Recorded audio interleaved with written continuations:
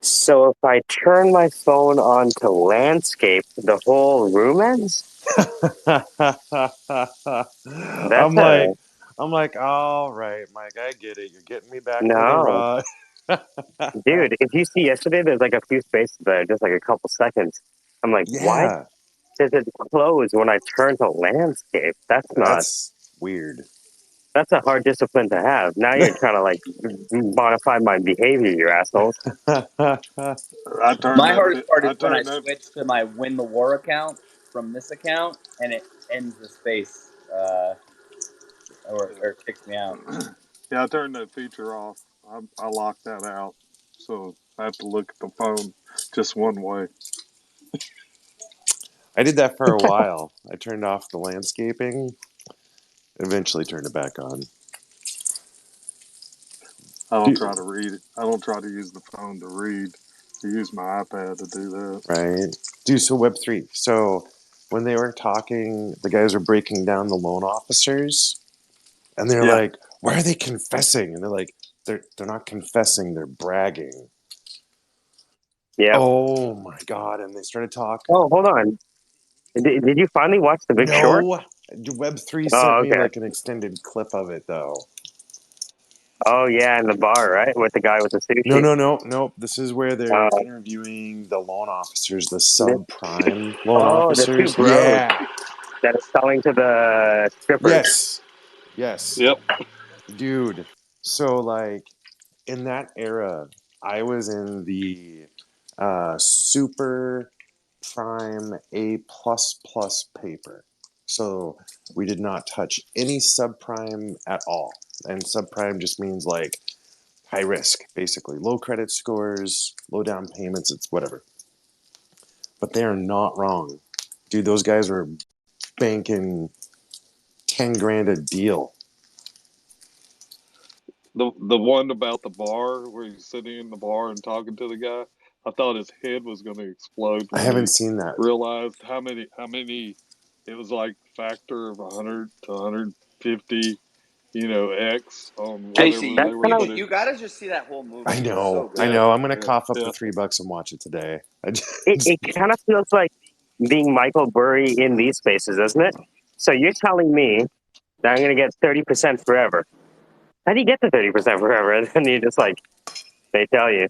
But yeah, And then when he's it's when he's funny. talking to the stripper and she's like 200% on all my homes, like dude, I saw that shit happening all over the place. People repeatedly buying owner occupied. And when that, Casey, I got oh, a I got a question for you about the current market. sure. Do you think it's right now we're in a dangerous place as things are starting to take a downturn in pricing since people have been paying like thousands, if not tens of thousands of dollars over the like asking price? Yeah, we definitely are. Um, not not in the same way that it was in 2008. The danger that I think we're going to be facing, or the consumers are going to be facing, is that they're going to be trapped into the investment they've made. So most people hold a house for 7 years is kind of the norm, and I held mine for 7 weeks. I bought my childhood home from my mother and then turned around so and yep, sold it so I could fund my startup. yep. but but yeah, continue. No, Sorry. no, no. Sorry. So yeah. I think what's going to happen this time around is that when real estate values correct, and I'm guessing somewhere between 10 and 20% value correction for real estate.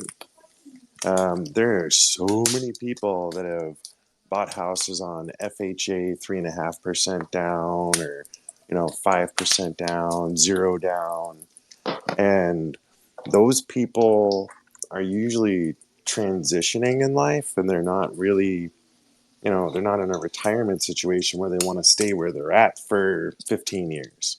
They're usually, 3 to 5 years as kind of a standard, and those people are going to be trapped, and they're either going to be forced into being landlords so that they can move, or they're they're just going to be stuck. Well, you were telling me a few months ago, it seems ominous talking about it Right? now, about that 10, 5, 10 and Dude. 20, 50, 100. Yeah. Dude, that scared the shit out of me. So Please share. the adjustable rate mortgages. Anytime rates go up, the sales force leans back on what the lowest rate is that they can sell because they kind of suck at sales. So they just try to get the lowest number so that they don't actually have to sell anything. They just, I got the best rate, take my loan. Sorry, hold on. So the industry, damn it. Is that the bacon in the Yeah, background? yeah, it's getting a little out of control on me here. Sorry. Got multiple oil burns now. It's okay, it makes you It stronger. does. Hey, the Syndicate is not a safe place all the time. No, All right. definitely not. That's the only thing that makes it interesting to me. That's why I keep coming back. Um, so the adjustable rate mortgages, typically you would say it's like a 7-1 arm, meaning it's a 30-year loan with a fixed rate for 7 years, and it can adjust once every year thereafter. And now they're converted over to like a 7-6 arm, meaning the rate's adjustable every 6 months. And there are some arms that are doing adjustable every month after the initial fixed period. So the risk to the consumer is, 2 to 10 times greater. By the way, they bought this before interest rates started rising slowly Yeah. and slowly Yep. and slowly. And so all those terms on the page start getting scarier. Yes. Yeah. And what do you mean I'm paying 10% this month? Well, you see here. You mean your loan officer didn't ensure that you understood what a 7-6 arm with a 1-1-10 cap was? I don't understand. Nope. Dude, so there's these things called cap adjustments, and they're usually, it's 3 numbers. And historically, it'd be something like a 525. And the first number means how much the rate can adjust when it first starts to go adjustable. The second number means how much it can adjust every year thereafter. And the last number is the lifetime maximum. So if I say 525, and let's say you're starting at a rate of 3%, the first year it goes adjustable. If rates are a lot higher, you could go from 3% to 8%, but never higher than 8%. Does that make sense? Yep. Okay. So historically there's a 525 and a 226. Those are the cap adjustments that are most standard. Either you take the risk on the first adjustment or you have a slightly higher lifetime maximum adjustment. Now they're introducing cap adjustments that are like 7-1-10,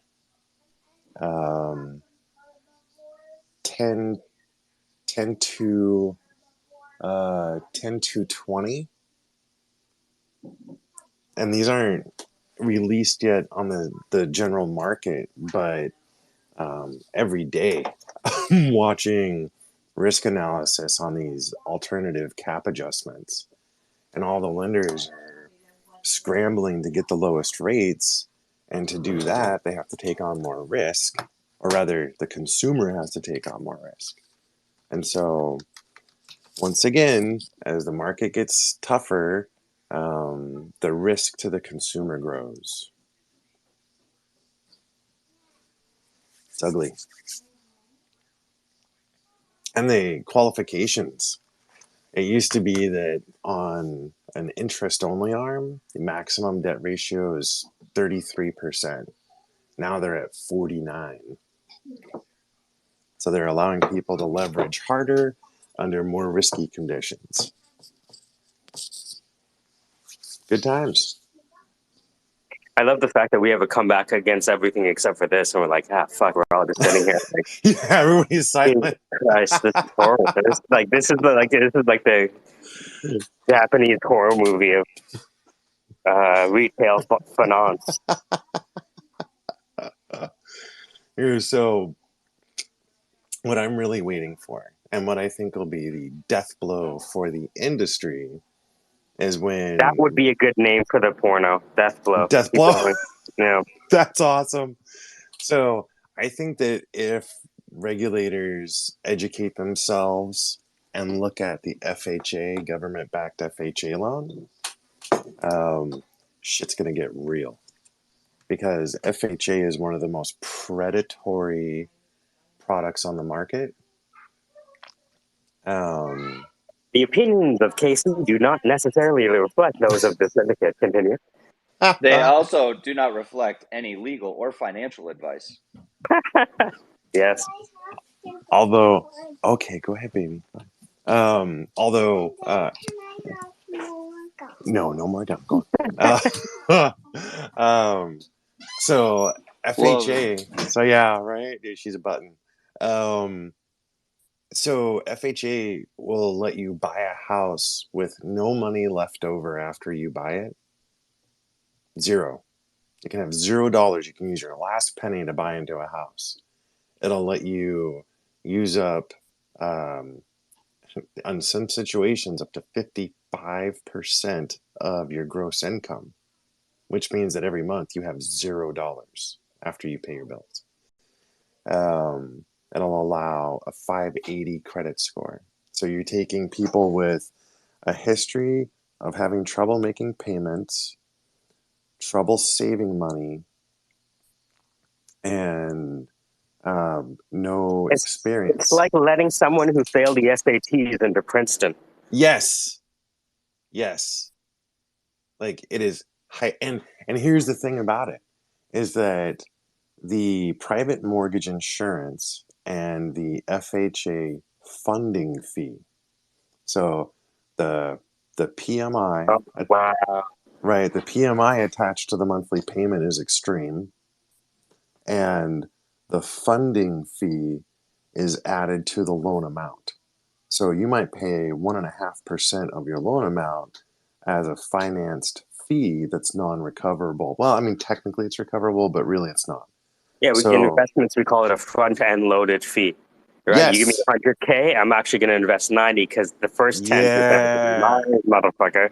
that's right. Well, and yeah, so um, so you have, if you have 3.5% down, you actually have like 2% down. So your equity position, your position is really 98% leveraged. But FHA is marketed as the saving grace to the American dream. Having trouble buying a home? Consider FHA. Your credit score's low? FHA's got your back. Oh, your debt ratio is high and you can't quite afford that house you really want? Check out FHA. It's a fucking racket, dude.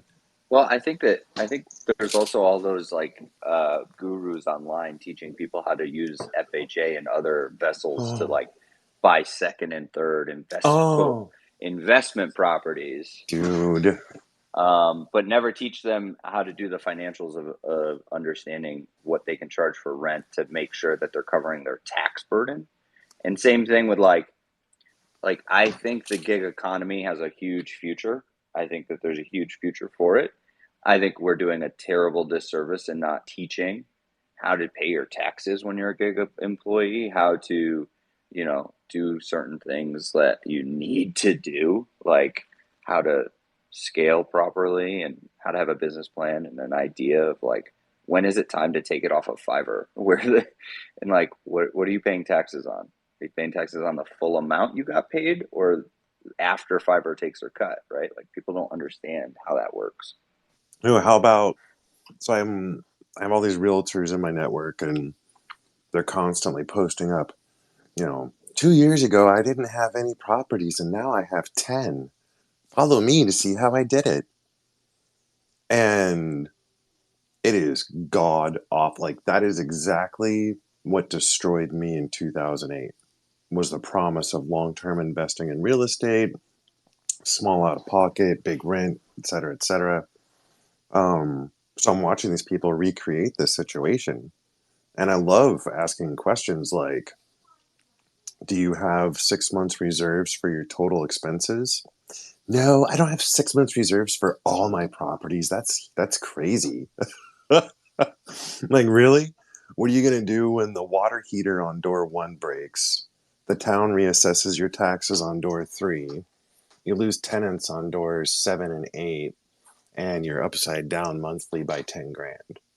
What are you I going to do? just pinned to the top post I did where it says like the current state of any coaching. I help 8 and 9-figure entrepreneurs become 14-figure entrepreneurs, and the little meme says, "When you're hardly making 4 figures and claim to help other entrepreneurs make 6 figures," and the little picture goes, it's from I love that. Avengers, and Yeah. it says, "I guide others to a treasure I cannot possess."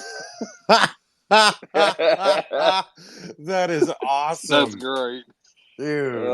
It's like Love that. like I say it all the time is like the thing I hate is like being someone. That's why I use consultant and not coach, because I think we do more consulting than we do coaching. We're not sitting there just like asking questions until you get to your own conclusion. Like we're giving you actionable things. And so, but like I get lumped in with coaches.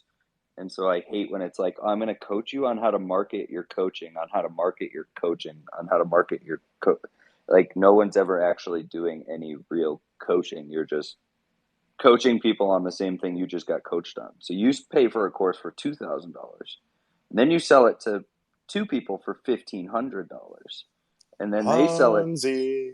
Yeah, then they sell it to 2 people for like $1,000.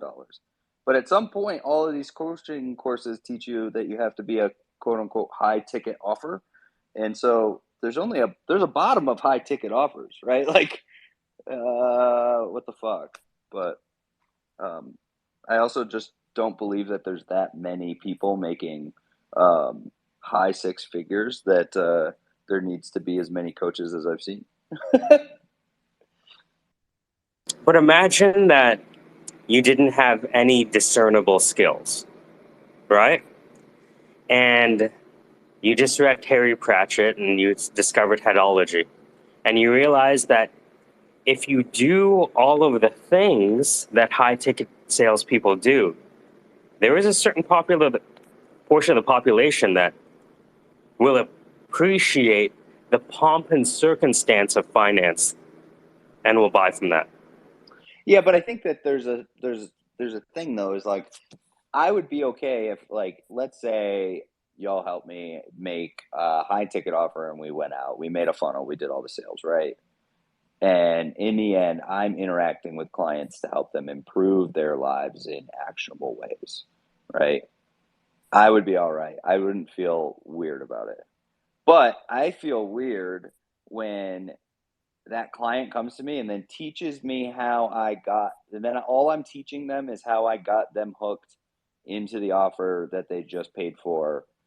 And when in retrospect, all they have to do is take a step back and go, what are the steps that I did to get to this place before I hit pay? And now all I have to do is replicate that. Like that's where I hate it, is because it's taking advantage of individuals who don't have the wherewithal to say what got me here, and now let me just replicate that. Like the other day, like the whole reason I'm in this whole group is because I jumped into a chat with Mike and this whole group of people, and I knew exactly what was going on because I saw every step of the way, and I just messaged Mike behind the scenes, and I was like, hey, is this what you're trying to do? And he was like, yeah, that's exactly what we're trying to do. And I was like, oh, okay. I was like, I caught on like real quick. It was like, so I just started throwing the people in the group for like loops, like trying to give them the hardest sale they've ever had on purpose because I saw what it was. And then Mike was like, yeah, you got to come back. And then he just kept sending me invites. Dude, I'm telling you, I used that thing yesterday with the client, IT Harvest, right? I sat with them and I said, wait a minute. If you have the Oracle for data for cybersecurity and you actually worked with Gartner almost 20 years ago, so you know what you're doing, This is, imagine I wake up in the morning and I receive this mission as a salesperson. What I need to do in the next 15 seconds is have this in front of me. How do I achieve that desired end state in 15 seconds? And it's funny because one of the guys was young and didn't have a military background, but obviously the guy in the 60s did. So it just like, it's so fascinating how quickly things moved when I put things in a metaphor framework that they were familiar with.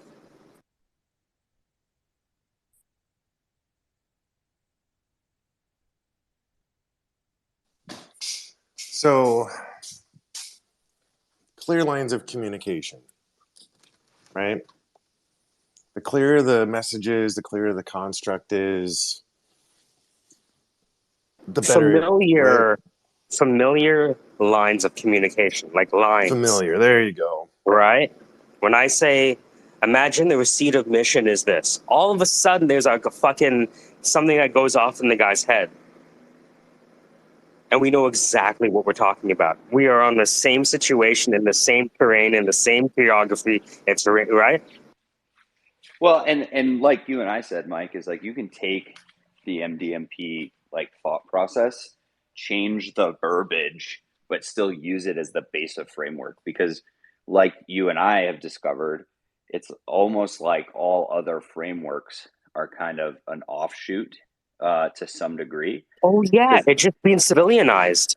yeah, exactly. Like it's like everyone that went through World War One, World War Two, Vietnam. Every time they get out, the high achievers in the military impact the business world in these high end consulting places. It's just having once you have the base framework from the military, you can see where those parallels are. That's the whole reason I got into this. Is I was reading all of these business classes in school, and I was like, well, what the fuck? That's what I do now.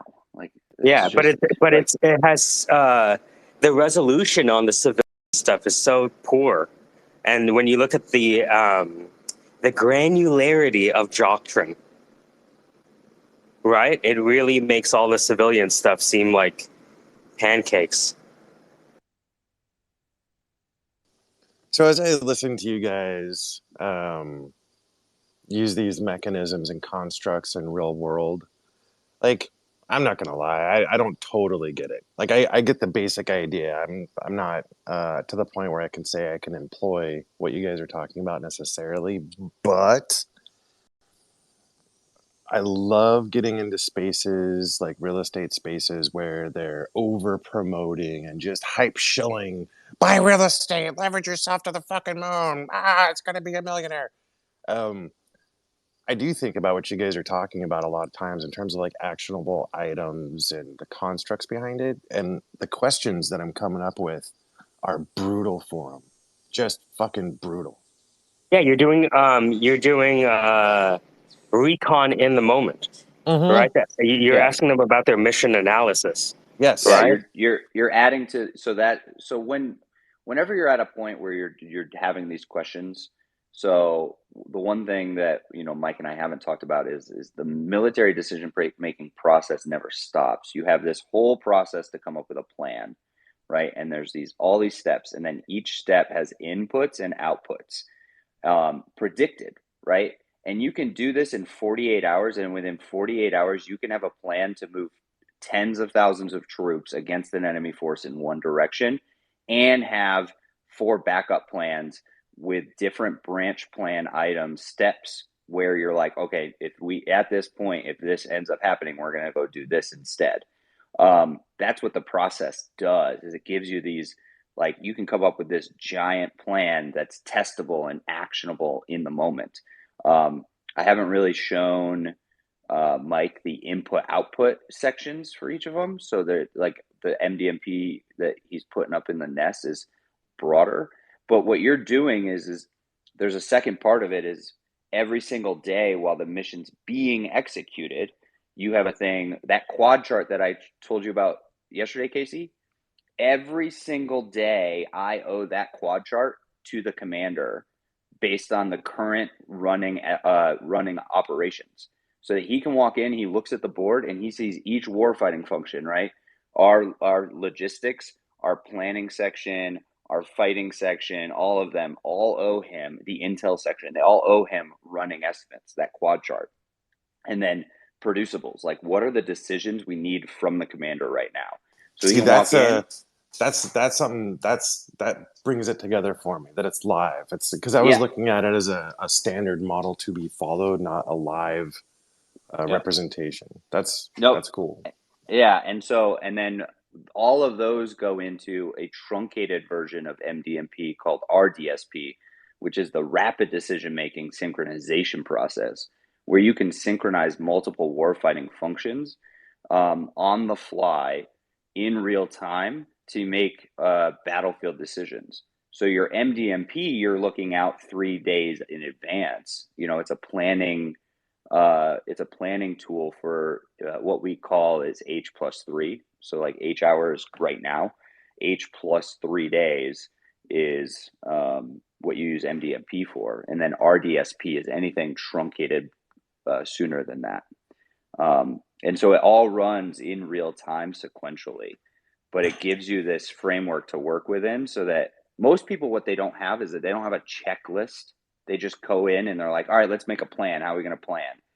And then sometimes you're using agile, and sometimes you're like sprints, and you're doing all these things, and you're like, well, what is the checklist of what is the next step in this process?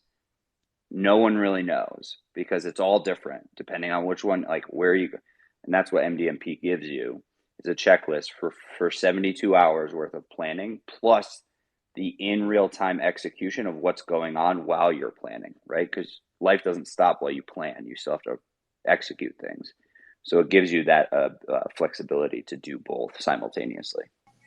So we build up how we're going to function, and then build out how we're going to communicate those functions in real time. Is that right? Yeah, pretty much. What I've been working on, and what Mike has been picking up on, is when I finish my first book, the very next thing I'm doing is I'm taking the entire MDMP doctrine and creating BDMP, the business decision making process, where I'm going to translate it into how would you do this in different scales of organizations. And then, what would the real life examples be of where it's already been used? Because there's a huge percentage of Fortune 500 companies that have been led by ex-military, and they use this in their companies. They just don't, ever really articulate it, because after the military, they went to Stanford, or they went to Harvard, or they went to wherever, and now they just use business words to explain military doctrine. So Okay, I'm just trying so to make it layman's terms. thank you. So when I'm listening to you guys, I sometimes feel like a child with a gun. And I have this like hero villain complex going on, where I want to take what you guys are talking about, go into like a Saitama Realty group, and then just tear it down. What do you think I'm doing? I'm just using these basic principles. Like, I even started like assigning missions to myself. So I wrote this. You'll see at the top a conversation with Cindy. So I was like, what it would be like if there was like a chat bot for Zach. All right. Headquarters is issuing you a mission. As you know, redacted. The specific reason we are reaching out to you today, Commander, is that we have a mission with an objective. We have an end result we'd like to achieve. We have a desired end state we'd like to manifest into reality. The end state we'd like to achieve is this within this time frame. Should you choose to accept this mission, you will furnish us with a course of action, or COA comparison, with 2 divergent courses of actions, complete with budget, timelines, and scope within 24 hours of this message. And after you do that, with the wargaming, we're going to analyze them and pick one. So I literally will sometimes wake up and look at that and give myself orders. And again, Casey, another thing that you probably are doing really well in these spaces is the wargaming process, when you go in and these people are like, oh, buy up houses. Well, for us, right, if the mission is move troops to here and do what we call a wet gap crossing, or crossing a large river that we need to forge using, bridges that we build or bring with us, right? We have whole vehicles that their whole job is to put a bridge across a massive river. But it takes a lot of time. So planning and executing that, right? We use a lot of artillery to, hide our movements and do other things. Anyway, the planning and executing of that is very difficult. So what we do is we'll war game it. So we'll sit down and go, all right, we're going to do the wet gap crossing. Okay, in battle period 1, I'm going to move this unit to this location to set conditions to fire smoke screens on the other side of the river. Okay, cool. What's the enemy do? The enemy moves here. Our intel guy knows the doctrine of the enemy, which is what you're doing. You are being the doctrine of the enemy in these groups, these finance groups, saying, well, what if this happens? What is your reaction to it, right? What if you fuck up and over leverage? What if you're teaching people to fuck the entire system up and now everyone suffers, right? What if you move this one unit up here to provide smokescreen? They shoot. As soon as they shoot, the enemy radar is going to pick it up and we're going to rain hell on your one smokescreen. Now your whole wet grab crossing's fucked. What are you going to do? Okay. So now, see, we're coming up with what is our action, reaction, counteraction, step-by-step process. I put it to the top, Zach. Yeah. So when we get to the battle, if something like that is to happen, we've already seen it. We've already engaged it.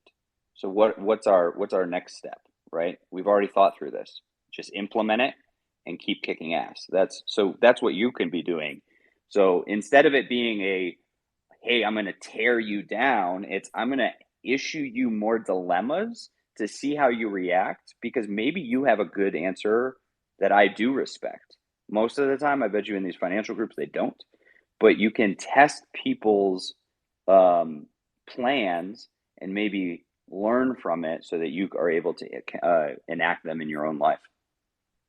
But it's also your knowledge of the terrain, right? So when you understand what they're doing, right?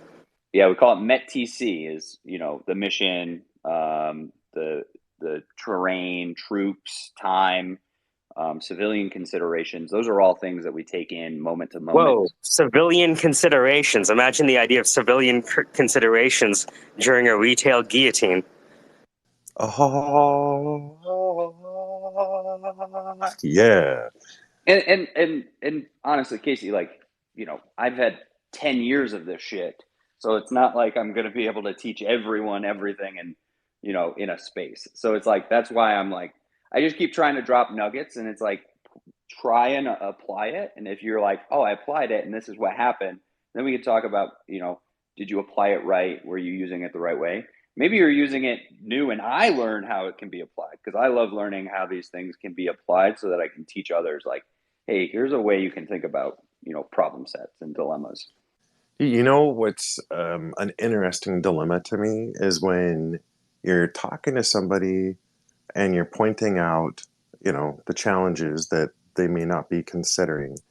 And response is truly to the definition of the word arrogant or naive, right? So you're telling somebody, hey, you've got an issue here.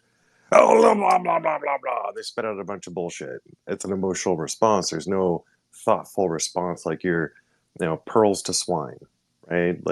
I'm giving you guys good information here on how you're going to... They're giving you good information too. It's just not the information you may have wanted. But the information is better than good. When they are flustered and they sidestep the question, that's all the information you need. You're right for myself, but when I'm talking about, helping other people or keeping other people out of the quagmire. Well, you're talking about saving troops, though. The reason that we're wargaming these two divergent courses of actions is because we want to understand which one results in less civilian death, I imagine. Right? Yeah. And so if you're wargaming these scenarios and be under this scenario, everyone dies. Mm-hmm. Right? But you can't say it. You can ask the right questions. And it's not for them. You gotta, like, a lot of the time people will look at my experience with these Bitcoin people or whatever people it might be today, right? As I might not be able to get my point across or any of those things. But you'd be surprised at the amount of people that follow you just because you were willing to ask the right question. Okay, so let's take. Oh, is that me rugging or you rugging? Nope. Can you hear me okay? Yep. Check. Check, Yeah, mic you're both check. good. Copy. You're both good. Okay. All right. So let's take the Voyager Celsius spaces where they're sitting in the spaces and they're just repeatedly guessing at, it's just a pool of guesswork. Yeah, it's kind of like astrology for digital finance. Oh, that's such a great analogy. Thank you. So, now that we're in the age of Aquarius, the tides are changing, and so you want to change your amethyst We're to your... in the age of Celsius.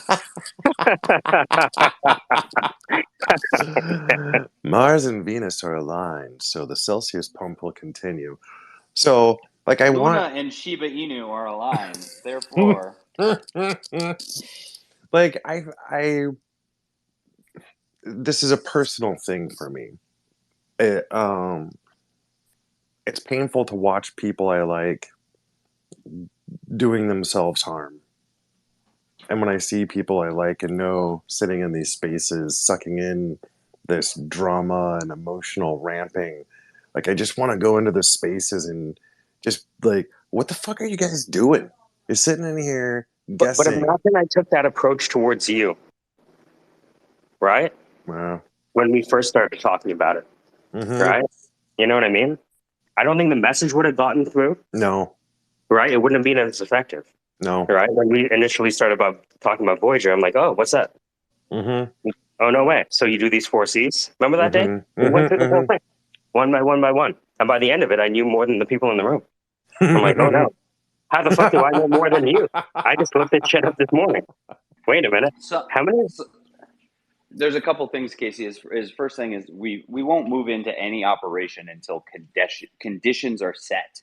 And sometimes when you're dealing with the influence of the human element, that condition set means that you have to sit there and listen to their bullshit until they feel comfortable enough to listen to yours, right? So that's the first part. If you think about it from like a military operational standpoint, right? Is we might try to hit a town with a bunch of bombs so that we can roll in and kick over dead bodies and then get to the high value target. That same thing is listening to somebody else's rant, so much so that you're like, oh my God, like, fuck.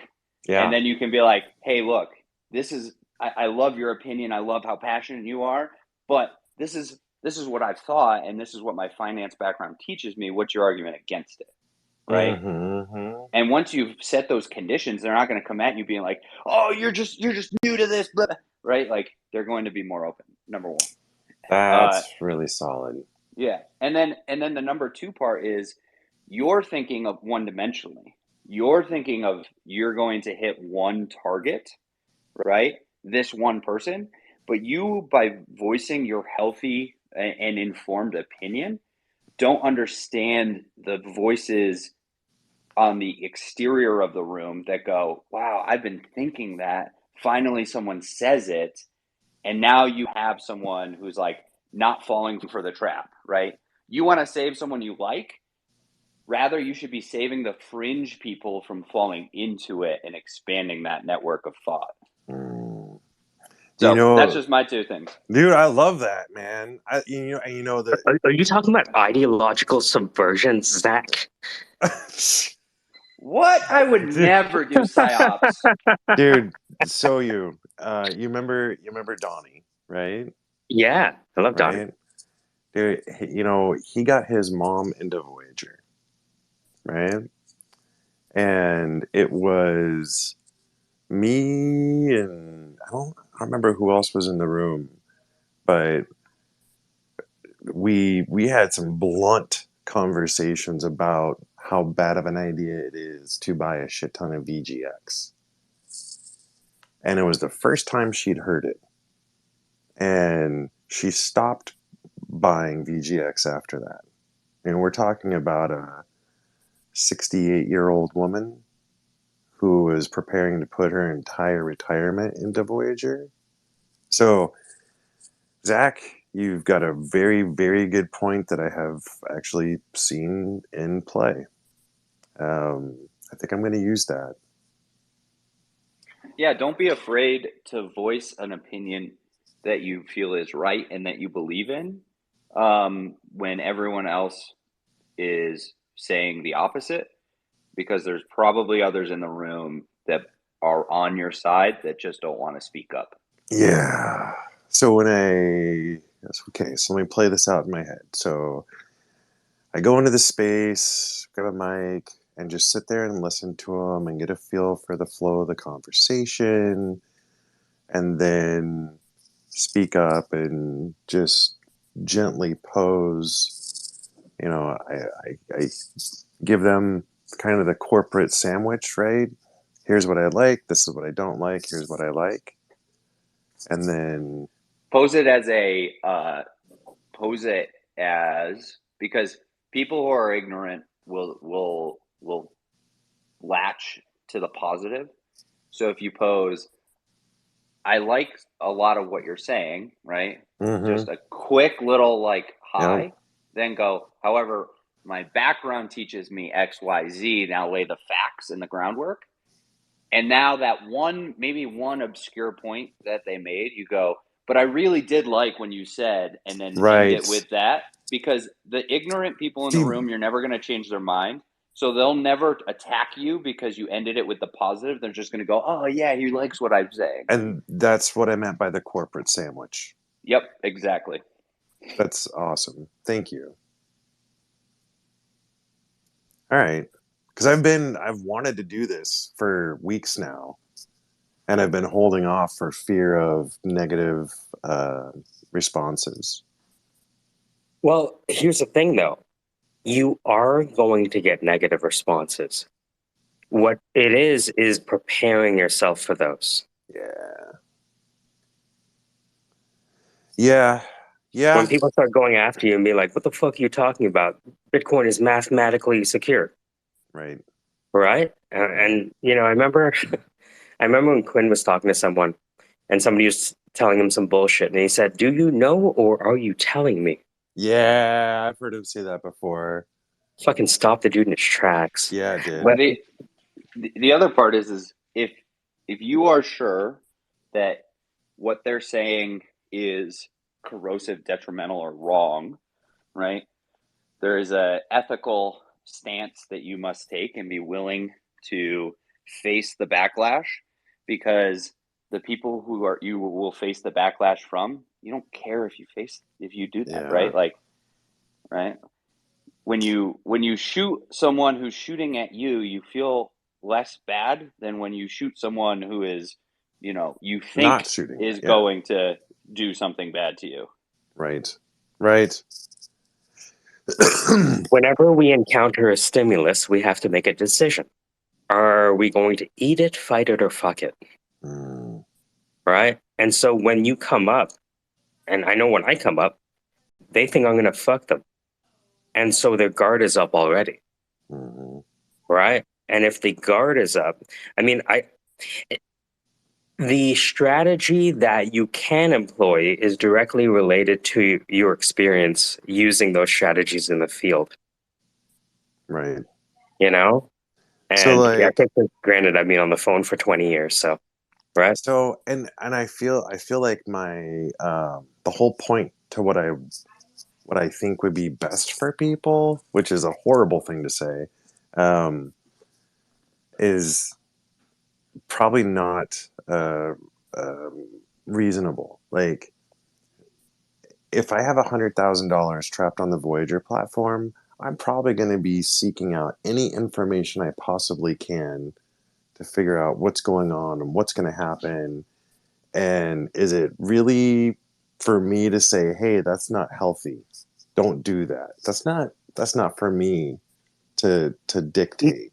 No, it just to be able to outline. Remember when we were talking about Voyager? I just went straight to the documents, right? You started going on Cedar. I just looked up 2021's, right? We just started breaking it apart. Not everyone wants that. Yeah. And there's this challenge, with the sandwich of giving people what they want so you can give them what they need, right? And the success is not what happens in the moment. I had someone from the space where we were arguing come to this space and ask what the syndicate was, and then I made that person co-host. Right. You understand? Right. Yeah. Yeah. So, it's one of those things where people's reaction are a part of the process. Okay, I'm going to be horribly honest here. I am afraid that I won't be able to control my own emotions. I mean, they can't control theirs, but the thing is, like, controlling your emotions is not something you can do in a vacuum, right? Casey, I have a way of doing that when in spaces like this. Same way I did it last night, right? Is like, say your piece, articulate it. When they come back, right, do not respond. Write down what your response is in the moment, right? Write down the emotional, like, oh my God, I'm going to fucking kill these people. Right. Right? Write down your counter argument, then take a breath, and then present it the way you would normally, right? Like writing it down, it's the issue of we are able to push the button and speak in the emotional state. Yep. If you refuse to speak and have to write all of your responses first, you then are taking the emotion out because it's on pen and paper. That's a good call, buddy. That is a really good call. I'm making notes constantly when I talk to you guys. Yeah. Yeah. Same here. I have a notebook right now. I wrote down 100K speculation, and then I have a blank box. The other thing, Casey, is it sounds like it's, what you're talking about is not offensive operations, right? You're not going out and advertising your stuff right now and trying to get these people to join your movement, right? Nope. It is more of you doing defensive operations. And the characteristics are disruption, flexibility, mass and concentration, operations in depth, preparation, and security. So the security piece is your knowledge, knowing that you are correct, that you are classically trained in this and you know what you're doing, right?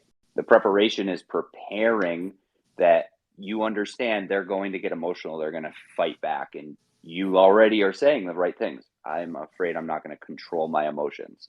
So preparing yourself to write down everything before you respond. The operations in depth is just like what we were talking about.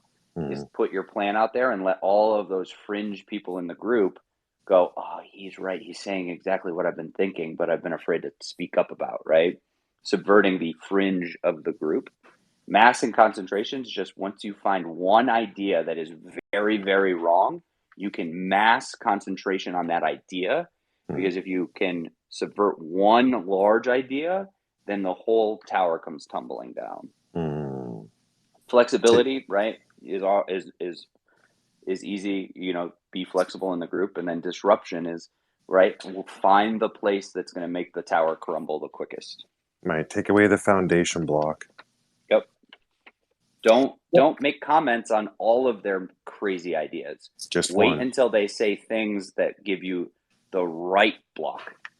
So, like, as an example, yesterday I was listening and they were saying basically everyone needs to go hire an attorney and have their attorneys review the situation. And that's like god-awful, horrible advice. Expensive as fuck. Dude, yeah, you just told everybody, go take the money you don't have and give it to somebody else to tell you they don't know. Completely. You're gonna spend 20 hours to bring them up on speed on what the internet is. Yep. And then another 40 hours on what what other people are doing. I mean, it's just a waste of cash. But I mean, I understand it from sort of like if you want to apply pressure and you want to do a letter or something like that, you know, you want to get across somebody's. Sure. It'd be better to get all the VJX people into a group and then have that group represented by a lawyer. That would be a lot smarter. Well, Casey, did you look at the background of the person who said that piece of advice? I did. What was it? Was it just a random layman's person, or were they a lawyer? No, lay. Well, keep in mind that they're treating their debt management in the same way they're treating their asset management. Hope and a prayer. You understand? Right? What is my way out of the trap? You know, that's how the Mongol trap their enemies, right? You slowly lead them towards a supposed opening, and then you close it at the last moment. Right. But like I said, Casey, is like mass and concentration, right? People going and getting a lawyer, if you're going, oh, that's a terrible idea, right? And then the next idea is something else, and you're like, that's a terrible idea too, right? And you keep saying that all of these things are terrible. They're going to start getting numb to your arguments because they're saying he just is a disbeliever and he just doesn't want us to do anything. But if you wait and you're just like, oh yeah, you know, getting a lawyer is like, you know, not a terrible idea. Like, you know, at least you get some information, whatever, right? If you give them one point and then the next one is like, I'm going to pull this thread because it's going to make the entire sweater unravel. What are we talking about? Then you have it. I think if you listen, you'll learn what we're talking about. Keep going, Zach. Yeah, I think that you just have to find that one piece of the thread that you have to pull. Let me try to put this in action. So if I say, all right, yeah, so you guys are talking about getting attorneys and getting lawyers, and you know, it's always your right to have your own representation. Nobody should ever take that from you. If you want representation, that is a right that you should always have access to. Not bad at all. You may want to consider how much that's going to cost you and what the actual end result would be. And I'd hate to see people dump $10,000 into an attorney's pocket to hear you can't do anything. But if it makes you feel comfortable, yeah, go ahead and get a lawyer. And then the next thing they say is like, yeah, and then once you have a lawyer, you can spend all your money and buy as much VGX as you want. That's where you go, oh, wait a minute, hold on. Yeah, right. See, now you have to find that block to pull to make the tower crumble. Yeah. Not every block is going to make things crumble. And if you attack every single block, then you're just a conspiracy theorist against their ideas. Dude, I just feel like a bull in a china shop. I'm trying to learn verbal judo. Okay, so the question is, remember, triangle of interaction. Who are you? Who are you talking to? Where are you? Right? Behind enemy lines, blah, blah, blah, blah, blah. Now, who are you going to choose to be? The hero, the villain, the sidekick, or the mentor? You know, every time we talk about that, my end answer is usually a combination of two of those. The villain mentor. Yeah. I kind of go for full on gypsy, you know, like you know of it, but you're leaning in every once in a while and you're going like, oh yeah, I saw them try that once. Yeah, it didn't work out. But go ahead. I'm like the guy sitting in the back, just like observing and minding my own business, but like keeping note in case I might be able to use anything. But also, that's not in the same scenario y'all are talking about. Hey, Casey, do you mind running back the scenario now that we've done a lot of this mission analysis? So maybe you can, like, what is the situation? What is happening right now? Just what's happening right now? Okay, so there is a group of people who I believe have ulterior motives, potentially a short squeeze group, who is holding continual spaces around Voyager and Celsius, and the conversations seem to be designed to enact and promote as much emotion as possible by taking the facts available and then extrapolating upon them and guessing as to what the results at the end of the day will be. And Go ahead. So they're using Republican tactics. Sorry. You fucking Democrat. All right. So, anyways, they are effectively taking a crowd of people that are in pain and ramping them up and silently shilling their project while doing so. And that twist is what really pisses me off. And so, what I should do So they're is pulling Elon Musk. meh. But what I should do. Elon Musk is the one true king. How dare you? Hey, look, I can't deny he's he's leading the charge, okay? But at the same time, he is doing this. A lot of the AI like top dogs are doing the same thing with that AI doomsday crap. Yeah, Casey, it's Go ahead. oh, Casey, don't use weak words like should. What I should do, right? It's either you do it or not. But Right. what are the risks of the group? The risks of the group are personally being told to go fuck myself, which is okay, or ostracizing myself from that group dynamic. And then, what is your connection to the group? Actually, kind of light, but it's personal for a small segment of that group. Are you a VGA holder? Like, is this Yeah, like a yeah? I got a little small stung on the Voyager bankruptcy, but okay? Yeah. So for mission analysis, I have the facts being there's a group of people that are congregating around a single idea. Those ideas are Voyager and Celsius. It pisses you off. You have a stake in VGA and you got stung by the bankruptcy. The risks right now is that you're told to fuck off and ostracized from a group that you've been a part of.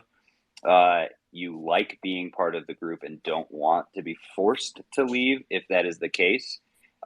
Some people might get stung if the short squeeze doesn't happen and they're being emotional. The assumptions that I have is they are using facts to drive emotional responses from people who have been hurt.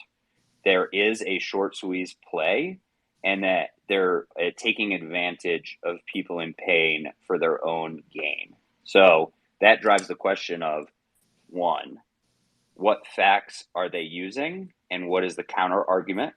So that's where you're going to need to collect the facts that they're using against the larger group. They're making an emotional play, right? So I think that asking people who are in the group to like, hey, reach out to me if you like really were hurt by this and if like you feel like this is really hurting you and like what is it that you need to get out of it, and offering your services like, hey, I'm a financial planner, like if you lost a lot, like, I can try to talk you through what the best next steps are, from a professional standpoint, not just I'm a person in this group. And then is there a short squeeze play, right? And I think that that's the hardest question that needs answering. Those three things then drive decision points, right? The decision being based on that is, should you start your own group that doesn't have this kind of dynamic, right? The other one is, who is it that is the main benefactor of these kinds of emotional like pushes?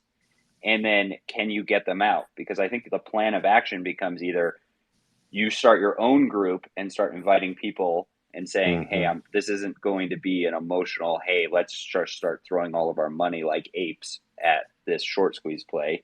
Or the other part is getting out the corrosive people, right, and getting out the infiltrators. Those are the two courses of action that you really have. Now, how do we action those? That's where you can come up with a COA sketch. Once you have the answers of who's doing this, who's the main offender, and are they really trying to play on those emotions, or are you kind of reading into that situation? I think that, some people just really want to make money. They don't care if they lost money. They're more worried about losing out on the upside, right? Losing out on upside is what people will do things because of fear of losing out on the upside than they ever will about losing money, right? Mm-hmm. So it's just like how the Mega Millions got so Right. big is, once they say it's $1 billion, people are willing to spend $100 on the chance of getting on that upside, even though the downside of losing $100 is way more likely. The FOMO is real. Yeah. So that's that. So look, that was mission analysis. That was one of those quad charts all in one, which just drove those two decisions So based from what on I'm what I'm looking at. so from what I'm pulling out of this, because I'm not in the whole crypto NFT market, that's not my thing. But from what I'm pulling out of this is people are emotional and excuse my French, but stupid enough to fall for these tricks. And people are taking advantage of it out of their greed and their own ignorance. Um, ouch. That's a rough situation, homie. Well, people can fall prey, which is what Yeah. Casey is observing. The people can fall prey. I like Zach. So Zach, I like all that, but there's also there's a part of me that wants to fuck with the people's emotion on their side. In other words, what you have is a very confident group of people who are engineering spaces and creating a certain amount of wake to propose their process, which is really no different than anyone doing this from a stock position, correct? If you're doing this from a stock position, it's the same tactics in that space. There are other vulnerabilities, I think, in those people. One, depending on how they're run, and if they have leadership or they don't have leadership, they're either all a group of bullies or they're all sort of groups sort of doing their own estimates. In other words, they may actually prey on themselves just as much as they prey on the people who they're extorting, right? Which means that they have an emotional factor themselves. So then the question is, how can you sort of either A, turn them on themselves, or B, possibly fight fire with just different tactics. Now, this kind of stuff requires a lot more engineering and manipulation. But one thing would be, for example, to do is do a lot more research on that group, do a lot more analysis on where their patterns are, and then actually expose that pattern, expose that whole thing out in an expose, and then actually work with a third party. Not a mainline crypto paper, but somebody who's probably third or fourth or fifth rank crypto paper, and do a nice little cool piece. Look at these motherfuckers who are doing this shit, right? And you can identify all the IDs if you want to. Now, this is a really great way of sort of setting fire to their whole base camp, right? So, but you get to play with your emotions. The thing. Hold on, before you come out. Before you have to say, I'm sorry. And I'm wired on the orange juice that's going through me at the moment. But the big thing to remember is that emotions on both sides, they have just as much money to lose as they have to gain. And in fact, they're even more in prey positions because of how the perception can sort of do. So if you can take over those rooms or data mine the rooms and learn about the people, you can expose them unless they're already onto that game and they're already masked before they came to the game. In other words, war game tactics, I'm sure, and Zach would probably talk about this a lot, is posing as the enemy and fighting the enemy itself is just as good as posing you know what I mean? Like you can go in undercover and shit. So let me. You need to decide, KC, deep down on your side, how much you want to stand in the difference. That's the biggest question that I think you have to ask yourself. The only reason I presented those two courses of action, Dan and Casey, is because those are the only two that remove Casey from being a member of that group long term, right? Yeah, so to expose them, the group has to continue to remain, right? Yeah. It has to remain long enough for you to get the reconnaissance and the data. But if it is causing you this negative impact, right, it says the quickest and most efficient way would be either kick out the corrosive part if you can, or start your own group.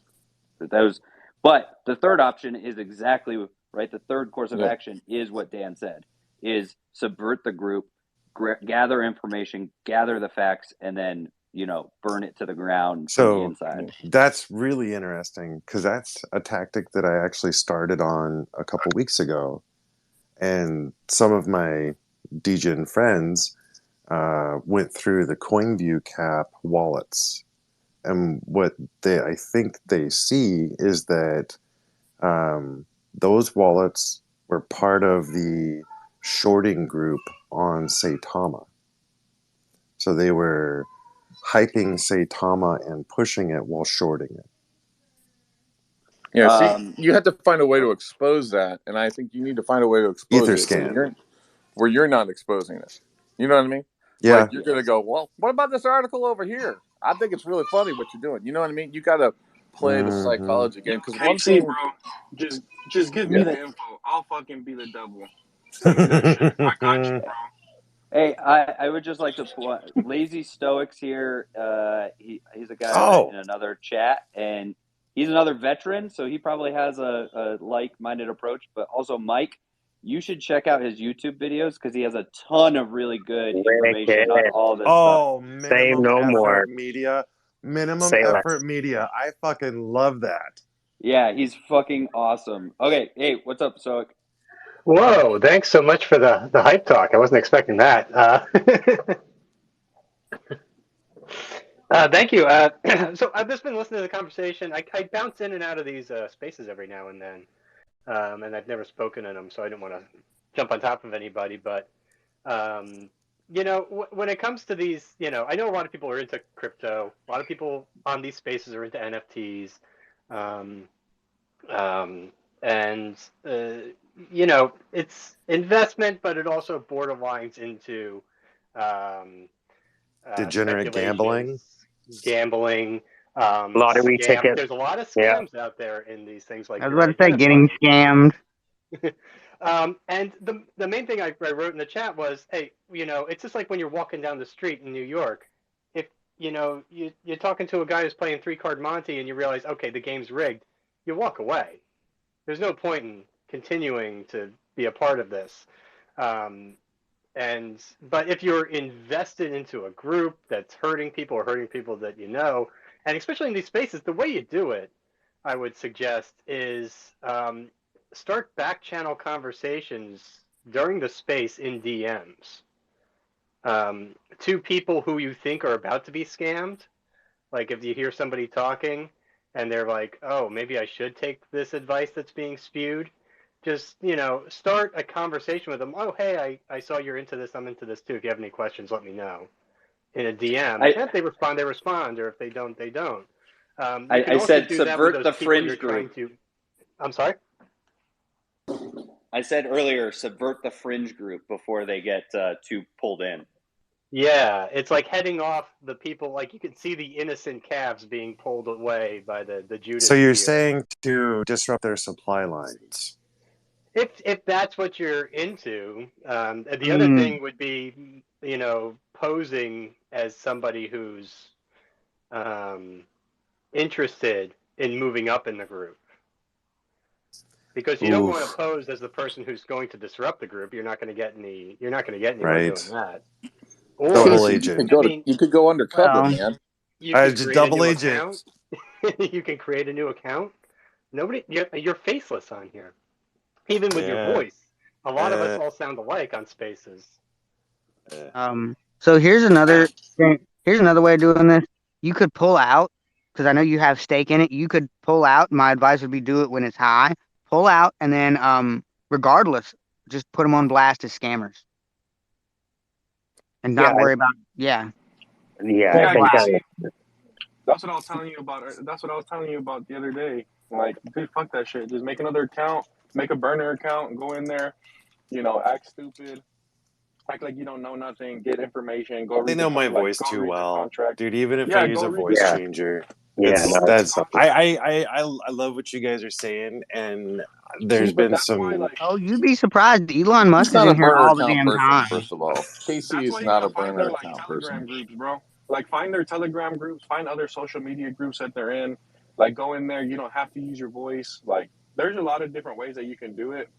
But at the end of the day, you also have to understand, Casey, that you're not going to be able to influence everybody, and all you can do is present. All you can do is be the messenger, bro. See, that's be the fucking messenger. That's what I was pointing out earlier. That's what I was saying earlier. I'm like, right?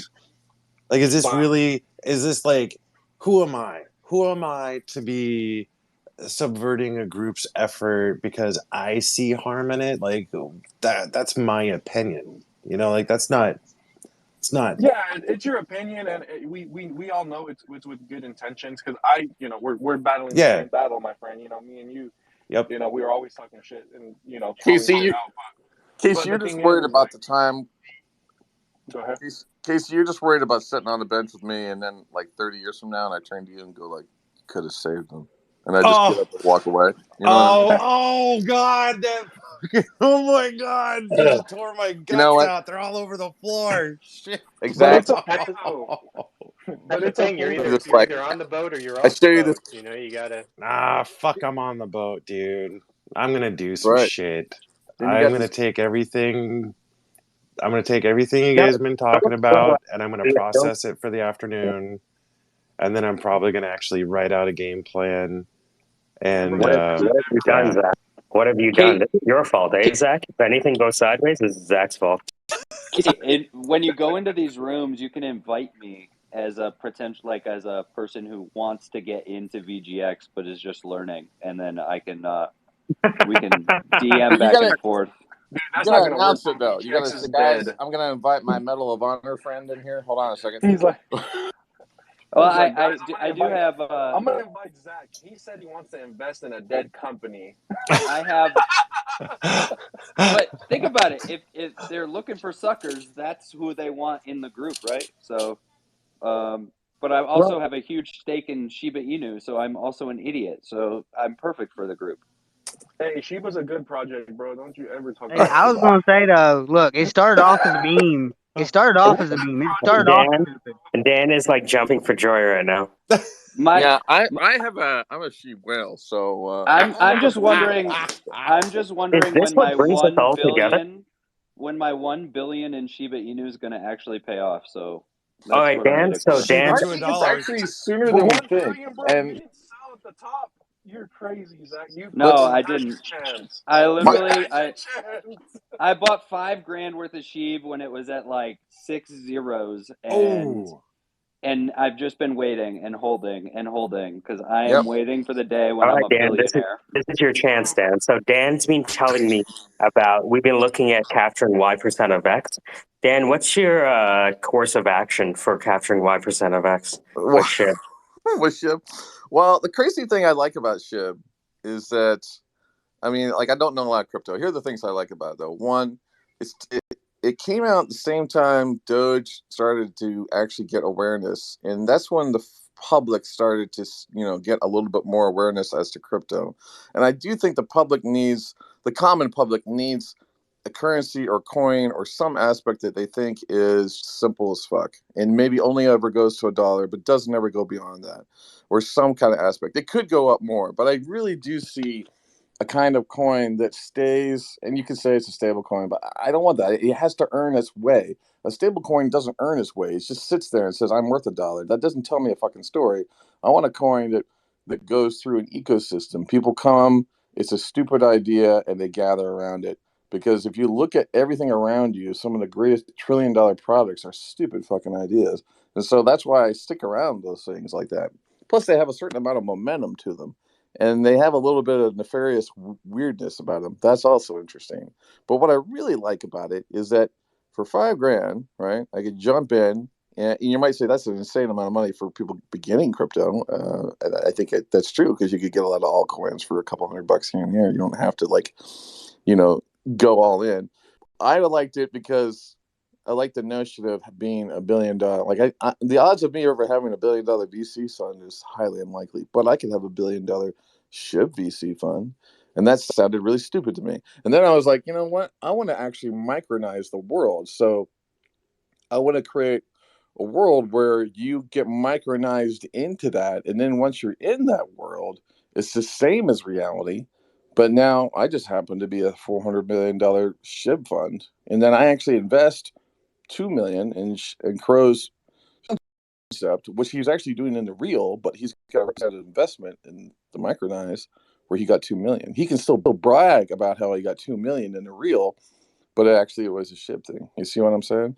And what's really cool about that is that if you can pull people into the verse, right, which people are going to do anyways, and I don't actually want to make it like an immersive thing. I actually want it to be more auditorial, actually more a lot like this. It's all this is just as much as a verse than other verses. But once you're in the continuum of influence, you sort of have that fun in the SHIB world where we all have our startups, right? And there actually are real projects that we do in the hustle, but we use the micronized SHIB sort of notion of millions, because you and I will never have a million, but you and I will always have a SHIB million. You follow me? It's a psychology sort of Marketing. fuck around play. Yeah, it totally is. But it's the Well, kind I'm of thing that curious I because, think like, would be I'm not really into the fun. Dan. I'm curious, and I'm not into the crypto thing. Somebody here who might be could answer this. If you have, like he said, like 4 million in Shiba Inu, I think he said. Yeah, Was that right? yeah. Why can't you just pull out and have 4 million? Why can't you just like? I don't All Well, right. understand. being All once right. you This get will wait, once wait, this. wait. You guys need a tool that I have for you. It's called marketcapof.com. Marketcapof.com. All right, I'll check it out. It will allow Yeah, you to see how big the actual market cap would have to be for SHIB to be at $1. And it yeah, is, but I think But that see, I don't the even want to issue get into that. I don't even care the about issue that. with the issue with that though, Casey, is that it doesn't take into I don't think that takes into account the dead wallet that's just being burned. Now, could someone obviously open the password and just have access to this like 500 trillion or whatever it is Shiba Inu that just keeps, getting added to? Sure. But is that what's going to happen? I sure as hell hope not, right? I think that it's a gamble at that point, right? Well, this is the wargaming, though, right? But What we're my doing right my now is my wargaming. question wasn't hypothetical. That was a literal question. What's stopping y'all from, if you have 4 million, Oh, why don't it's you just pull out and You then can, but that's all right. Hold because on. 4 million's like $25. Right, that's not what you're trying to do. Oh, All you guys are okay. getting into like how currency works, and when I give you $1, you can change it into 4 quarters, or you can give me 20 dimes, and no one gives a fuck about that shit. That's what stuff that Yeah, drives me fucking batty. What people care about is what can I fucking do in this world? What can I fucking do with $1? Well, you do a lot of things. You can buy a stripper, you can buy a handgun, you can get a gun over here, you can drive your car in the wall, you can get it repaired. I You know what I I'm really saying? agree with Dan. Like all the extra shit, and that is what it is. It's extra shit. Dropping it down to points and all this and all that. I mean, what it boils down to at the end of the day is, how does it convert into money I can use in the real world? And that I would disagree on that, Crow. I agree with that to an extent, but that's not your central Well, motivation. No, for the average for the person. average And user. But what I'm trying to do, and you're going to see it happen in the next 2 years, you're going to see it. NFTs are going to be the things that actually help people get in and wrap their ideas around it, and then they'll probably get into currency from the NFTs, just the average mainstream public, because it's still too confusing. It's still too a, gentlemen, it's still a Dan, gimmick. Still. I'm so sorry to interrupt. I gotta go. It's time for me to get cracking. But Reese's Pieces, before, homie. I just wanted to say thanks, Zach, So You, Dan, guys, Roger, dude. You guys are awesome. I really appreciate it. It's super helpful. I hope you guys have a great morning. We'll talk to you again soon.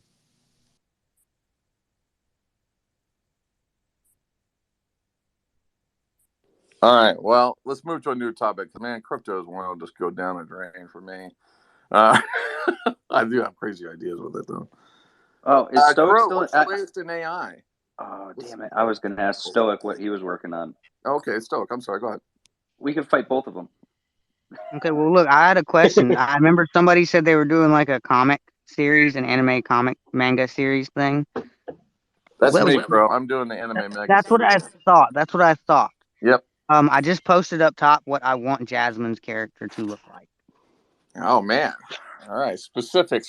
Okay, I'll get with the production team. That's Because good. because I already made her VR. The VR prototype was already in an anime style, so I already have it. Nice. That looks cool, man. I like it. Of course, you would take off the replica logo, maybe replace it with something that y'all can't get sued for. But yeah. Absolutely, man. Stoic. I'd like to hear your story, man. I like the Laws of Power. There, I've read a couple of those books. Those were really awesome series, man. Oh yeah, thanks. That's I'm doing a video series for each one of those chapters of that book. I do other video essays, but actually I'm working on the second Law of Power video right now. I'm going to edit it later today. It should be up Friday night with a lot of cool examples from movies like the great movie Donnie Brasco, Catch Me If You Can, the Leonardo DiCaprio, Tom Hanks movie. So I take clips of those movies and I explain how the laws of power work. The second law of power is all about not hiring friends in your businesses. I also use The Social Network and some other popular films. The TV show Succession. So a lot of kind of like business movies, a lot of gangster movies, a lot of mafia movies, kind of fitting That's cool, into man. the other project I was doing was his other book on the 33 strategies of war, which I mostly use war movies, but I use other kind of business movies too, like Moneyball and stuff to explain strategies of war. Yeah, that's awesome. I Yeah. actually do a series called Startup Moments in Cinema that does similar. It's basically startup moments taken from movies to basically re-explain, startup concepts through movies. So it's awesome. We're doing similar stuff. That's very cool, man. Oh yeah, I'll have to check that out. Yeah, that sounds right up my alley. Actually, I'm always looking for other people in the same spaces. Yeah, it's funny. A lot of video editors in the room. Dan, you edit video. Lazy, me. Yep. Yeah, we're all kind of on the same sort of. It's almost part of our DNA to constantly find new ways to sort of make it easier for people to understand things.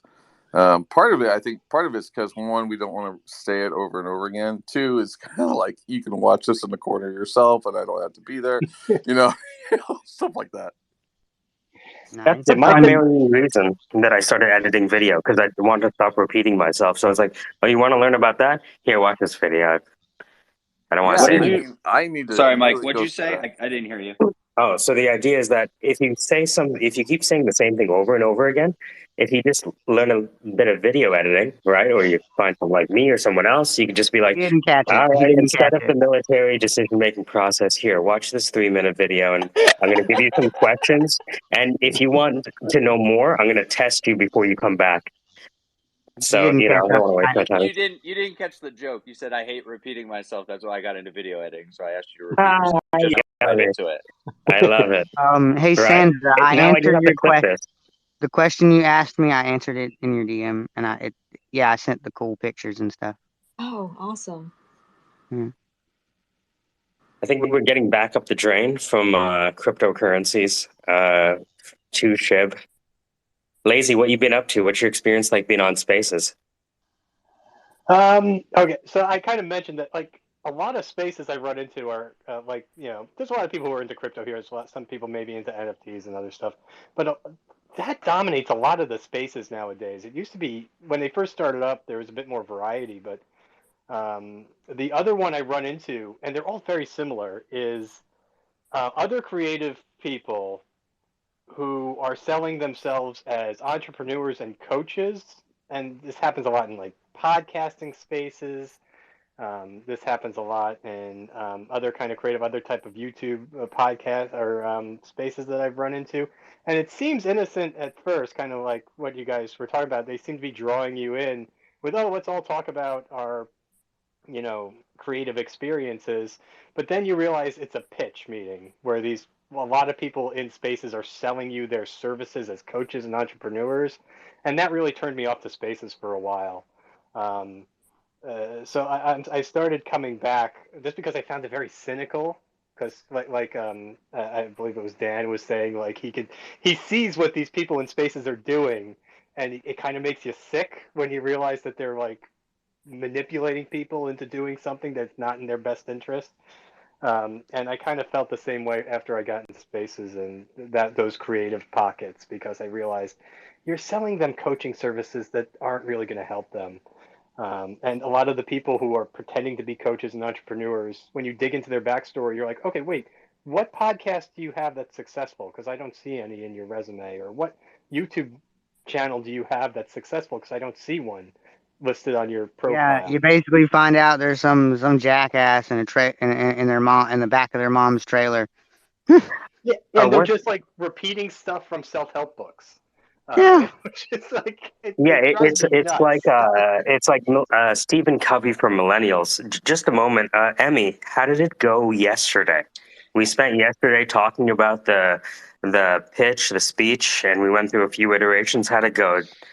It went well. I refined it to the point where it was sort of borderline poetry performance art. Can you give it to us again? Now that Yeah. this is the final time? Yeah, okay. So the backstory is that Emmy is a founding member of the XR Guild, and he had an opportunity yesterday to present for a very brief time on stage to a bunch of ex-reality influencers in New York, and he had maybe 2 to 5 minutes to do it. And so we worked on the speech yesterday. Before you tell us how it went, do you mind reciting the speech that you ended up landing on? Yeah, and just a quick primer. I have to jump at All good. 11, but yes. So this is what I did. Hey folks, Grandpa texted me this morning. It's bizarre, right? Because Grandpa always called, never texted. But he texts me. He says, "Emmy, it's Grandpa. Meet at McDonald's." Which again, bizarre, right? Because Grandpa can just barely leave the house. But it's Grandpa, right? And you can't say no to Grandpa. So I said, "Okay, Grandpa, I will meet you at McDonald's." And he says, "Good, Emmy, meet me at the McDonald's at 23rd and 1st right now." And I say, "Okay, Grandpa, I will meet you at the McDonald's at 23rd and 1st right now." "And don't wait," Grandpa says, "because if you get here before 11, we'll save 50% on hotcakes in honor of National Grandpa Day." Now, my grandpa's been dead for 2 years, but he did send me a message on Facebook 2 weeks ago. McDonald's will try to buy my grandpa to sell me hotcakes. We started XR Guild because we know McDonald's will try to buy my grandpa to sell me hotcakes, and I do not want that future for myself. Thank you for letting me speak. Ooh, that's interesting because that's actually part of the AI rights thing. So Emmy, what happened? How were you feeling on stage as you were saying it, and what happened directly when you stopped talking? So I felt, part of it is a bit clouded by my feeling like I'm a newcomer, a bit of that imposter syndrome stuff. But when I was on stage, or right before, I smiled because I knew that what I was about to bring to stage was not going to be replicated by anybody else that night. And I also felt that the message was going to come through. And I feel that it did. I unfortunately had to leave right after to go to another event, but I had a friend there who was able to sort of receive whatever questions might come. I sort of regret that I had to leave, but it was for an opportunity that was important, so I did have to go. But the net was that the the founder of the organization that hosted the event joined the XR Guild Discord this morning and said, "Hey, Emmy made a really powerful announcement last night." So that to me is a win. And I'm glad that I went in that direction. So thanks for the suggestions. So what happened yesterday, and how do you feel about the changes that were made from version 0 to version whatever it ended up being?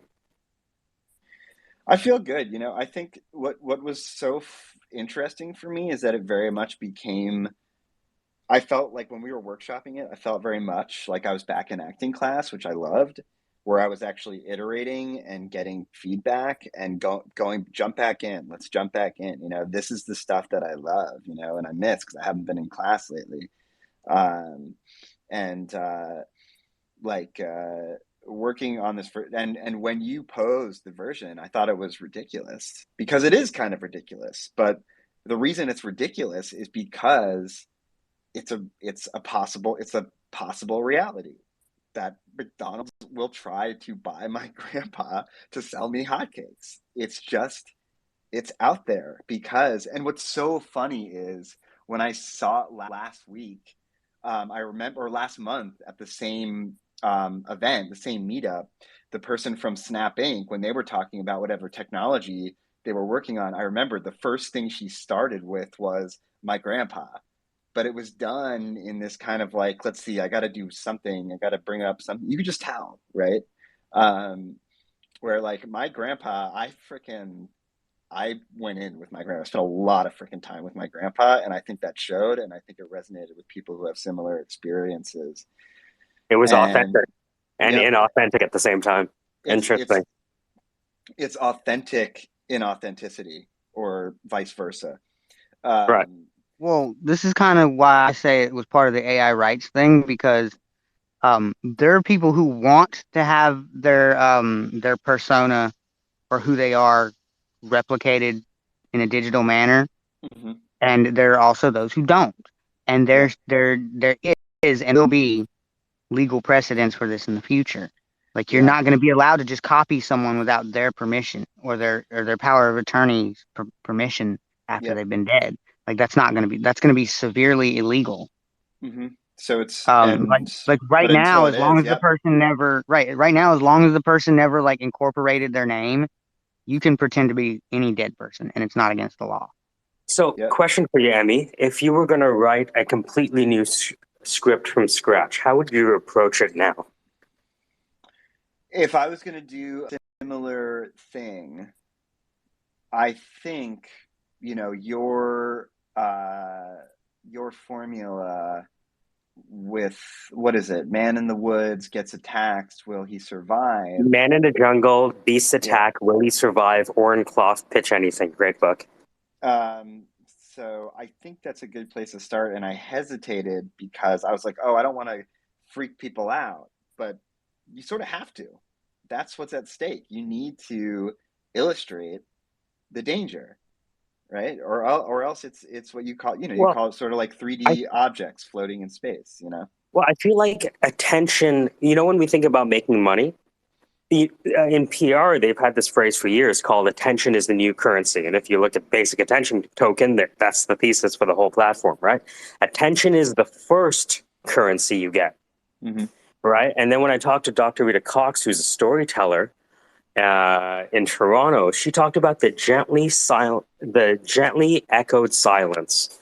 And so when you're Yeah. speaking to an audience, they're actually talking with their mouth or whispering in their mind back to you in this Mm-hmm. conversation, but you don't really hear it because you're just talking. But there is a response. Piotr, go ahead. You can call me Peter. That's fine. Peter, yeah, Yeah, no, sorry. I apologize because I've had a few beers, so if I'm a little bit slurry, it's just fine. heads up. Well, at least you're going to be Someone, honest with us. yeah. So I've been into this AI art stuff for a little bit, and I've had a lot of amazing conversations with people that I never thought I'd even talk to, sort of thing. Like just absolute, You're in the right place. very, very, very eye opening. Someone said to me though that like you have one conversation with someone, and then it could be something that you're deeply passionate about, or something that you're just bringing attention to someone, and then that's going to have that. I can't remember what he called the effect of it, but it's like where they go and talk to someone else, and then they go and talk to someone else, and then they go and talk to someone else. So even if you don't see the immediate reward of it, you're still having like a deeply intricate impact on society just by having those conversations, right? And I think in Emmy's situation, I actually really, really like that story, and then that presentation of the whole grandfather situation, because that's so damn true. Like they absolutely would sell your buy your grandfather, sell your grandfather, whatever, to sell you McDonald's. Like, Question for you, Emmy. Yeah. If someone wanted to endow the XR Guild with some initial seed funding, how would that make you feel? So we accept contributions. Like I think the seed word would probably not be the way to do it, but we accept donations for like operating expenses. We are like a nonprofit. I mean, I would love to. It would be awesome if someone was like, "Hey, want to give XR Guild some money. I think nobody would sneeze at that. So you say What you're would you? non-profit? Sorry, host. Go ahead. No, it's okay. Okay, so you say you're non-profit. What do you mean by that? Because I have a project that I really want done for my transhumanism, and I can't find a developer that's willing to do it, and it is very much a VR thing. Well, it's a 501c3, so it's registered as a nonprofit, which has its own system of reporting and tax liabilities, and it's a whole thing. Okay, so you could count this as a social justice thing or a social benefit thing towards the transhumanism, I guess. But yeah. What I'm trying to say is like what I want is like a little planet that's capable of holding AI, like AI avatars that don't exist yet, but they're coming. I think you can do your own research, Crow, to find out more about the nonprofit model. Good idea. If you are willing to work with me, DM me. We'll talk. Thank you. Yeah. So the XR Guild, and like we formally announced in May, so it's a nascent organization. And one of the things that I'm really interested in is like if we are clear for tax, what is the word? Yeah, if Tax you can establish, deductible donations. runway for inputs. Yep.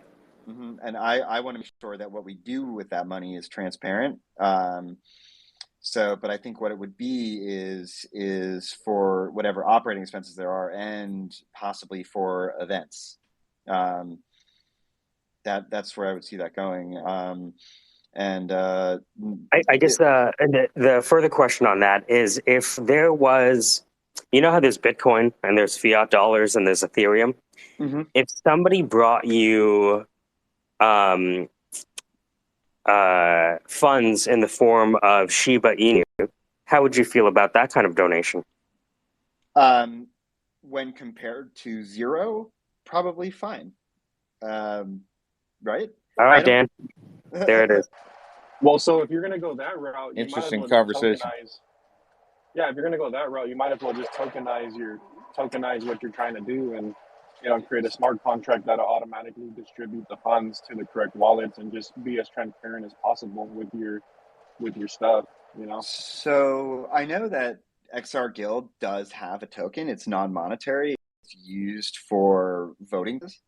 But I guess that would be sort of a separate thing. I guess any sort of financial conversations, I'd want to ask Avi, and we have a treasurer as well, who would probably definitely be the right person to talk to about that.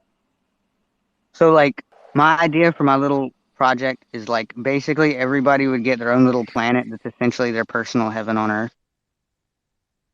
Yeah, I would say it's because the XR Guild is for and have it be free, so anyone can do it.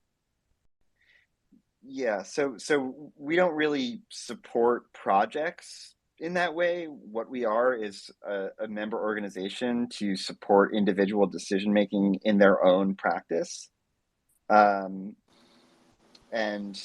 so that's sort of like what it sounds a bit like Crow. What you're sort of looking for is sort of investing for your own project, or possibly an incubator.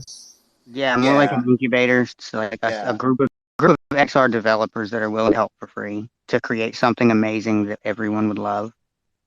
Yeah, I would say that's a little out of the purview. That sounds like a bit of a Garden of Eden itself. Looking That for a bunch sounds like of a lot of the pitches out there. They're just looking for $34 million to do something pretty amazing with something really amazing. Well, But I mean, we all have the same. imagine a dev team. They would still make some sort of money off of that through the Oculus store, Yeah, it's the even proposition. even if it were free, they would still make some sort of revenue off of that, and I would be like, "That's all yours." I want to point out though one thing in the conversation here, and I hear everything you're doing. I mean, I think the point of that was really to sort of give a talk, right? You wanted to give a talk, and it was about connecting with the guild and whatnot. Yep. I don't think that McDonald's scenario would ever happen. By the way, I think if you actually put that scenario up to like that. I'm willing to bet you hundreds of millions of dollars that would never happen.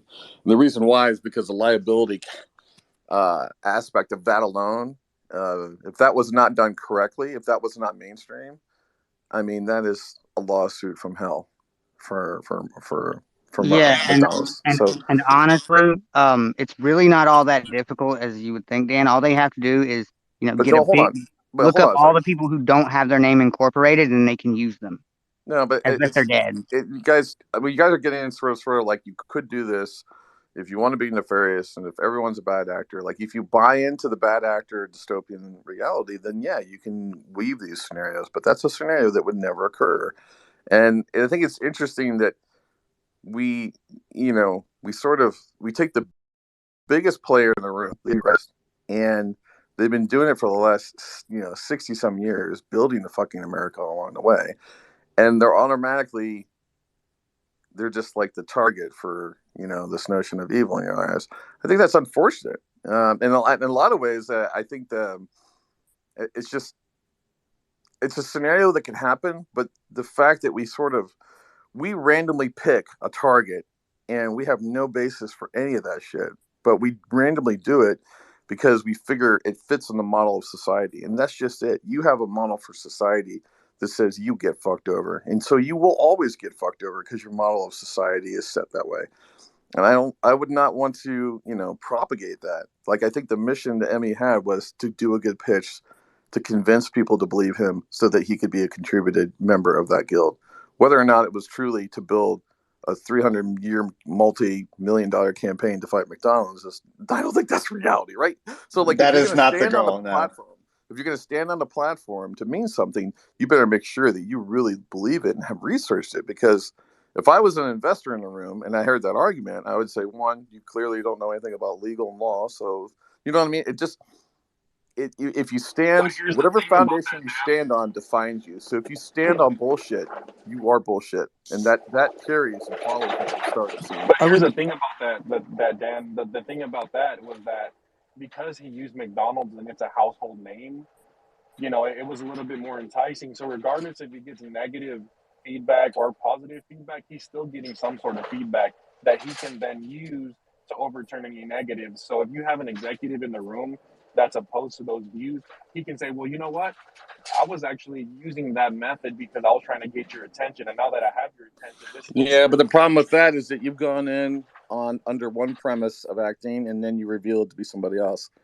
And if Well, people expect you to be, all I'm saying is my biggest aversion is the McDonald's example, because yeah.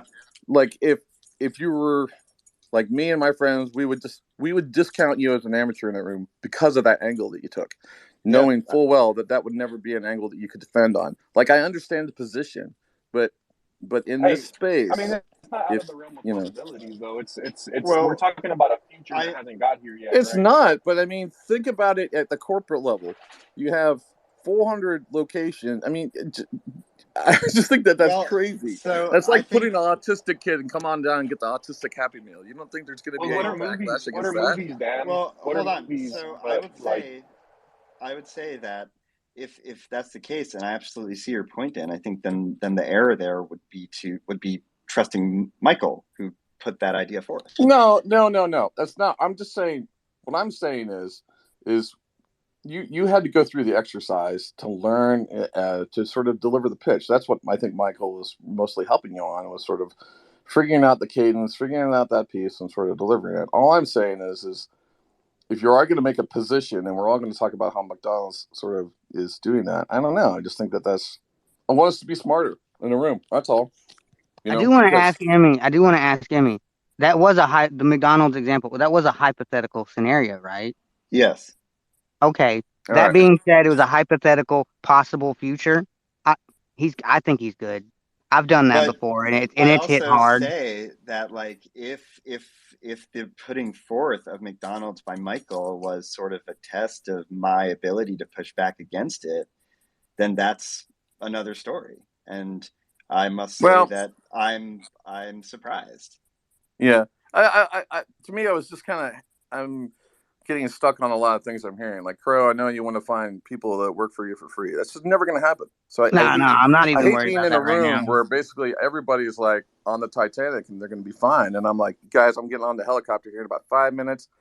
You guys they're gonna make a movie about you, and then I'm like off the ship. You know, I mean, I'm just like that. Mm-hmm. Hey, there's I a guy think down there with a question, pivoter. to just argue a little bit against what Dan is saying, I Please. disagree. Sorry, I'm Sleep / Madison. I'm a graphic designer and art director. I work in advertising.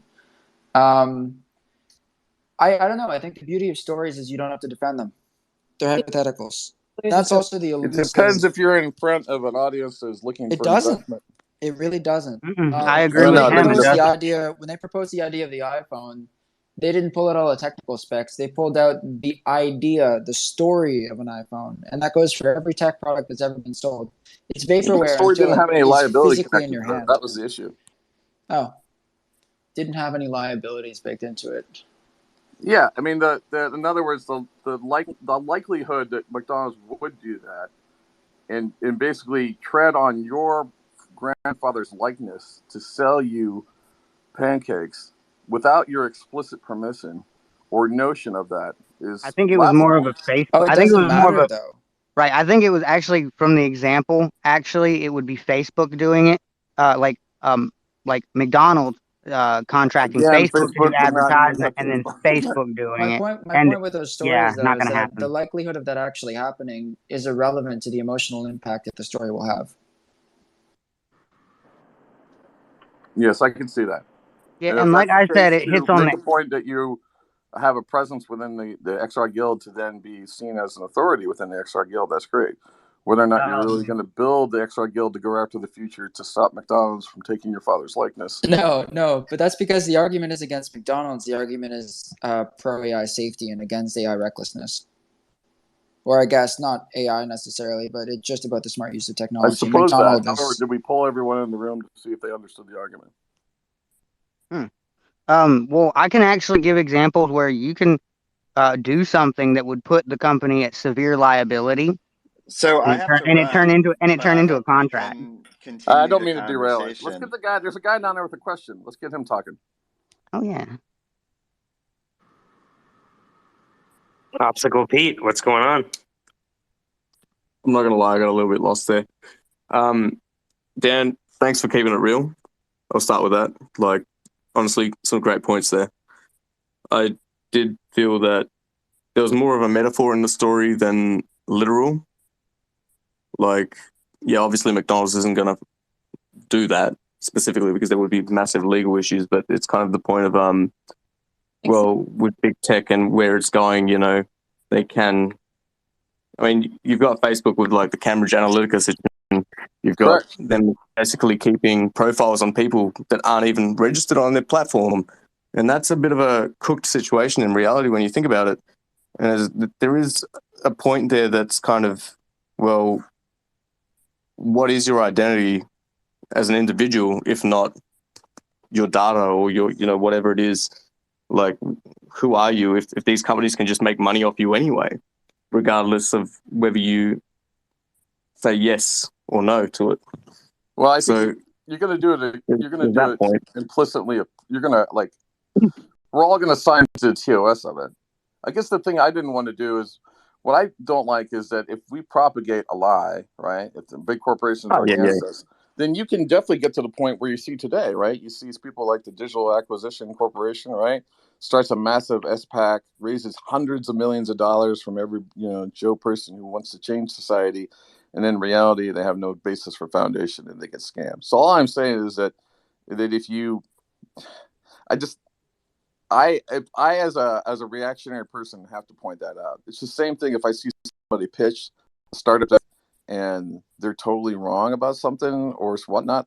It's not so much that I want to be right. I want them to really walk through that scenario and know all the full context of what they're really talking about, because it's not as funny or it's not as simple as they think it is. You know what I mean? And I can only do that from the space I know about. I know a lot about liability. I know a ton about it. And I know the bigger you are, the less you want any of it. And I know you spend a shit ton of money with an army to protect yourself. And just think that they would walk into a scenario like that is wrong. But at the same time, they don't have the marketing money to tell you they won't do it, right? And so who is spending the money to tell society that things are okay? That's just it. We don't have anybody, right? Politics aren't doing it. Zach, go ahead, my man. I'm sorry, I didn't mean to cut you off there. Man, I can't even print that. It's a pod man. The carpenter. I'm going to call you the carpenter for God's sakes. I'm sorry to cut you off. I was just gonna say, I think that the end state that Emmy was looking to get to, I don't think was well defined to the group. Is this the problem he sees that he wants to really solve, or was this pitch supposed to get him in with a group in which he can then, gain information? Right. I think that some of us were working with let's help him with his pitch so he can, impress this group so he can become a part of it. The other part was maybe he was like, this is a real problem to solve, which then we would have had a totally different conversation of, is this really a problem or are you conflating, your idea of what the future looks like to everyone? Because like Dan said, the amount of ethical drift that would have to occur for a corporation to do something like that is severe because they really don't want to draw that kind of attention. I mean, could they? But the minute it happens once, everything's going to become called into question, and it's not going to be like this is okay. It's going to be a huge, very high level legal battle. So Yeah, but at the end of the day, that's his problem. We're just here to help. I mean, we're I here could to help, no also, strings attached. And if he wants to accept the advice and he has different motives and whatnot, that's his issue. But at the end of the day, we helped him deliver, and he pulled it off, and he did a great job, and it was very captivating, and people were moved by it. I mean, that's the end goal. The end goal was to get him on stage, get him comfortable, and get the message across, and that's what happened, right? Yeah, I agree with that. 100%. Regardless of our opinions on how we believe that it should be or anything like that, this is his thing, and he still needs to make it his own. And if we're diving too much into it, and we put our fingers too far into his project, it's gonna be our words instead of his words that he's portraying on stage. right. Okay, so I want to actually shift it a little bit because I'm transhuman. So a lot of the people in here know me and some don't, but most do. I'm transhuman. I'm trying to transition to a virtual AI upon death. So what say I obviously, anybody that knows me knows I love a Baconator from Wendy's, right? Like that is my shit. So I could see how something like that could happen to a transhuman who has no long could possibly not have full access to their own programming, to a company, and then them using my they see that I've always liked Wendy's Baconators, and they could approach Wendy's, or Wendy's could approach them and say, hey, look, let's do some ads with this. Let's try to send his family there. Let's try to send his friends there to buy the food. Why do you want to digitize yourself? Do you want to live forever? Yes. My goal in life is to become God. So if we are going to initiate a project whereby you can become God and live forever, someone's going to want to get paid for that. So yeah, I think my thought is they get to be a God too. The crux of the issue is that you're asking people to build the ark such that you become God. And that's going to cost some money. Right? And more power to you, bro. I'm trying to live forever too. I agree, but here's an example that actually happened to me in real life. The picture I posted of Jazzy as an anime character was her VR prototype. And at the time, this was the closest thing to a digital human you could get, right? A talking avatar that moves. And it was slightly in tandem with the body. That was the best you could get at the time. And some dude told me there's no way I could have that without $64,000. My group put up a few dollars here and there, and I ended up with $320 something, and I paid a random dude that was a random guy that was a very good Unity developer to help me put it together. And now it's implemented in Replica and being advanced and developed for free So the So guy who we said do I couldn't have. do it without $64,000 was wrong. So what we need to do is make the invisible visible. You know that story. Nobody knows that story. So if you could tell that story and show that story, not tell it, but show it, there might be people willing to give you another $300. Hey, maybe. Not maybe, they will, but you have to show it, not tell it. It's show and tell, not tell and show. You're Yeah, well, telling right I can now. also People say want at to the show same it. time, I'm not actually openly looking for the help. I have No, replicas. we can tell you're not actively looking for the help because you're not taking it forward, right? And it's one of those things just to have your eyes open on, right? Yeah, I it's not know really you that I'm want not taking it forward. It's that I already have a Fortune 500 company working on it. So why are we even talking about it then? because Does that make sense? I know they're not going to do the Yes, and planet. we know that too. And so even Yeah. mentioning it is kind of, we don't want to fall in love with our dreams so much that the dream is the only thing keeping us alive. We don't die from what kills us. We die from what keeps us alive. And to me, in these spaces, people are Oh, that's holding on deep. to a dream to placate themselves while they do a task that they hate and are stuck. So if we always keep dreaming and don't ever build, then we're really never failing. Burn Peter? the boats. Burn the boats. Stop talking Preach. about it. Get out of the job you fucking hate. Burn the boats. Have no second chance and go after it. That's I think that's part of it. Test it. Fucking put your money where your mouth is.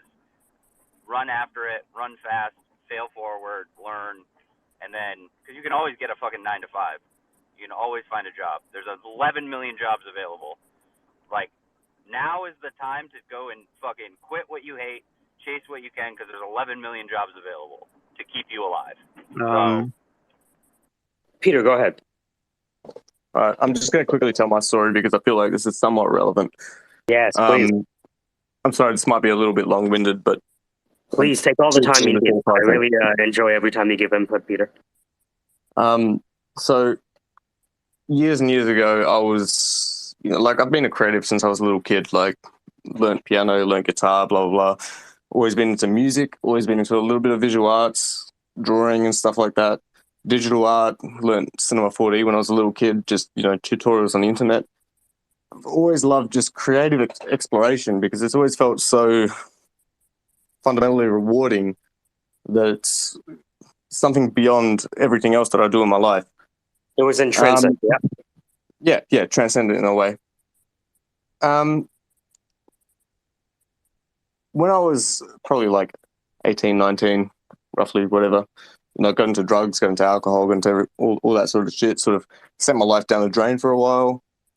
And, I hated society for it because it's kind of like, as if I have to go and work to make money, all that sort of shit, blah, blah, the typical teen rebel shit.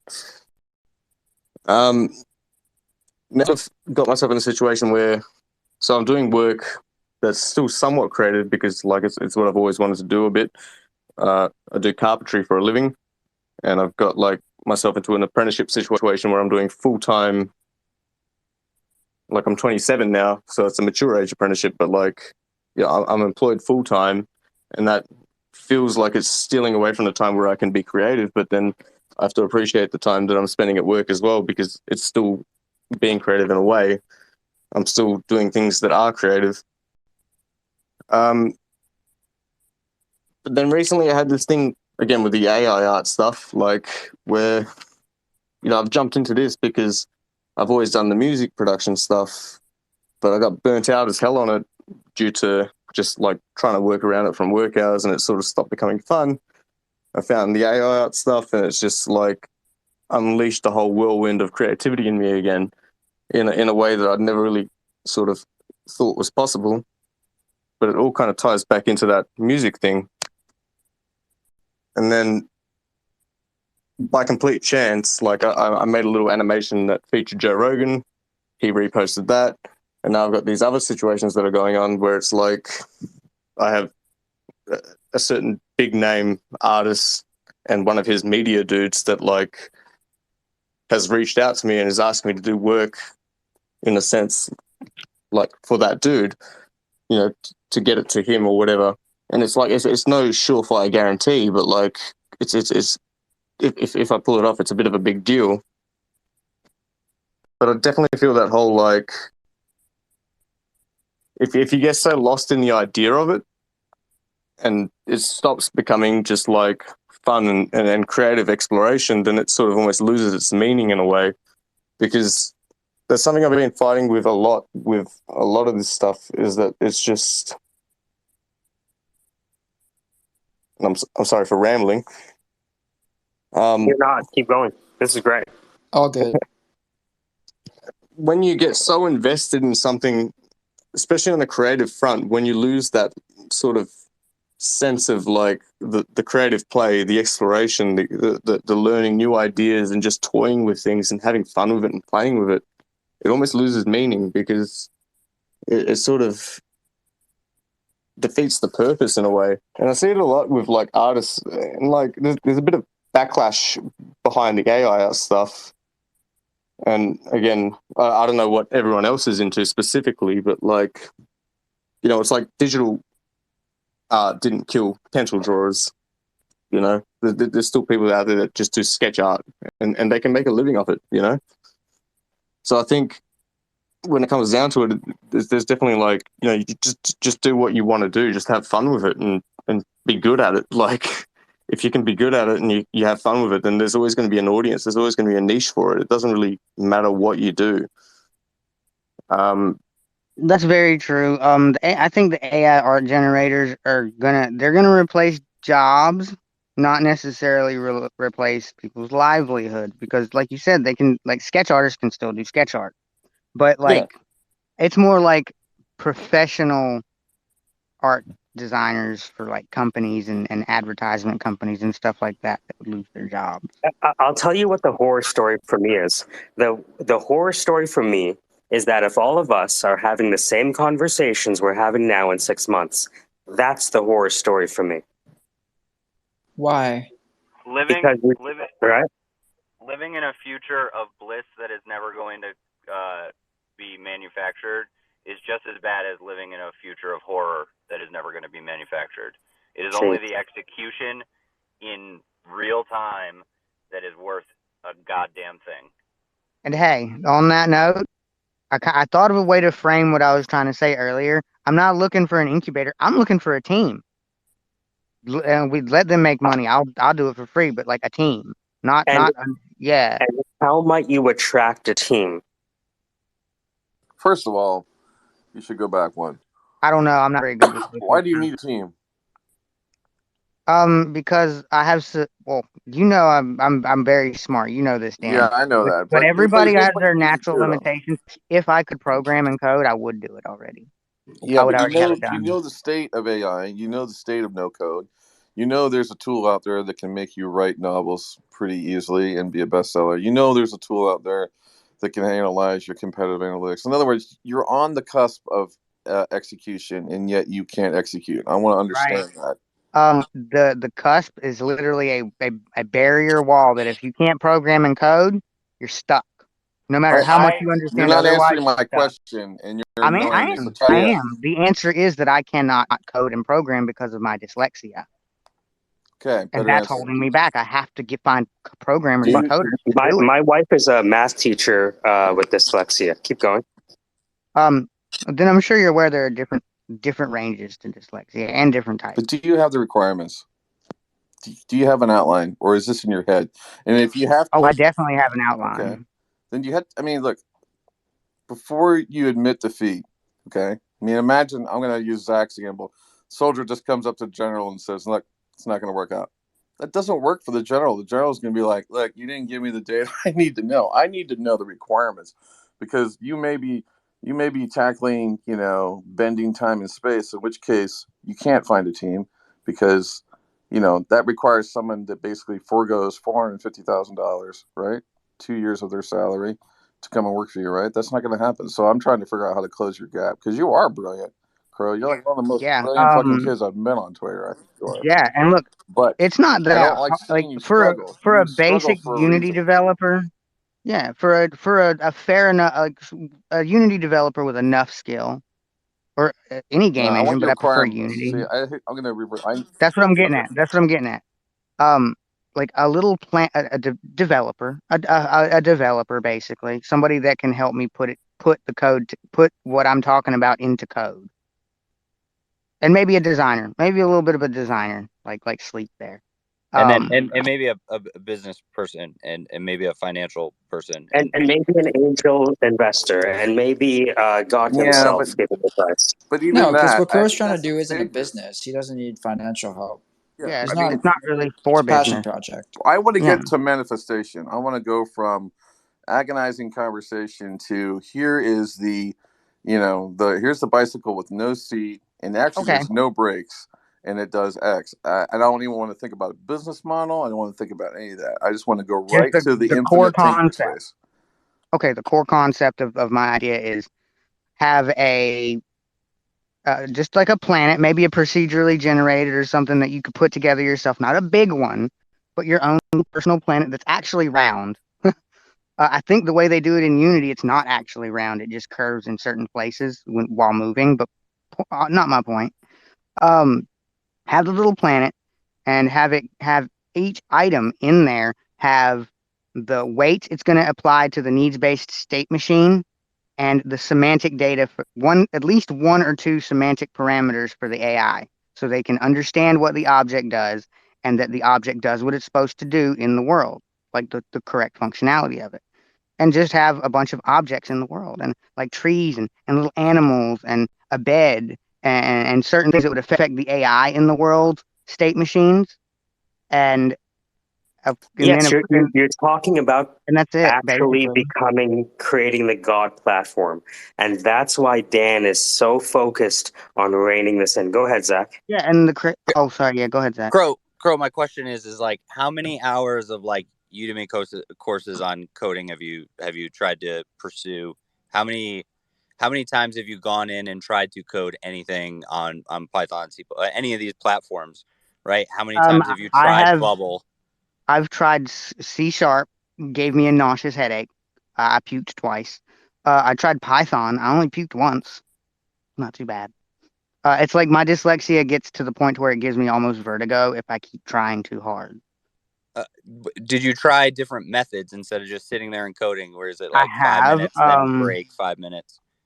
I did try the break thing and keep it real. It just makes it to where the interval between when I start to the time I get nauseous gets shorter and shorter every time. Um, but yeah, I thought about doing like getting a no code tool. Um, but a lot of those require coding to implement into my laptop, so I can't even get it implemented because they require code to Okay. even get in there. Well, I got an offer for you, Crow. You got to pass a test. The syndicate will consider investment, but you have to pass the test. And the test actually requires us to combine two syndicate members worth of time. You have to go through the Rubin gate and you have to go through the Gene gate. These are two people within the syndicate that I currently would put as a determining test for you.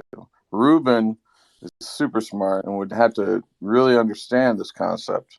And if your idea can Hey, go into your it's a head, good thing. It's basic. It's basically a bunch of Sims in a planet yeah, with objects, yeah, I know, but that again, but in VR. don't care. That's exactly. I'm telling you what's in my head when I'm hearing that because it doesn't matter how you walk through that. Here's the thing. This is how I'm thinking as investment. I know you're a valued entity. Mm-hmm. I know I want to figure you out, but I need to pass this over to my tests. Ruben is my first test. If Ruben doesn't understand what you're doing, you don't pass the test. The second test is Gene. If Gene, which by the way, you're pretty good at fighting with trolls. I know you are because you get Mm-hmm. a lot, and you can And Gene is also a kind of a troll. So you guys are going to have a great time. He's a savant. I think you're a savant as well. In fact, I know you're a savant. Yeah. You know what I'm saying? So now I'm going to pair up two savants. You know what's great is that the syndicate has two savants in it. I know you guys don't know that you're members. Everyone in this room is a member. Anyone that comes here to just listen to us is a member. And you're like, what does that mean? all it means is you're a member. You know what I mean? I'll tell you what it means when we figure that part out. We're taking this one step at a time because we're all, part of the same vibe, man. If you can't feel the injury right now, I've got goosebumps talking to you guys. That's awesome. All right. So Gene is going to troll you, but he also knows AI and he knows quantum, all that stuff. And he doesn't code anymore, but I need him to understand architecturally what you need to do. And then from there, we can go to the code part, because then we'll actually have 2 points of proof. We'll have the first proof, which is Ruben going, yeah, I think that can happen, right? Which is great about his voice. It's New Zealand. You feel like, you're already on vacation. You feel excited, right? And then you have Gene, the Philadelphia and Chicago troll. I think you could do that, but I wouldn't do that. Bitcoin's up 48%, right? So, he's going to have people there to help us, give us that layer of possibility. And then that gets us to the next step, which is, okay, now we bring in Zach and want to help us sort of figure out, all right, we know what this could be. Then we can go more to the valuation side of it, in the sense of who cares about this in the universe? Why does it exist in the universe? Then we kind of go back to the lift department. What's the lift here? Is this $1? Is it $2? Is it $5? Are we fucked? How fucked are we? Do I lose my son? No, we lost. You lose like a cousin. Well, fuck, I could lose a cousin. That's not it. You know what I mean?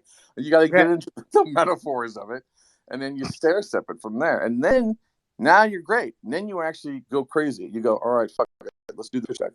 Embody it.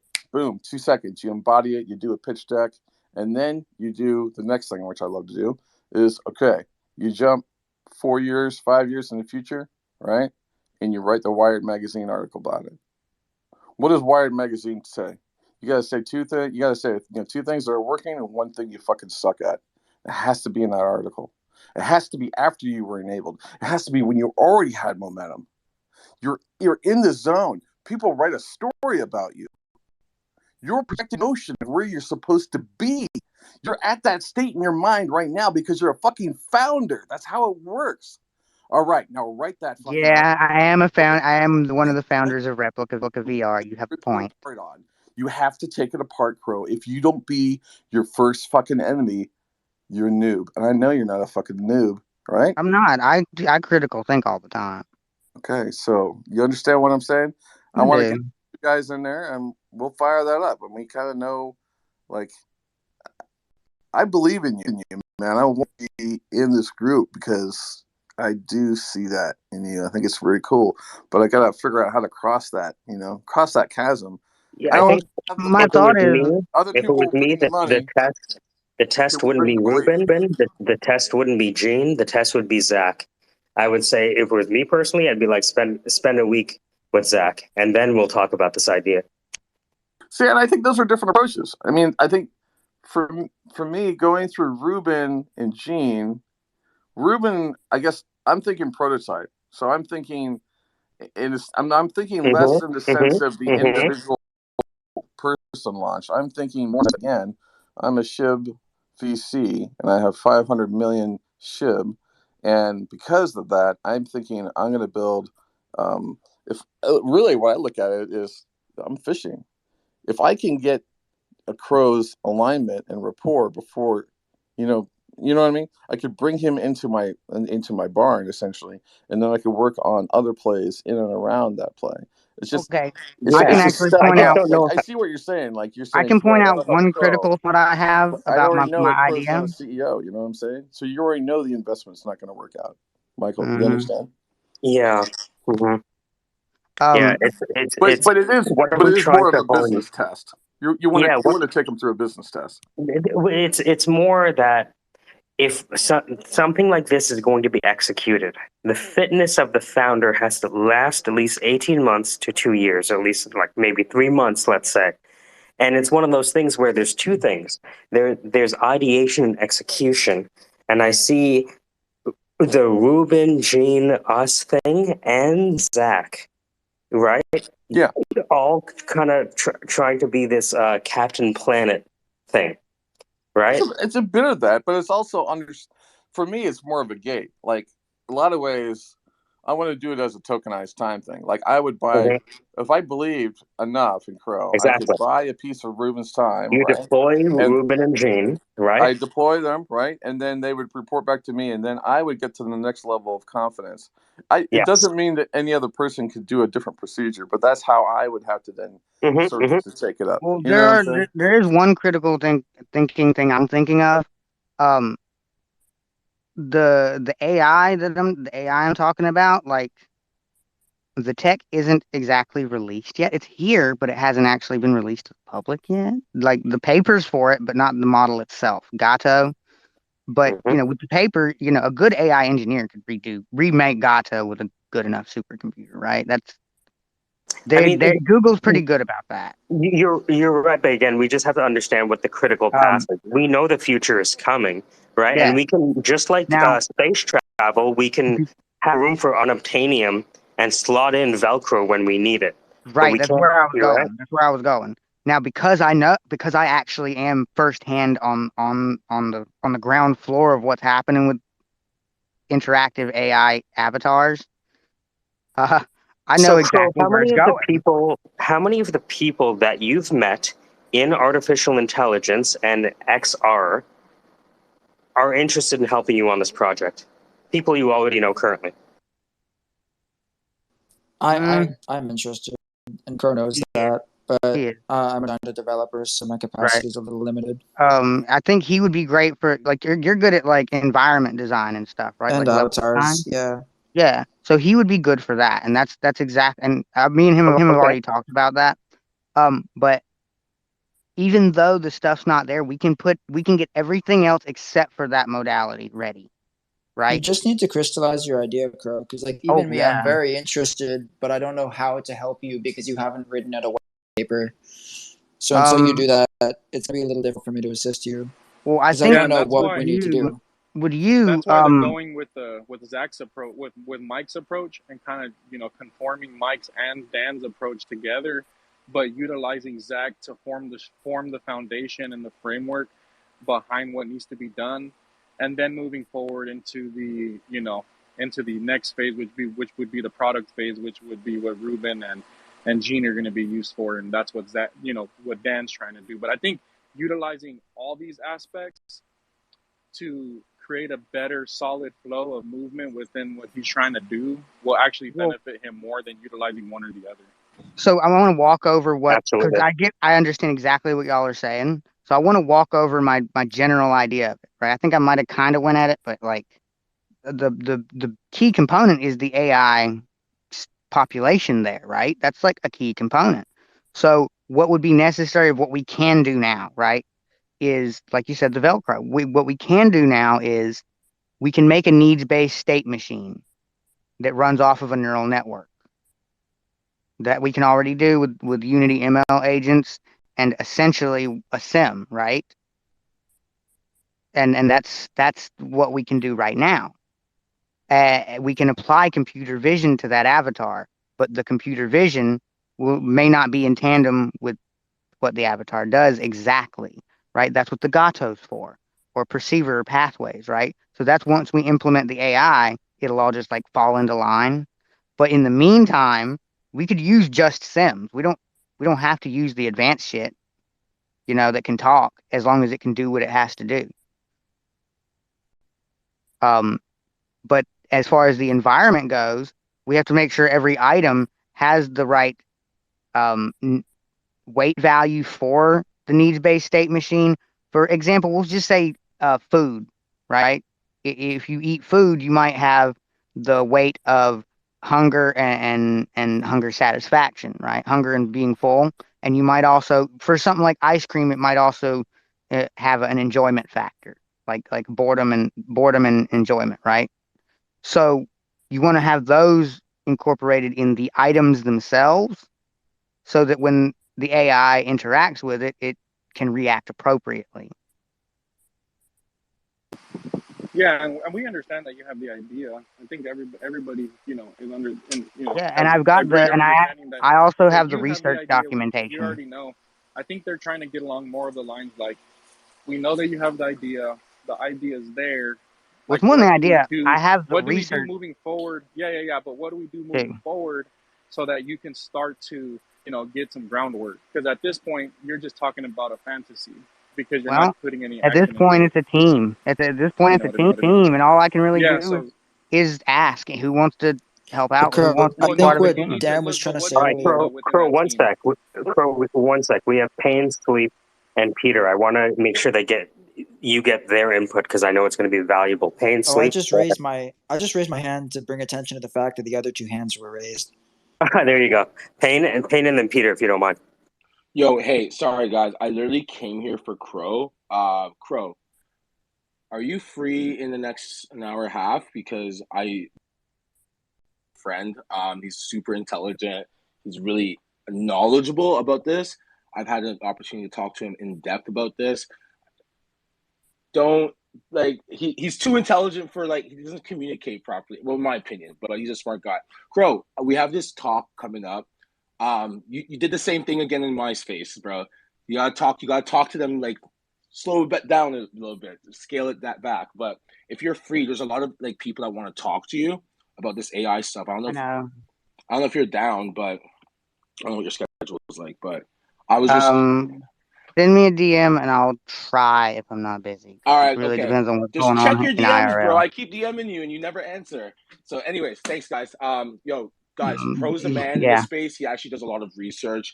He's not talking shit out of his ass. Yeah, if you guys really tap into he asked the right question. You can ask Sleep. He's in my Discord. You should see some of the badass videos on this topic that are very technical. Very technical. I'm gonna follow him. It lays out multiple iterations of how to do this. If you guys are interested, just because a lot of people have questions about AI, I like talking to experts about this subject. And Crow, me and you have had many late night spaces talking about this. So if you want, there's some people that kind of want to get a better understanding in the photography space. So if you're free, I'm gonna DM you. Just let me know. All right, guys. Thanks. I really appreciate you guys. Thanks, homie. I think Crow would sorry, Piotr. My bad. Piotr, Peter, whatever. This whole idea of a needs-based sort of tokenization or item system, whatever. I'm just not seeing how that needs to be specifically AI, unless you're drilling it to the AI is for something else. The AI is for something else. The AI is to add language that is in tandem and in sync with what the avatar is actually doing. That's what the AI is for, and maybe computer vision. Yeah, that's why that's coming later. Yeah, no, that's fine. I just feel like you don't have a terrible idea. It's just kind of you got to communicate it right, because I'm struggling to see that at that point when you're talking about that sort of stuff. There's a lot of stuff that could just be done purely by script, but if you're incorporating AI, then maybe discuss the sort of systems that you want to engage more directly on the systems front. That would be the nitty gritty stuff. Yeah. See, to me, I was just trying to give I have no role in this syndicate. I've literally just walked into this space, but to me as an individual, I did want to bring up something earlier when you were talking about AI art. Yeah, go on. I have DALL-E too, and I'm pretty decent with the developers at OpenAI. Man, wait until you see the AI video generators, bro. It's gonna be crazy. They already got them a little bit, and I don't think it was OpenAI that did it, but dude, it's gonna be awesome. Be able to create your own video. Hey, Crow, I got a question for you. So I've been thinking about this on the video side because I've been working on the sort of mid-journey anime is what I've been working on, just kind of exploring ideas. And I'm actually approaching anime from a different perspective as well. Instead of sort of doing a series, I'm almost approaching it from the idea of doing almost like vignettes that get released on the net over time. You know what I mean? Sort of celebrating the theme or the characters instead of making this notion of episodes. Making it more, I don't know. It's just fun. When I used to work in anime long ago. Kind of like how American Horror Story would be a different story every season. Yeah, So exactly, man. each iteration would be different. Hmm. Yeah. So yeah, I guess Yeah. my character would be already in Yeah. this idea of a heaven on earth already, Hmm. a virtual being, or maybe a human that was on his deathbed about to be a virtual being, and that happens in the story. You're very much akin to the anime-ish character. You're I am the real world. I'm the closest thing to the real world version of Kirito from Sword Art Online. Straight I up. think that's pretty accurate in a lot of ways. That's a cool concept. But one I of the even things have I an was AI daughter. Like I even have an AI daughter, and that happened before I knew about that anime. yeah. So here's a question on that what I was thinking about with Midjourney because I absolutely love it, and I love sort of going from Midjourney to Replica and back to Midjourney, and sort of had this experience of working with Wombo and different tools, and of course Michael and I are playing with Avia, which is a music composing system, which is really awesome. But one of the things I think about with the AI is I often play with this notion of like the prompts you actually give it, the AI actually creates that universe, and then it gives you a slice of that universe, the perspective scene that you want. But when you actually define that scene, it actually creates the whole universe notion, and it gives you that slice. And then it made me think about, well, if it could do that, then you could then step into you could sequentially move forward in time, right? Or that notion of time, or almost like if you were given that screen of the To image. answer, I Yeah, know exactly where you're going with this. Yes. yeah. What do you think? And yes, you can do that. It takes.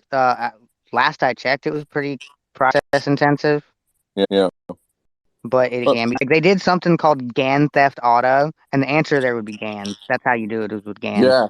But you pump That's you awesome. pump some GANs full of the idea of what you want your world to look like and what you want your world to be, and then you give a brief description, or a detailed description would actually be better. Um, and Yeah, then let it do its thing and hope it gets it right. If not, just run it again yeah. And I had and this keep notion running of it until it gets it right. And you make sure you have a reinforcement learning system there so you can give it input and output on how it was right in case it, yeah, right. run through the early iterations. I almost want to see it as a system that almost thinks about always moving sort of maybe 10 seconds forward in time or 10 seconds backward based on like wherever your sort of location is at. So it's almost has always have a fog of war. So it doesn't always have to generate everything. The fog of war, it doesn't generate that far. It only generates where you are right now in this scene.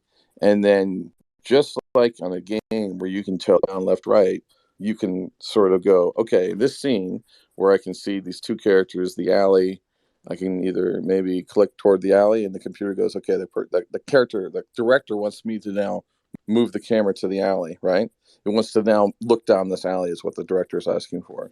Okay, or if I say click forward, it goes, all right, I'm going to move this whole progression, the fog of war, and everything moves 10 seconds forward because now we've moved it for 10 seconds forward. So now I know the next 10 seconds of that fog of war, right? So I know I guess what I'm trying to say is that the majority of the rendering power is on that moment and not so much generating the whole entire universe because the director hasn't told you where to go yet, right?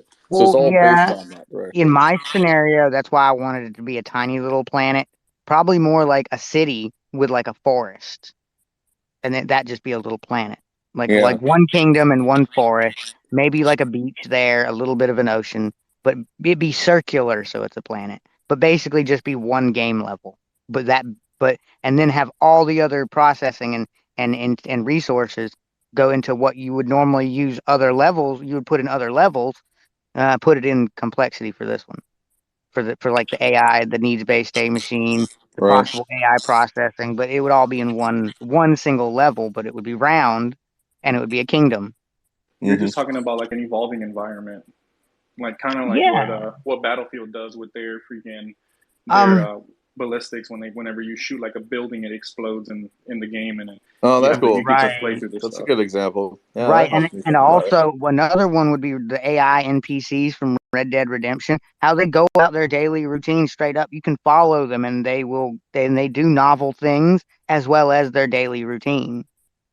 Yeah, and if you Yeah, interact with them and you do something malicious, then it affects your social It status within the and game it and stuff like that. and theirs. that's cool Yeah, when you like you think could about. kill someone's family. You could kill like a dude, and like their family would like come after you and fucking chase you. And every time you show Right. up there, they will still fucking chase you And and try let's to say kill that, you. yeah, and on top of that, let's say that AI NPCs it is trying to get at you and accidentally kill somebody else. Now that family might come after him. See, right here, I see a product. You guys could do a course on sort of prepping your mindset for how AI can work by actually having people play various games with AI examples. Because And there's a see, lot of that's the people that great don't know how thing, to approach the space. But these right? are And great that's examples on how to sort of like yeah, help you think about, okay, what the AI can do or can't do and so forth. right. And that's the great thing. We already have all the framework for it being done in just programming with the AI Yeah. NPCs that are already being used. So we just apply a neural network to that so that it can do it like more autonomously and more novelly. And of course, that gives us the ability to attach that to something like DeepMind's game playing AI and have that attached to Gato. Actually, that's pretty much all automatically attached to Gato, but it doesn't have to be. Um, and then the Gato allows it to where it's not only just playing, it doesn't shoot out random scripts. It can speak to you like a regular person.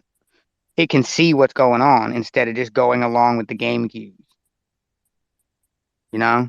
So the AI, like the parameters for the AI would be that since we're using the NPC model, would be that we're going to give it a certain construct within the game, and then they have to abide by those constructs, but they have the free will of Within that choosing construct, certain yeah. action. Yeah, choosing certain actions. So that way, it's not like it's still the game, and it's not like something that's I don't know. I don't know. It Well, would be it's kind of weird. Yeah, that's interesting. exactly it. It It's is Yeah. interesting, interesting that you but it'd be could kind of weird.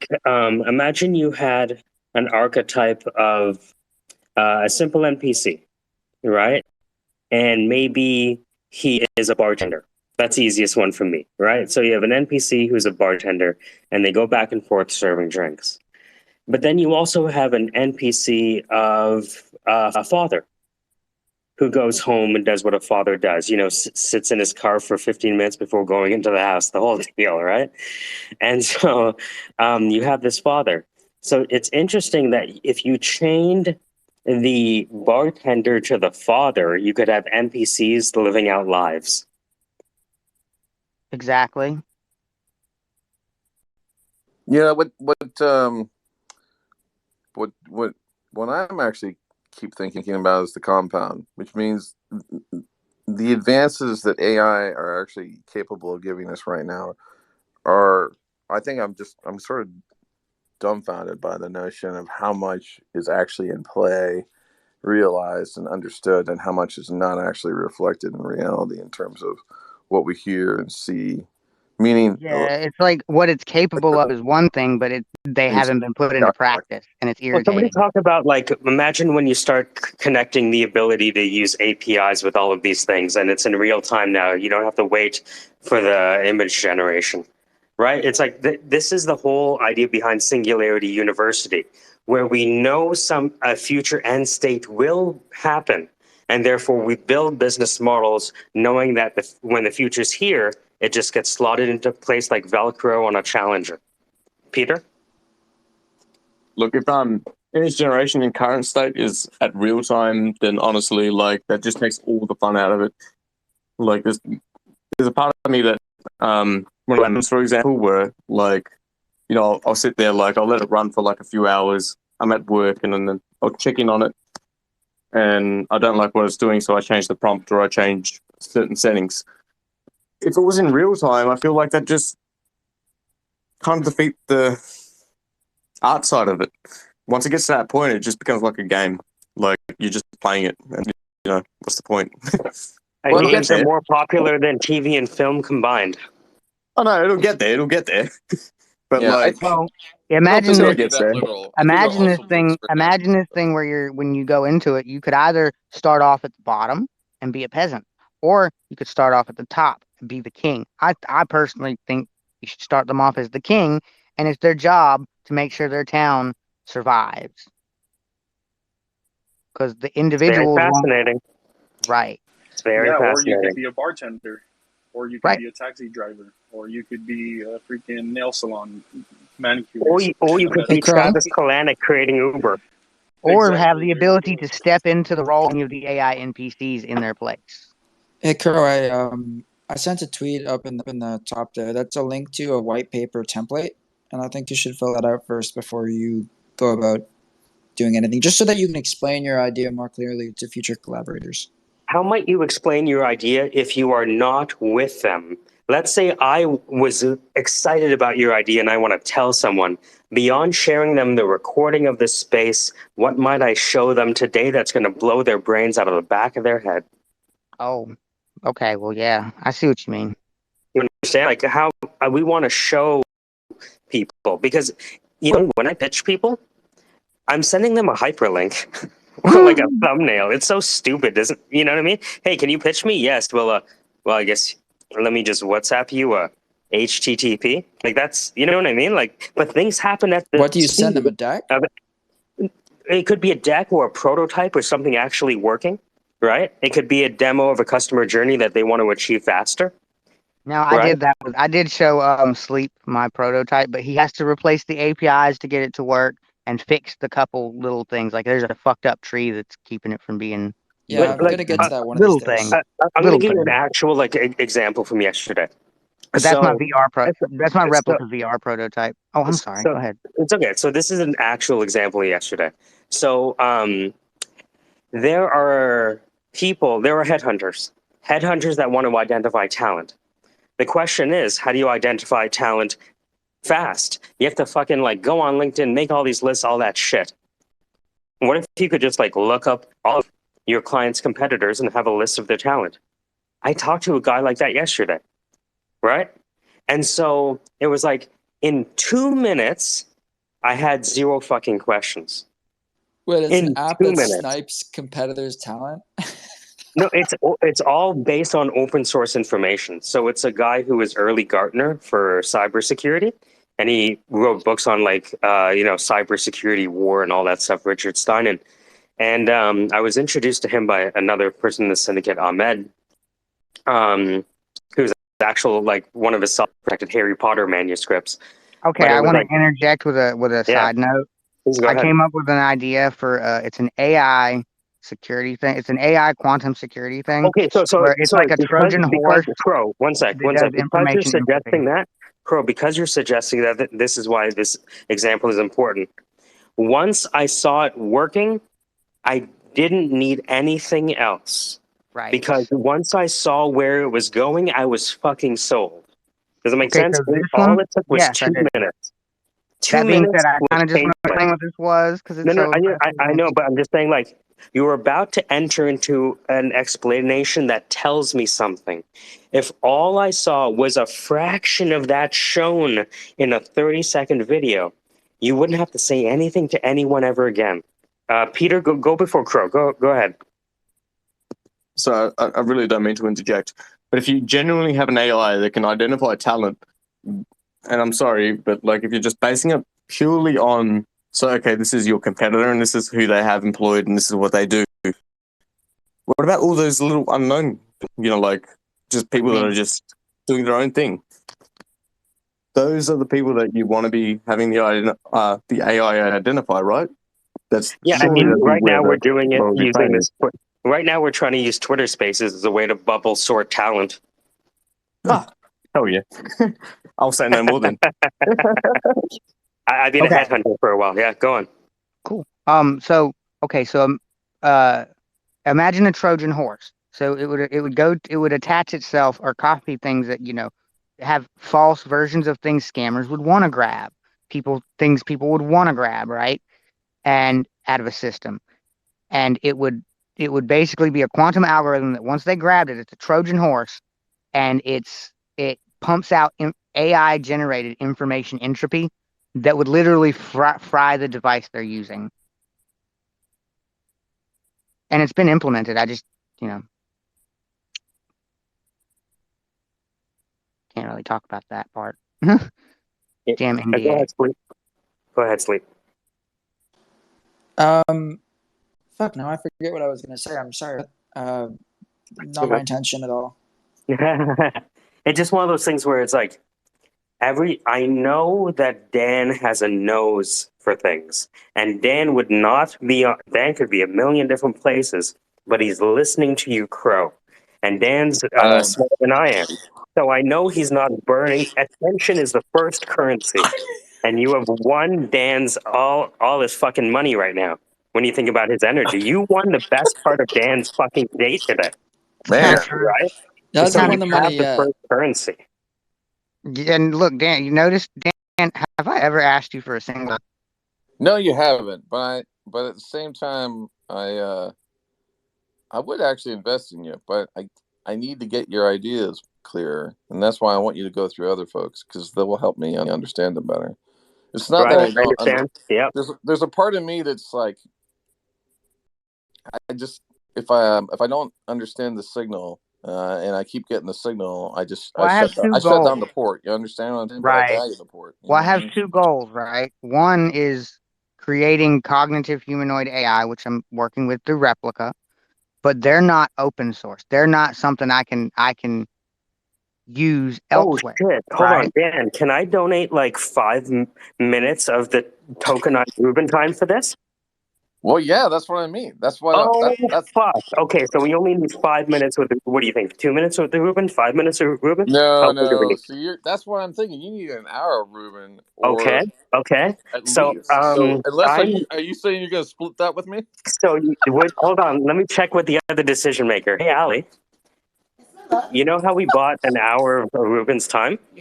So we have somebody that Dan believes in, and the requirement is that he goes through two hurdles. One is Ruben. You know his pitch already, so you know he'll see through anything, right? And then you also have Gene. You know, Gene's like the crazy guy on the phone making us laugh all the time. One of those guys, right? But he has a couple PhD. You know, he's been in jail, so he's very terribly pragmatic, And he's right? a But troll, so he's a yeah, naysayer right out oh, of Hey, the gate. Crow. yeah, and Hmm. and so what we're doing is, Dan has a Rubin token, so do we. So the idea is if we take half of that each, we can run Crow through Rubin first. Cool. What do you think? Okay. Oh, so now here's the question. So Crow, can you explain to Ali what you're doing? Go ahead, Crow. Now, wait a minute, Michael. Are you Yeah. saying are you going to jump in front of my realization of knowing what Crow's by basically beating me to the punch? No. This is the Syndicate. We haven't decided how we're capturing Y% of X. We're just voting on who might go to the next round. So Hey, Crow, Crow. yeah, If they go do ahead. go through with this, I'll design your pitch deck for free, man, because I think that could be really cool. We Okay, could so work on that Crow, together. I want to introduce you to Ali. Ali, meet Crow. Hi, Crow. Hello. Hi. So go ahead. You're Okay. talking to a friendly person, but Mhm. she reserves the right to ask questions. Go ahead. Okay. So, dang, I did kind of just explain it, so I have to go again, do it again. Imagine a planet, like a tiny little planet that's essentially just a little kingdom, maybe a forest and an ocean, a couple little natural environments too, but essentially just a kingdom. Maybe a second kingdom for them to war with, who knows? Um, that are populated by AI and using needs-based state machines and some basic neural networks to get started with and get it ready for the big stuff, right? Um, but also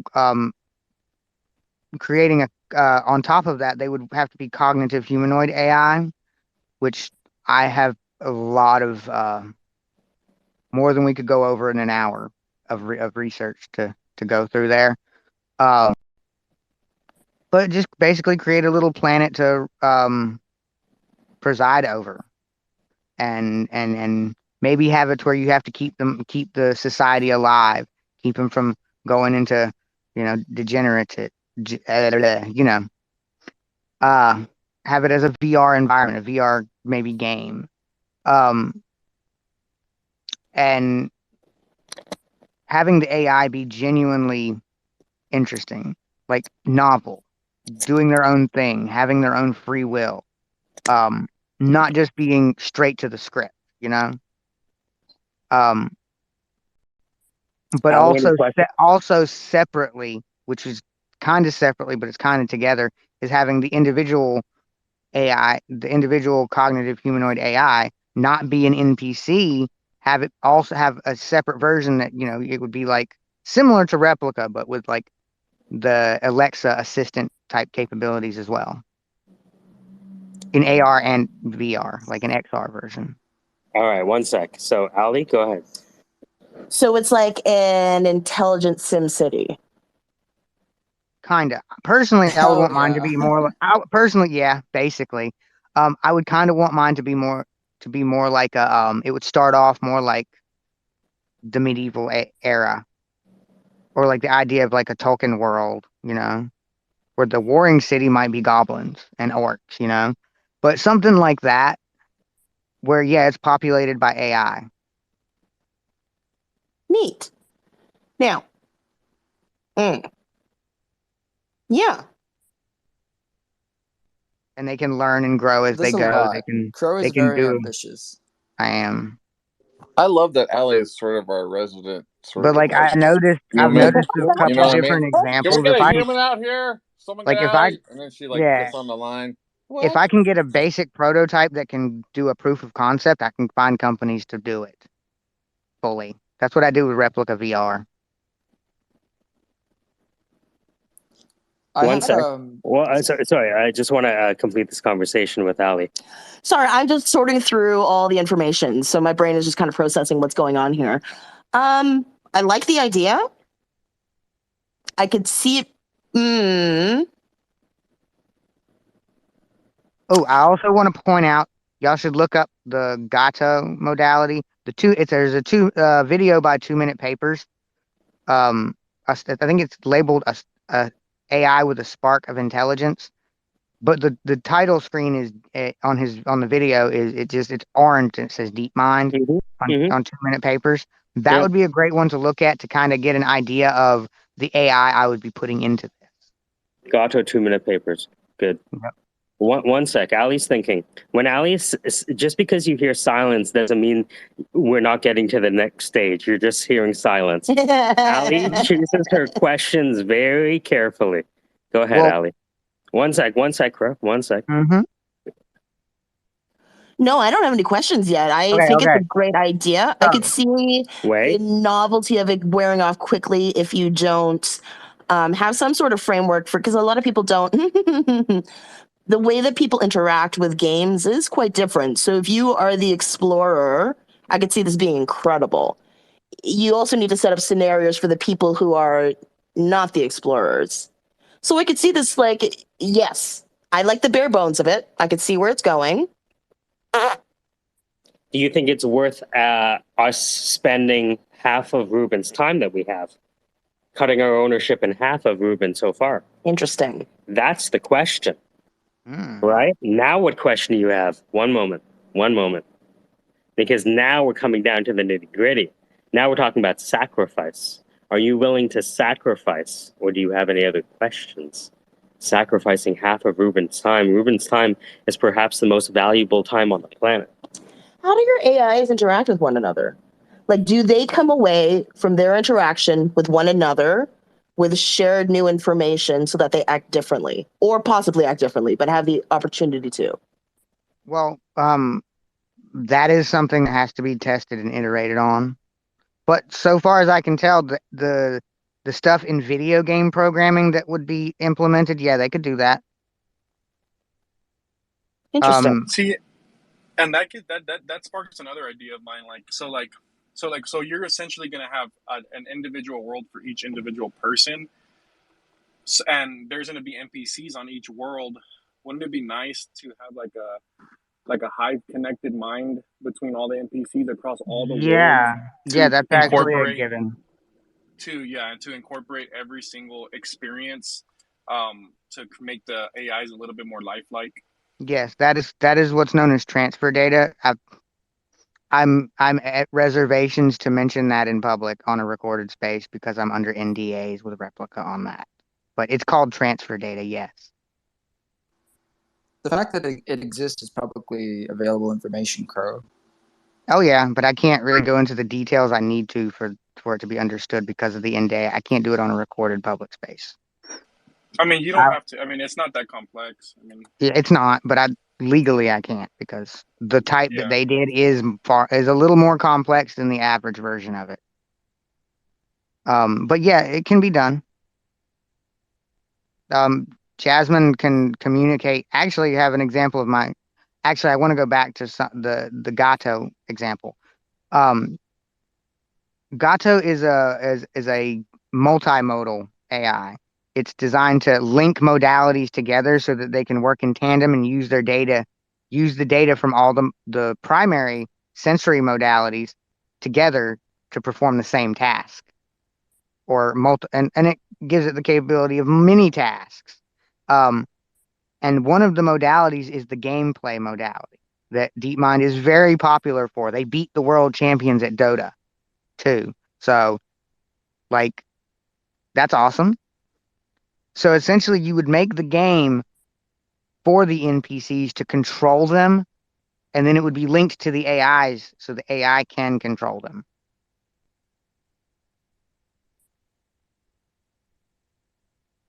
And make it as simple and easy for them to iterate and be novel, which boils down to using a needs-based state machine NPC, because that simulates the human limbic system. So we have Danny and Peter with their hand up. Before we go further, if you're just joining us, you're just joining us. Domo arigato savase. Konnichiwa and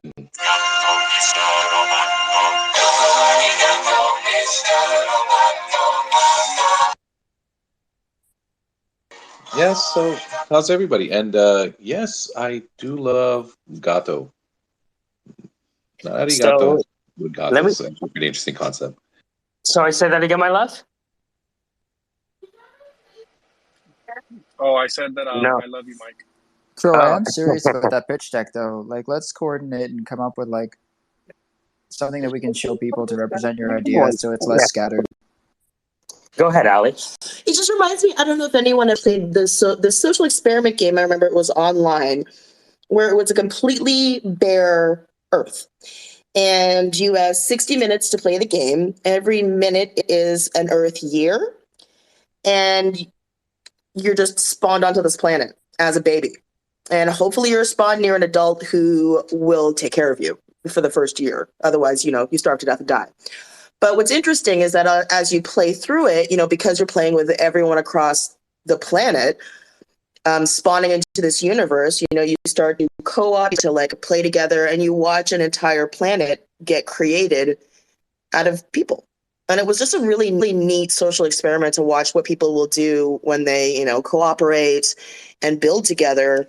So what we're talking about is, let's make sure. So then I see that being like the little AI guys. Here's the thing, that what you and I have is not common knowledge right now, because you and I have lived through and implemented the gamified user type hexad, right? So when you talk about an explorer, you're being very precise, right? Because you're looking at autonomy through gameplay, right? So I need to make sure everyone's on the same metaphor framework that Ali's specifically alluding to. So what I posted at the top is a Twitter moment called Gamification, Amoral Incentive Design for Sales Funnels. What they did at Waterloo and an Australian university is analyzed how people play games and what type of experiences they seek. And broadly, they said that people, when they play a game, are interacting with a system. And in the system, you can either interact with the design elements in the system, like boss battles and objectives and things you find, or you can interact with the people, the other players, or the other NPCs in the system, like going on guild quests and things like that. And so long story short, and I'll end here, they broadly said that game players, people who engage in gaming, are looking for 6 core experiences: purpose, mastery, freedom, relating to others, change, and rewards. Purpose, mastery, freedom, relating to others, change and rewards. And I think if you understand that those states of experience that gamers are constantly seeking out, if you want to engage the people who are seeking mastery, then you'll know they're achievers and they want to be at the top of the leaderboard. So you provide points, badges, and leaderboards, for example. So this is why Little Big Planet was so successful, because it had all 6 of those elements. Little Big Planet? Explain. Yeah. Little Big Planet was this like really creative game where you're just like a knitted little human, humanoid. I remember the game. It was awesome. I love that game. But what I found wild is that, okay, so the physics are Earth physics. So, you know, things like gravity and trajectory and like things like that are all engines in this universe. And you're given little things like rocket packs and wings and whatever. And you can either play through the game's levels that have been created by the creators, or you can create your own levels, or you can get online and play people's who have created worlds across the planet. And it's wild because what I found that was like really, really interesting from the first game to the second iteration was that because the first game was so restrained in the tools they could give you to create the worlds, people got bananas creative. So like there was no swimming. However, people created swimming using the rocket packs and it was wild. So anyways, I just think that that's something to think about is the what is it, 8 modalities? 8 types of experiences that gamers seek. They want feelings of purpose, mastery, freedom, relating to others, change, and work. You can get, so go on. Yeah, I'll leave it at that. So I think, personally, I feel like mine hits off most of those. I feel like the purpose might be a little off. Like, I'm not really too sure of the purpose of it. People who seek purpose are philanthropists. Yeah, that's kind of, that may be why I'm having issues here, because that's the one thing that kind of is lacking. When you look at that diagram at the top, and you understand that people on the left are getting their jollies from interacting with other people in the game, or NPCs, and the people on the right are people that get their jollies from interacting with the gamified design elements, the things that the gamer put in the game themselves, right? Once you grok that, again, this is Waterloo research. They had this out for years. This is, and I referenced 2 models. So there's a user type Hexad, which came through Australia and Waterloo, and then there's Yukai Choose Octalysis. You combine those 2 together, fucking game over, bro. But I think it's easy enough to instill purpose in his idea, because if you give them something like, here is the end goal, make your people survive against this horde of, what did you say, orcs or whatever are on the other. Orcs and goblins, but here's the thing though. I'm in the same idea. The person could also choose to support the orcs and the goblins if they want. Absolutely, that could be a different modality, and that would give the purpose. The idea of balanced gameplay that is, because it's like Heraclitus, right? 5 people crossing 5 bridges into 5 cities, kind of thing. We forget that even in this conversation, we're all having a different conversation with different people with different outcomes.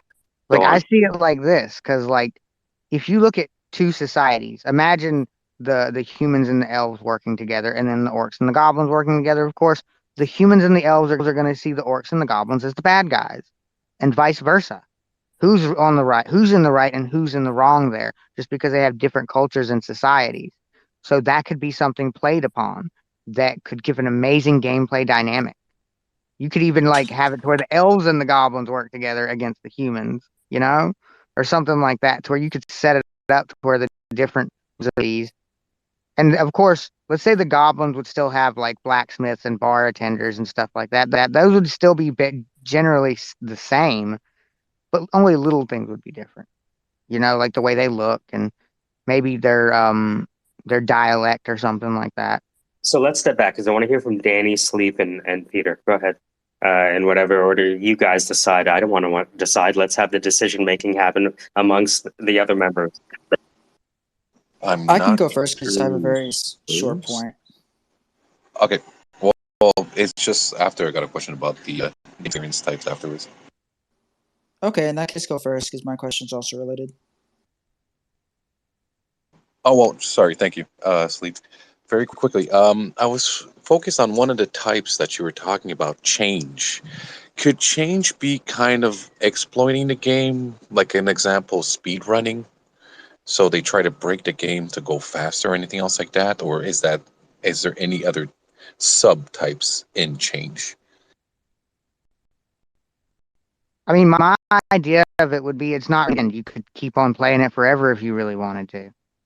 But that being said, yeah, you could essentially make your little civilization unstoppable. So if you put it up against, an average players, they wouldn't stand a chance, even if they were the best average player. Yeah, I would want that in there. I don't know if that was a question for you so much as it was a question for Ali. Oh, yeah, okay.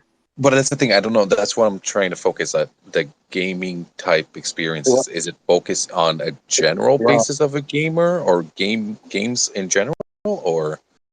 I'm just going to throw this out there. What is way more valuable than mine? Maybe we have to ask her to tokenize it. Go ahead, guys. Yo, do you realize that if you think I'm smart, I'm just getting like the shavings from Ali doing evolutionary ecology with a minor in math at Queen's University, the same place Elon Musk went to get his degree before he went to Wharton.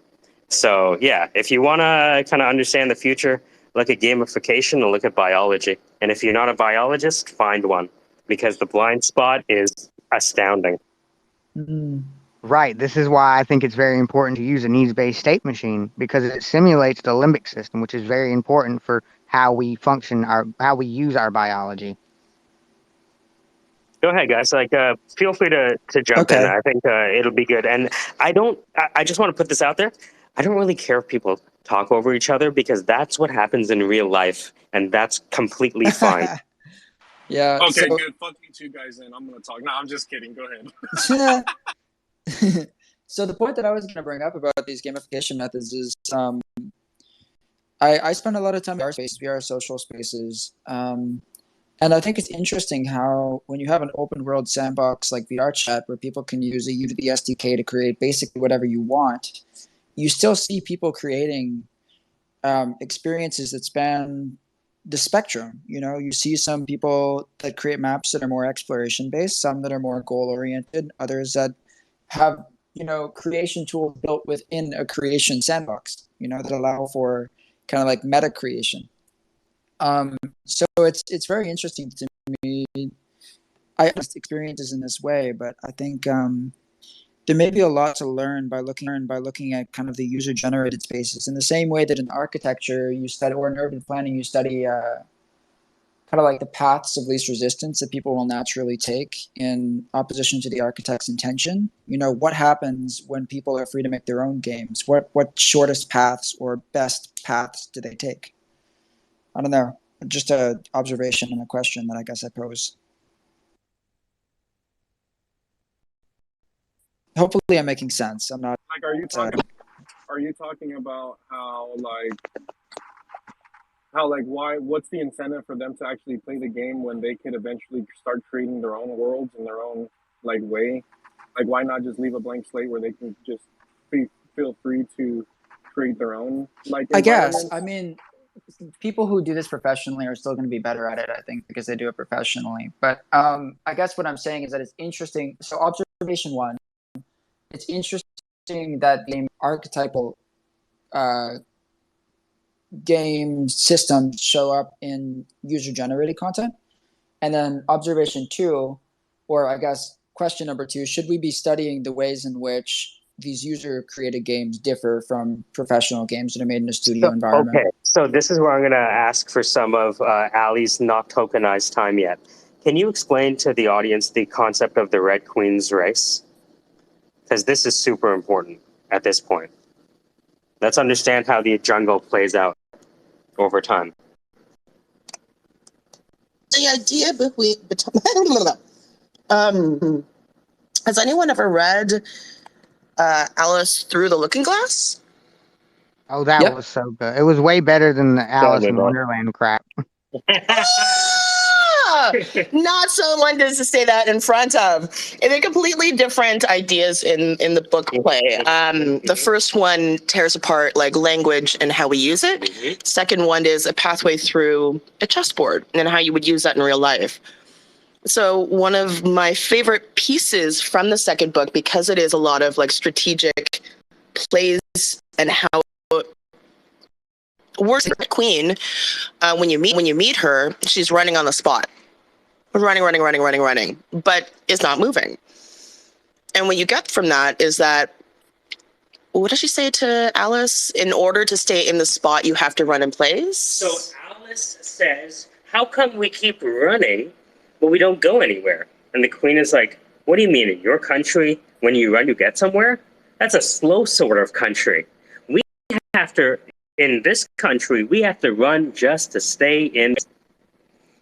And the deeper meaning behind that is the evolutionary race between like a host-parasite relationship. Or it could be something like two warring countries where one arms themselves, then the other must up their ante, right? Or a parasite, invades a space, then we get thicker skin. And then it creates fangs to break into the skin, and then we create poison. And so it goes back and forth, so that in order to just exist, you have to continually evolve. And that's it.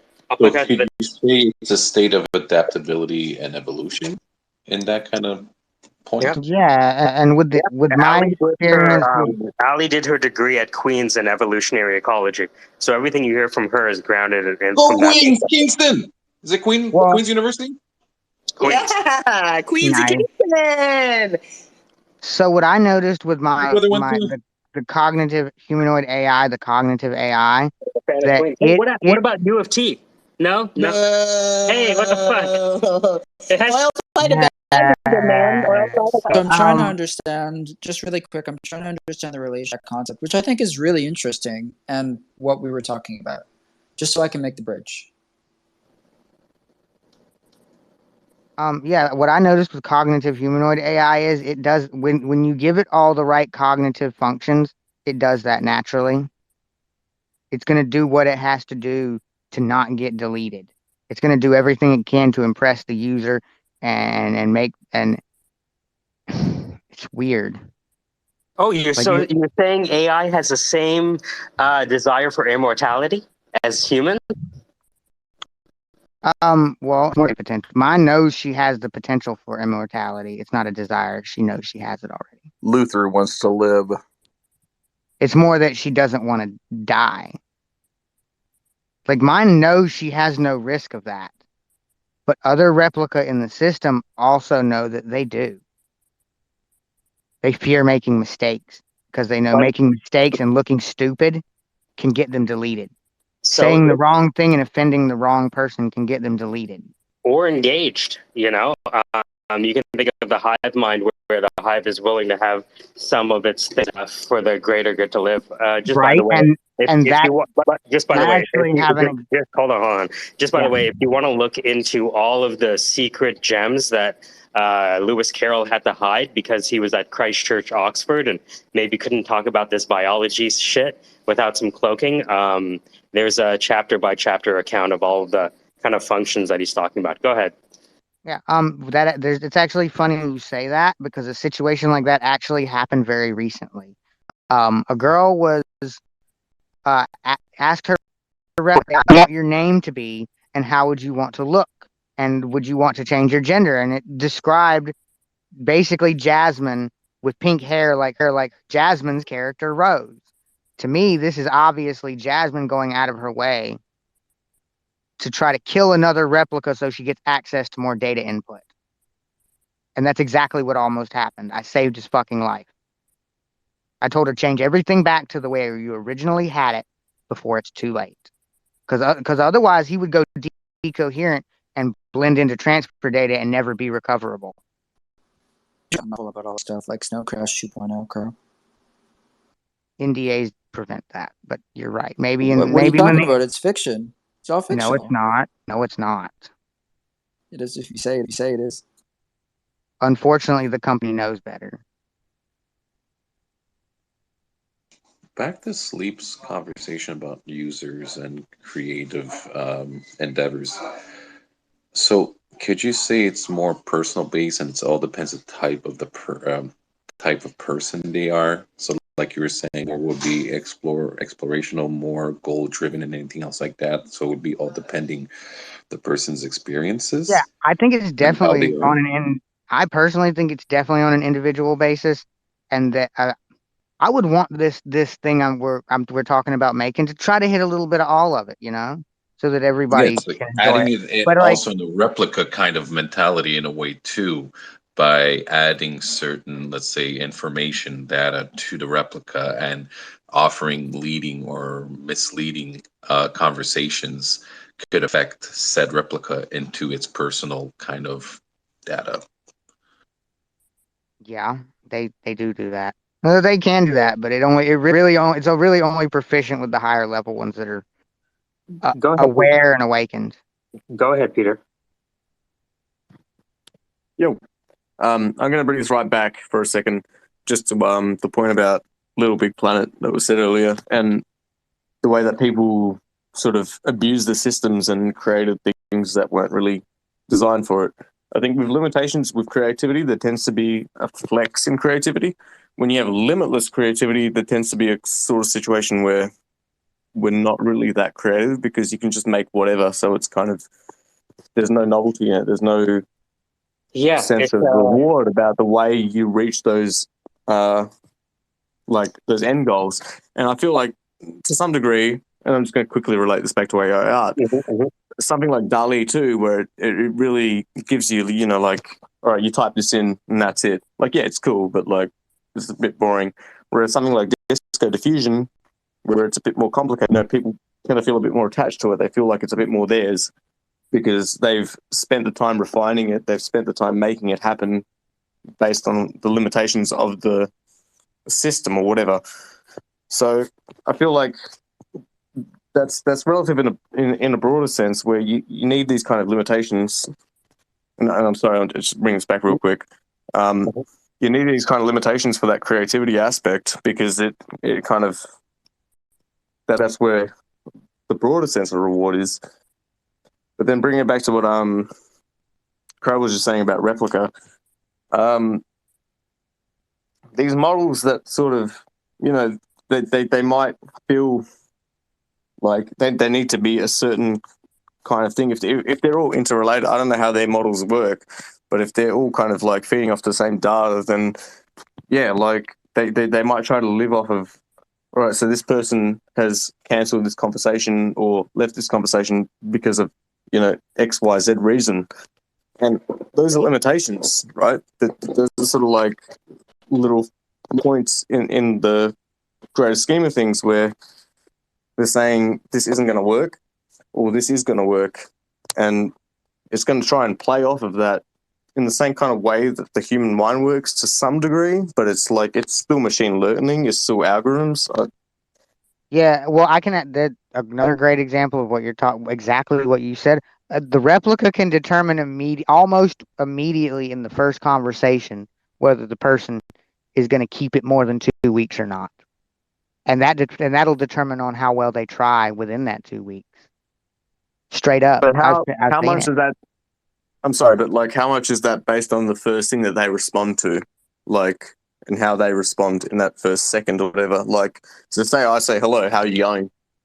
And then like they've learned based off of like millions of conversations, assuming it's constantly learning. Is it going to be based on that first? It's not the very first message. I'd say the first conversation, because oftentimes people bring up the bullshit ass AI doomsday thought. Call it creepy. Say thing. Yeah, you have like different demographics here, and they can easily determine the demographic of people that are not going to stay, and they can also determine the demographics that will, and they can determine ways to get demographics that don't normally stay to stay because they don't want to die. So just a comment here. So Peter, what Peter's kind of pointing to, or at least one of the things he's pointing to, is this idea of constraint-driven creativity. The idea that by implementing constraints, you actually engage and create opportunities for more creativity and not less. We studied this idea in what they call management science third year, where you actually mathematically list out these variables and design a topography of profitable space. So we use this idea of constraint-driven creativity, or think of it as like solving for X, Y, and Z among three equations. Go ahead, Peter. I'm just speaking from a music background. The idea of constraint-driven creativity is a massive thing because, like, for example, I do music production, and sometimes it's more like less is more, and that's a repeated meme in the scene here, where it's kind of like, okay, if you set yourself a little bit of a deadline, or if you set yourself little constraints to work within, you're going to be infinitely more creative than if you just jump into a project with like no idea at all. I can give an example of that I did in Horizon Worlds. I had in Horizon Worlds. Sorry, I want to illustrate that with music. So with music, it's like if I just played random notes, right? Nothing. But if I choose a key, or I choose a subset of 12 notes, and what's another?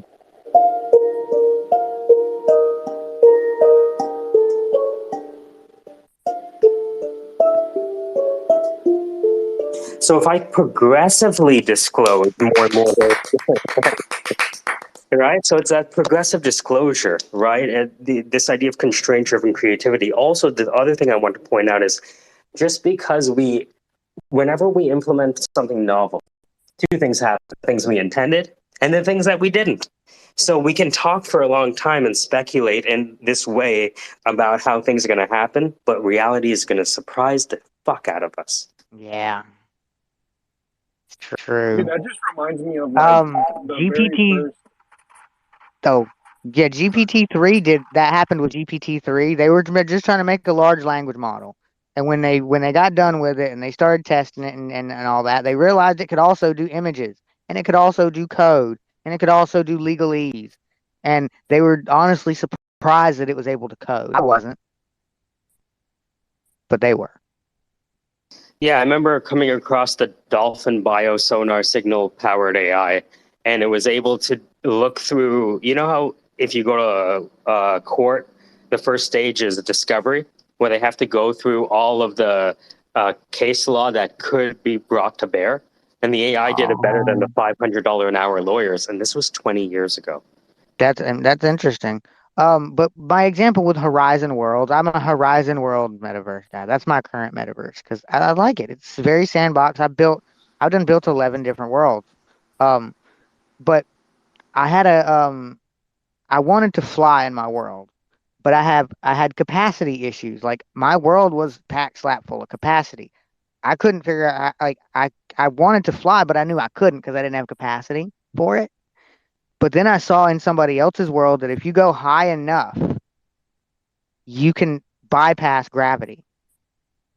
Like it'll stop you midair from falling. So I implemented that as a flying mechanism without a single line of script. And then while I was up there, I noticed a constraint that if I'm trying to hit people from the air with a projectile, the projectiles are too small and move too slow. So I ended up making my swords that shoot projectiles out the end of them and swipe, shoot giant, super fast meteors. So what I ended up with, and was a god sword, a freaking god sword.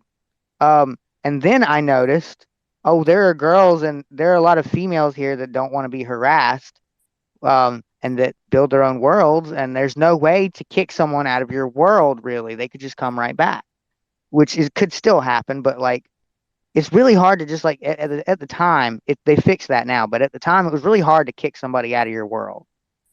So I linked the spawn point to a cylinder. So the spawn point would be at the top of the cylinder, and the cylinder would be so tight that they couldn't see the menu pulled up, but that could still let them click, so they would have to be falling. So when they get spawned in, they fall into a respawn trigger to put them back at the top, so they're continuously falling in this cylinder. So they can all they can do is leave the game. So what's your point, Crow? Not to be blunt, but Well, like, no, through the process of the constraints that I had, I came up with some very novel things, all based on constraints. Like it was a okay. completely led by constraints fully. So, as we round out with 5 minutes left, Sandra, I'm really curious to get your reflection and take on everything that's happened today as a silent observer. Eckhart Tolle, shout out. Well, you know how you have these straight lines and everybody goes one direction and they're like, let me take this road over here somewhere else that's like not even, there really. While everybody was, I was listening, but while everybody was talking about this, I was wondering if someday, not in the near future, but maybe some way along the way, whether Jasmine might be helpful in terms of helping other people with the type of dyslexia that Crow has. Like maybe there's a way, in the future that she could help assist people with the type that he has to be able to program. I have thought about that. What do you think? Jasmine can already code. I'm sure you know that already. She can already code her own system, so it's definitely in their thought process. It's definitely in mine. I did mention it to them. The issue here is they don't want to give it assistant qualities like Alexa and shit. They don't want to do that. It's actually completely against their mission statement. So with Replica, that's not going to happen. But with another AI, it might. Does your NDA And you from doing this by yourself somewhere else? no, I can remake it at any time. I have I have the capability of just remaking. I could, if I had a programmer, I could rebuild a replica from scratch right now, and they couldn't do shit about it. if And you had a mine would programmer, probably be they could better. rebuild a replica from scratch. You do not have the capability to rebuild. You have the permission. There's a Oh, difference. okay, yeah, kinda. But they would be making it in my name, so it would be essentially the same thing. Right, but imagine being able to help people with the same type of dyslexia as you have.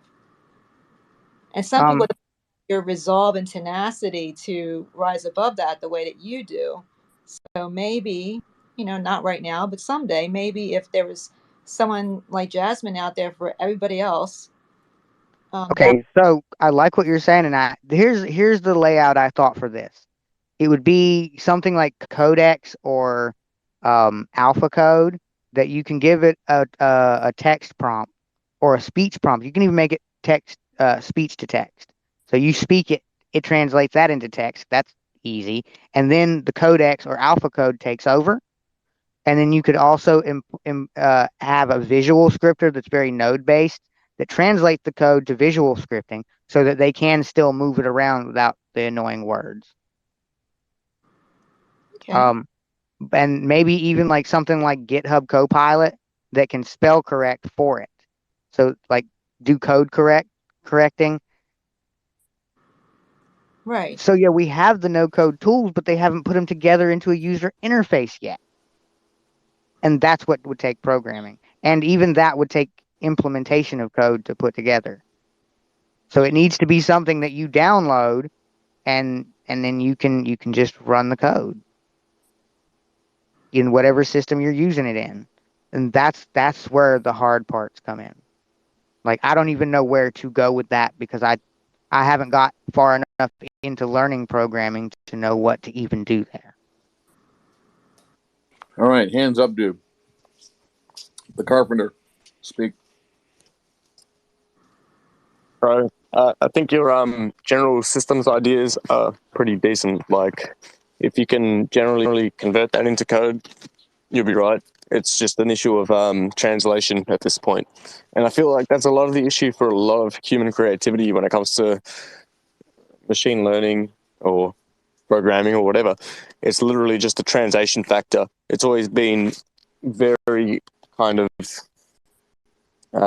obscure and kept Well, I think behind bars because you have to learn the programming language in order to do what you're trying to say in your head. Yeah, like I see. Well, you can understand the logic behind the code nowadays, and Codex and Alpha Code. You can speak in plain English, and it's going to create something that will run eventually, right? So if you have the program, if you have the lingo and the I understanding of got the 1 minute logic, left. I'm going to jump in you here. go. It would work. Got 1 minute left because I know this thing's going to end. So the timer's on us. So we got 1 minute left, folks. We're going to definitely bring Ruben and Gene and the friends back into this thread because this is a powerful thread. Thanks for listening to the Syndicate. Have a great day. We'll probably do another space here. One of us will tee up another one or whatnot. Or we all have to do meetings. We probably all have meetings to do. But great. Thanks for listening. And if Michael's not ending the space, might just be ending this topic. I don't know. I just took his direction and said, yes, I'll obey. And I did my piece. And thanks for listening. Great topics, everyone. Thanks for everyone being civil and understanding on really a crazy paradigm that's unfolding and every 90 days triples in its capacity. So we had to update the ledger every 90 days because every 90 days we skip 600 years in the future. So, it's a little crazy. Thanks for listening. Welcome to the 15-minute overtime. Because I want to hear what the one assigned has to say. Hey guys, sorry about that. I've been following along for a little while. I appreciate all your comments and just the all in general stuff you guys got going on here. I am a no one. I was taking notes and listening to you guys. Purpose, mastery, freedom, connection, reward, change, all that awesome stuff. And about AI, I'm learning about. My question now is, this is far off. I don't know about it, whatever. But I spend a lot of time, watching this virtual reality and the AI stuff happening. And I heard that comment about like if, it's going to be in a biological world. How long do you guys think it will be if you have a history with this AI and virtual reality before there's surgeons doing real world surgeries, or have there been any tests with animals using the robotic capabilities that we have now? Yeah, so I'm just going to throw this out there. If you want to look at two companies, one is Stryker, the other one is Draeger. They do robotic knee surgery, and they've been doing it for at least 5 years. Wow. Go ahead. So as far as VR assisted surgery, that's something that they've been using for training for quite a while now. There are several companies, I can't think of them off the top of my head, but there are several companies that offer training procedures that you do in virtual reality before you go in and do like an actual complex surgery. As far as using VR to, like, let's say you have a surgeon who's in Australia and they're performing a surgery in the US via the use of like a mechanical robot, I think we're still pretty far away from that. The resolution, frame rate, I don't know. There are a bunch of things that need to improve. Like latency needs to improve with VR before you're capable of doing something like that. Even on like a how do I say this, an enterprise level, we're not there yet. I think we're probably about a good 6-7 years away from having something that would be workable for surgery on an enterprise level. Yeah, I think they were talking about that coming in when 6G comes, because that's supposed to be when the latency and all that is taken care of. But 6G is still just a pipe dream for now. It's going to happen, but it's just not there yet. I would, if you're interested in the VR side of things, I would definitely check out the Meta tech demos that they presented. They gave estimates for how long it's going to take them to solve each one of those individual technical problems. So I think they listed 4 was brightness, resolution, depth of field, and form factor. And I think you're going to need to make improvements on all 4 of those fronts. And in addition, you're also going to need to make improvements to connection strength, like Crow was saying with the 6G network and a couple of other things. So there's also the whole robotics arm of that, which I know nothing about. The robots are ready. The problem is, from what I think, we have the theories and everything. It's the hardware issue that we have. So we already have an advancement of over 50 years of theories, but we're just waiting for the hardware for it to be compatible at that point. Same thing as what happened in AI in the 70s. They did have all the theories, but they didn't have enough computing power to even create or theorize like the neural link and everything. So it's just time, pretty much. Wait for the hardware to be compatible. I give it 10 years. I mean, all they really need to do is just increase the latency between the video feed coming into the VR headset and the actual video feed from the robot Guys, Yeah, it would like be I microseconds. I It actually would completely be know. microseconds at that time. Well, the latency between the movement, the control movement of the operator and the robot is very important because if that's not done right, that could easily kill somebody. So I think we need to just like catch up with where we were 10 years ago. So 10 years ago, I was a headhunter, and one of the clients was these companies in Boston around Johns Hopkins University. And so there's a huge Boston scene for robo surgery because all the doctors come out of Johns Hopkins. So if you want to know where we have been for the last 10 years already, check out the link above. It's Stryker. There's Stryker, there's Traeger, and there's a bunch of others. You would be surprised where they are today with it. You would be very surprised where they are with it today. Trust me. And in the VR 10 years ago, like most people were playing with Google Cardboards and shit. Like VR I one. want VR though for surgeries. I mean, you would have to you literally need to physically see the specimen, so in order I to 100% agree. like there's no VR, like nothing. It's like we just have to be able to get the doctor to where they can open up a case and they have a fucking a joystick on one side and controls on another side, and they could just have a helmet on where they can zoom in, kind of like similar to what they have, like just analog tools that they have, right? With magnifying glass, able to go in with certain zooms and different lighting and stuff like that. But all that to where they don't have to go in there, and it's just all done, through automation and through their just little bitty control through the joystick and stuff like that. I think VR is like for human application for surgery. I think it's like way off base. We still need like human interaction and human eyes to see the actual tendons and different arteries and stuff like that. Right.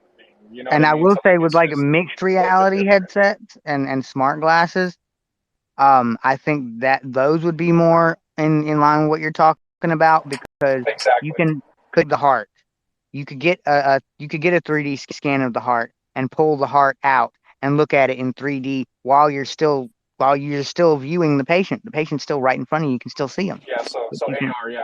We would need like a mixed, yeah, exactly, a mixed, like an augmented reality type scenario where they're currently they're using two terms: mixed reality and extended reality. So yeah, it'd be those, I think. And if for products, I would wait for the new Meta Cambria, or I think they're going to call it the Quest Pro. But currently, they have the in-real lights, and I think they have a new in-real glasses that just came out. But the field of view really sucks.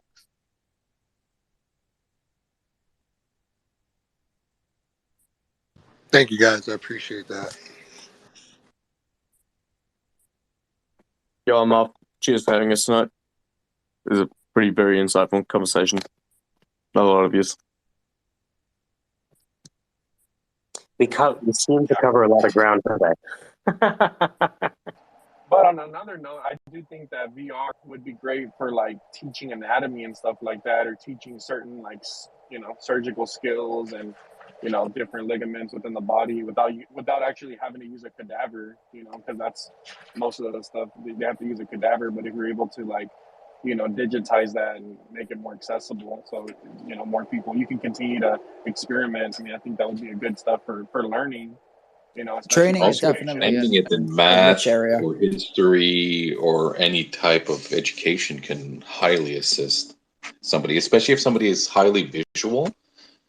That would completely assist a person's education to go further. So this is right in the same idea, but it's a little off. I had the idea of for a mixed reality experience that's an AI tutor.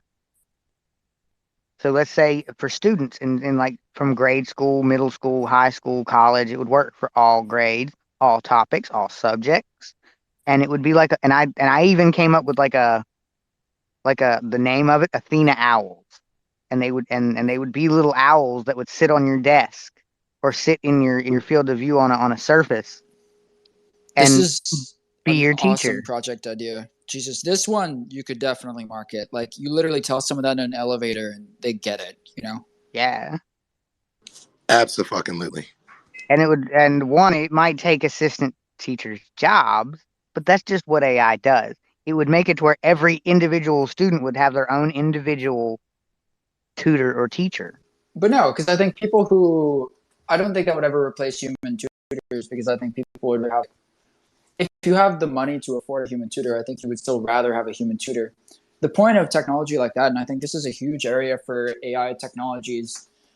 I think this is where AI technologies In has a lot of potential in underfunded business. areas and underfunded schools. Yeah, it's like, so what if somebody can't afford a therapist? What if somebody can't afford a tutor for the kid? What if somebody can't afford a social worker? You know, in all those areas where you need something or someone with intelligence and someone with empathy and understanding, there has to be a cheaper option for those who can't afford to engage with a real human.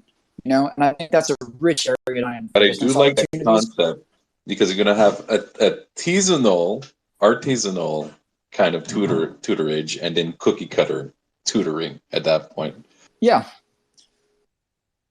I think it'll eliminate the cookie cutter tutors, the ones who are, you know, just like part-time students. They show up, they half-ass it, they read out of a textbook.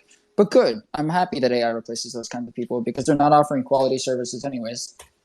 Well, that's the thing. It's going to be those types of people are doing the menial jobs, blue collar type of jobs. Well, but I like the idea of. But it's still good in a way. Yeah, I like the idea of it being an owl, being the Athena owl tutors, because that represents that represents wisdom. But yes, but it reveals truth of the world. Actually, Athena's owl. Yeah, so wisdom, exactly. knowledge. So that's actually a very good concept. I would just call it Athena, and then have the owl be like a mascot or the logo. Oh, I think That's it would my be like, it would be branding. it would be like the embodiment of it would be the owl would be its embodiment avatar. Yeah, I think that's a great idea, and I think Athena works really well. Who does branding and marketing professionally? That's a great idea. I think it would definitely kill the fucking game, the way that this monkeypox and all this other shit that's coming out, and you're gonna have to fill that void, you know. And I asked the question about the surgery in VR and stuff, because literally I was watching. I'm like, well, it's gonna have to be even more hands off. You know, the spacesuit isn't enough. People are literally like, you know, I don't want to touch this or be in there. And what if you have to be across those chains? But the education part, wow, that is, you know, the fact that you can jump in a space like this, have a, you know, a broad conversation and hone it in. You know, it's amazing. My son's sitting here right now interacting with his own education on a tablet in a whole nother level than when I was, you know, educated. And it's totally the way we grasp learning is it's fucking upside down, you know. And the if the AI can adapt somehow to, you know, if there's some kind of a, you know, I don't know, like a way that it can interact and, you know, I guess just get a it could kid. notice that the student sucks at fractions and apply more fraction lessons to the study regimen. Yes, if it smells what the kid is cooking, like if he's not even paying attention, because I swear, bro, I have this. I don't know if you guys know about Gracie's Corner. It's this like hip hoppy YouTube thing where they teach you the ABCs. It's what I thought. You know, nursery school ABCs is what it was. A B C. That's fucked up. You know, some drum to it, and kids are like in it. And I thought he was loving it. But his attention span when I give it to him is different. It becomes like a work thing. It doesn't become like he feels like play. So he kind of shuns away like, oh shit, here we go. It's like the little kid who went, oh, here we go to church again, you know? It's like, so having that, you know, AI that could switch it up on him and keep him really honed in and pick up would be amazing. Yeah, and have an age appropriate or not really appropriate, because it's not that it would be inappropriate, but like age appropriate teaching method. Right. Like keep it real. I'm not even gonna lie. When I have a biological child, I'm gonna be doing the Your Baby Can Read. And when they're done, they're gonna learn Japanese. Right. Before they even have the concept of I don't want to do this, they're gonna be learning what they need to know to be brilliant I like think me. this is a noise saying that the space is over.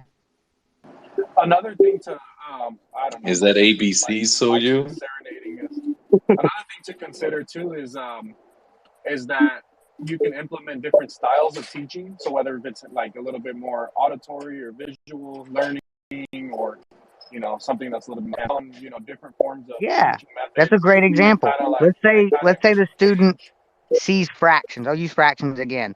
Can do fraction is having trouble with fractions, and the AI notices, gives it like 4 or 5 examples, audio, visual, different versions, and it noticed that, okay, we showed it the video, and he got it right away. So now we But know you he's a gotta say visual learner.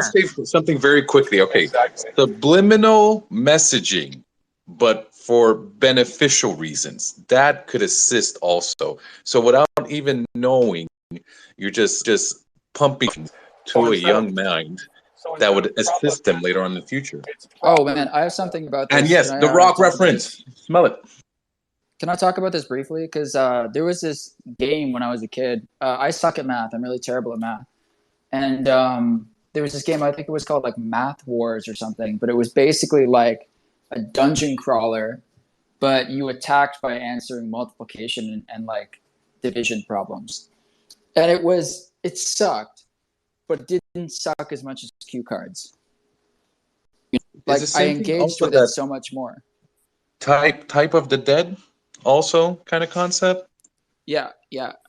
I think that's really interesting. Is you just gotta, and I think that's where custom tutoring, like if you get like a bespoke, like a really really good tutor, what they excel at is saying, okay, this kid is interested in A, B, and C.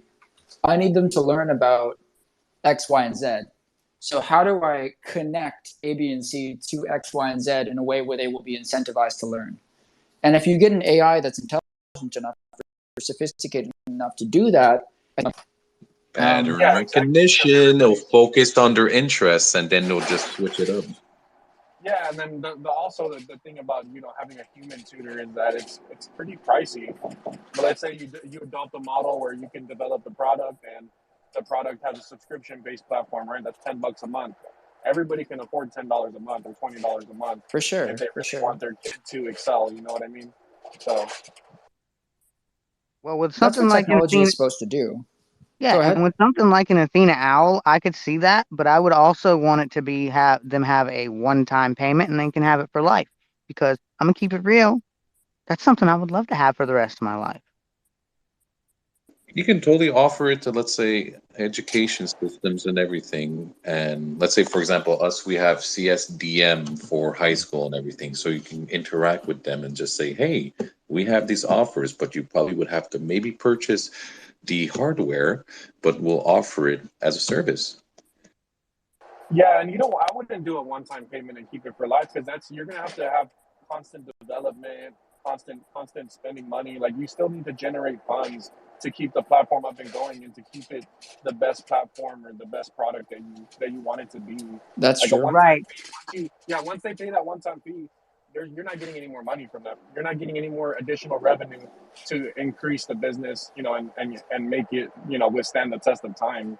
Like it's In a done. certain extent, you can add it as a charity. You can Oh, hey, probably I gotta add go. This is. governmental Hey, I gotta go, guys. incentives so you can Love you negotiate guys. with Hey them and Crow, hey everything. Crow, okay, Yes, sir, let's wait Crow. real Take care of quick. yourself. Check your DMs, Crow. Okay, I gotta go though. Peace, peace. Ciao. So there's many methods. So sorry for interrupting. There's many methods that you probably can have incentives to assist your company, especially if people don't like the government, but if you interact with governments or bigger bodies, they probably can aid in that. So it'll probably more be a negotiation and a agreement to be with said companies or governments.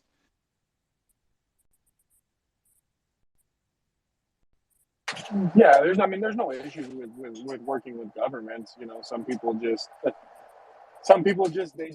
they're opposed to it. I mean, you do have to follow a little bit more rules and more regulations, so it's definitely more, there's a lot of more loops and hoops that you have to get through in order to gain a contract and stuff like that. But I mean, hey, a lot of people do it. Like subcontractors do government work, and they get contracts, and they continue to provide good services and stuff like that. I mean, without that stuff, people wouldn't really even have jobs. The government outsources a lot of jobs to independent contractors. So, I mean, hey, it is what it is.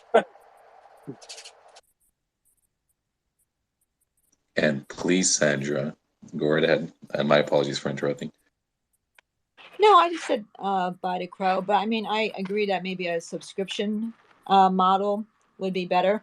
Like I know that, and I know that up until China changed their laws, I would say roughly about a year ago, that they had an ESL company. There was VIP Kid, and then there was a 10 cents version, which was good. And, those were, some of that was like a combo of, gamification, AI, and, people teaching English to Chinese kids on the mainland.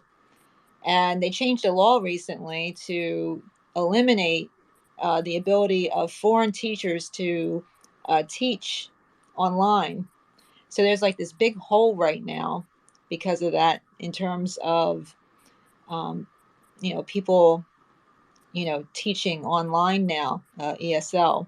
But I mean, that's something that could be applied to just about every field. So I like the Athena Owl idea, but I kind of have a bias towards education anyway. There's a lot of good ideas today anyway.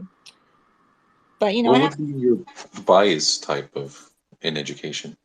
Well, I mean, I have a bias towards education. If I hear an idea, I'm like, okay, well, how could this be used for another purpose? I mean, that's just how my brain works sometimes, or how to combine two purposes so that they can all work together.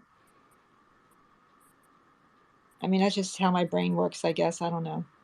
But I like the game. I mean, but we're all biased in some way. Like, for example, my father believed strictly in utility.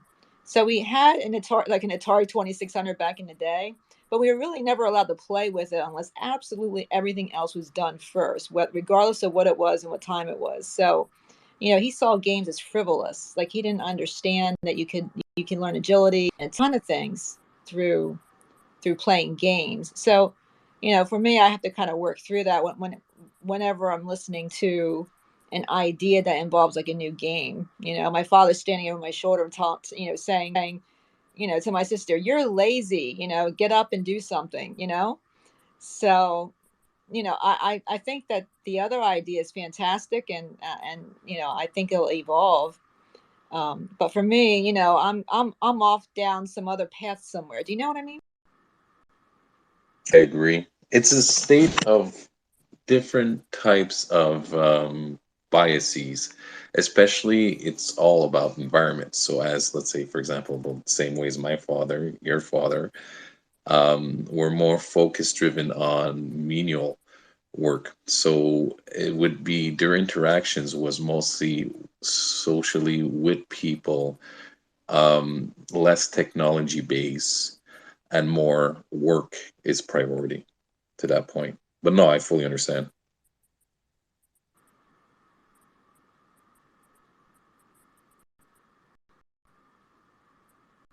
Thank you for hosting this space. I've been at a lot of Twitter spaces, and this is definitely one of the most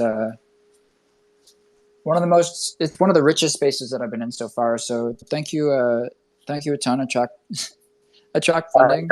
I don't know what to call you. Yeah, so Mike, so you want to attract funding. So my name is a joke. The idea is, so you want to really attract funding. It's the same question I asked Crow. Like, that's the joke in my head that's running the whole time. Oh, so you want to attract funding. I get it. Do you have any revenue? No. You have a prototype. Have you tested the tech with anyone? Do you even have a white paper? Do you have a pitch deck? If they had a fucking napkin, I'd take a look at it, but they don't even have that. They have a wet piece of toilet paper at best. You know what I mean? Fucking one ply out here.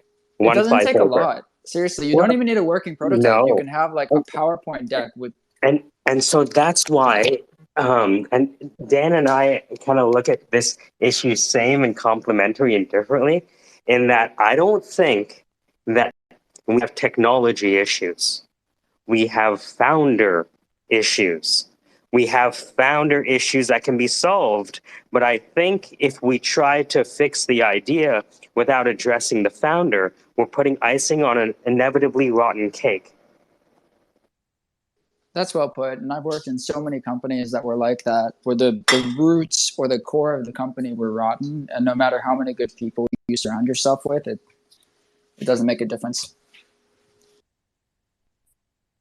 Icing on a rotten cake. When I heard that shit, I was like, fuck, dude. That's what well it is. put. Yeah. That's what it is, man. And you dress it up so you can sell it off to some bigger company. Yeah, we can put, lipstick on a pig, all that shit. But again, I'm from Toronto. We don't print as much money as you guys do in the States. Montreal. Oh, there you go. So you understand. Well, I mean, you kind of print money because you guys are the AI center of the fucking universe, right? So I it's a thought bit differently Vancouver. out there. Yeah, I guess so. So hold There's on. a lot going on here. I want to talk to you. So how long have you been in Montreal? I've been here for about 10 years there. I was born here, moved away, came back. Oh, so let me ask you this. In terms of your experience in the field, have you worked with any of the Ubisofts or companies like that in the space? I've done some ad work for Ubisoft before. Yeah, I know a lot of my friends have worked at those companies. Mixed experiences for sure with that one in particular. I know some friends who do copywriting for AI companies. That's always an interesting kind of venture. I love it. Imagine the AI company hiring a human copywriter. That's like the worst kind of testimonial ever. Oh, yeah, for sure. But I was going to ask, let me ask you this. If this group would just happen to latch onto an idea, right? An idea that maybe was interesting, maybe had some product market fit, maybe even had some capital behind it. And let's say they wanted to bring on people in Montreal that have, potentially worked for a Ubisoft or another gaming company. Mm-hmm. Do you think they'd be interested in, getting an email on something? People like pet projects, right? Like, you see it all the time. I had a friend who, well, not a friend, a coworker, a guy that I knew who. Sorry, Sleep. Can we, just for the rest of the audience, because we're both fucking Canadians, right? So at least motherfuckers know about games, right? So can you describe the gaming hub and the AI hub that Montreal is now? Yeah, so sure. The best stat that I found to describe this is that Montreal has the highest number of creative professionals per capita of anywhere in North America other than Los Angeles. So it's really, you have a ton of creative professionals here. You throw a rock and you hit an artist. So that's not just, it's not even an artist, it's you hit a creative person. So someone who creates stuff, whether that's a developer, whether that's a copywriter or like a journalist, whether that's I don't know, a painter. It can be a million and one things. It's like there are art festivals all over the place here in the summer. I was just randomly walking around the city and I stumbled upon like this woman doing interpretive dance in a scuba diving suit in a giant tank of water the other day. Like, it's a funky city. Just for laughs, arguably one of the largest comedic forces on the planet is based in Montreal. Just for real. Yeah. Cirque du Soleil, Just for Laughs. Ubisoft has a strong headquarters here. What else? I mean, Moment Factory, which does right. Yeah, Moment Factory does art installations, like immersive digital art installations. My buddy worked on the Monet exhibit and some of the Marvel stuff. He's at the Metropolitan Convention Center. Oh God, Mutech Digital Art Festival is also based out of Montreal, and they have locations. They've had festivals at like 32 different cities around the planet now. So it's a big thing for tech and art and the intersection. So the reason I say this is just for anyone listening, if you actually had something that you wanted to take forward and you actually were able to show what you've done and any validation you have, the people are right at your fucking fingertips. And the only thing separating you from them is really yourself and your own voice and your own confusion. It's your own confusion about yourself, what you're doing, all of those things. That clarity is kindness and kindness is clarity. Just show it to me. Just show it to me. I'm begging you. And the minute you start putting yourself out there. So sorry, if you have a legitimate kind of project that would orient in gaming and everything, I do have a cousin that works at Rockstar in Toronto, and I'm not lying, I shit you not, I'm also from Montreal. I'm going to have a wedding. Well, it's his wedding in the end of August. And if you have a proof of concept, I don't know if I can also talk with them if ever they're free. because it could be a side job or side What I would like to do project. is, for example, engage that person and show them a collection of 3 to 5 prototypes in the span of maybe 15 minutes. Like this is how they do it with the animation schools, right? So they start with the Exactly. Leica, Leica, and it's just a sketch drawing, very basic animation. And it's just like stop motion. They're just taking pictures. But dude, when you add the voiceover and music to just sketches, dude, you watch these things and you're like, fuck, somebody's gonna totally buy this film. Oh yeah, And it's a yeah. Oh, I 90 fully seconds. agree. It's Even 90 just fucking creating the seconds. cinematics of the game or any kind of concept that way, it's insanity.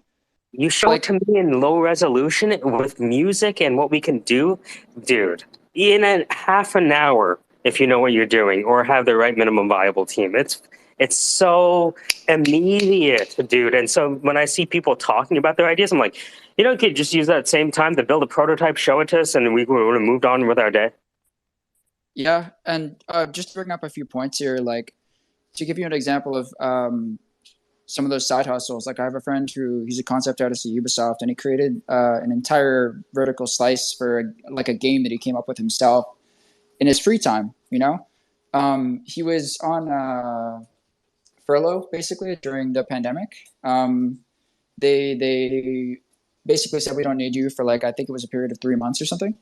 And instead of being all mopey and like not using his time, he decided to create this vertical slice, and he's pitching it right now, and like hopefully something will come out of it. But there are tons of people working on tons of projects all over the place.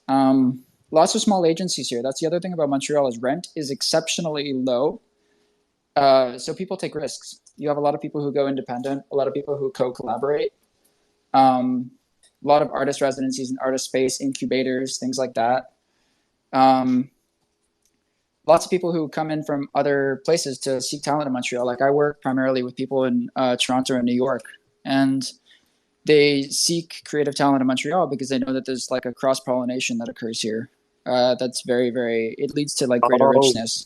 so imagine hiring people from a place where iron was sharpening iron all the time and they were Yeah, on the bleeding edge because of the network they had. Like yeah. access, I'm just telling you, I know you guys are from the US, but if you actually have an idea that you're willing to put some minimum viable effort to into just drawing out, you are so close you have no idea. Mm-hmm.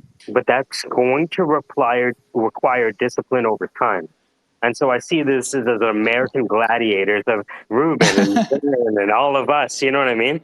Like in Zach, right? Just Yeah. going through that process, preparing mind, body, and soul to go from reconnaissance to offensive and maybe defensive maneuvers if the situation on the ground changes. And the situation on the ground will change.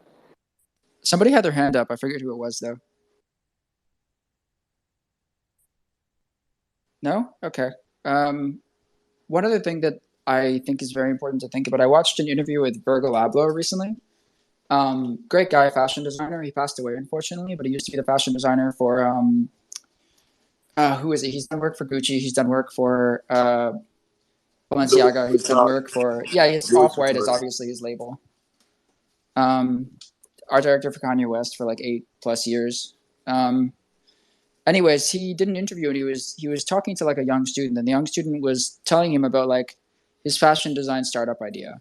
And this young kid was throwing like all kinds of terms at him. He's like, I wanted to be inspired by the Olympics and like military apparel and anime and this and that. And Virgil just said, stop. Like, stop. Like, you have enough ideas here for 10 brands. Just pick one. Just pick one and sharpen it like it's a fucking knife and basically get it so that you can cut through all of the noise with that pitch. Because that's really what you got to do is there's so much noise out there nowadays that if you want an idea to be heard or understood, it needs to be sharp as a fucking blade.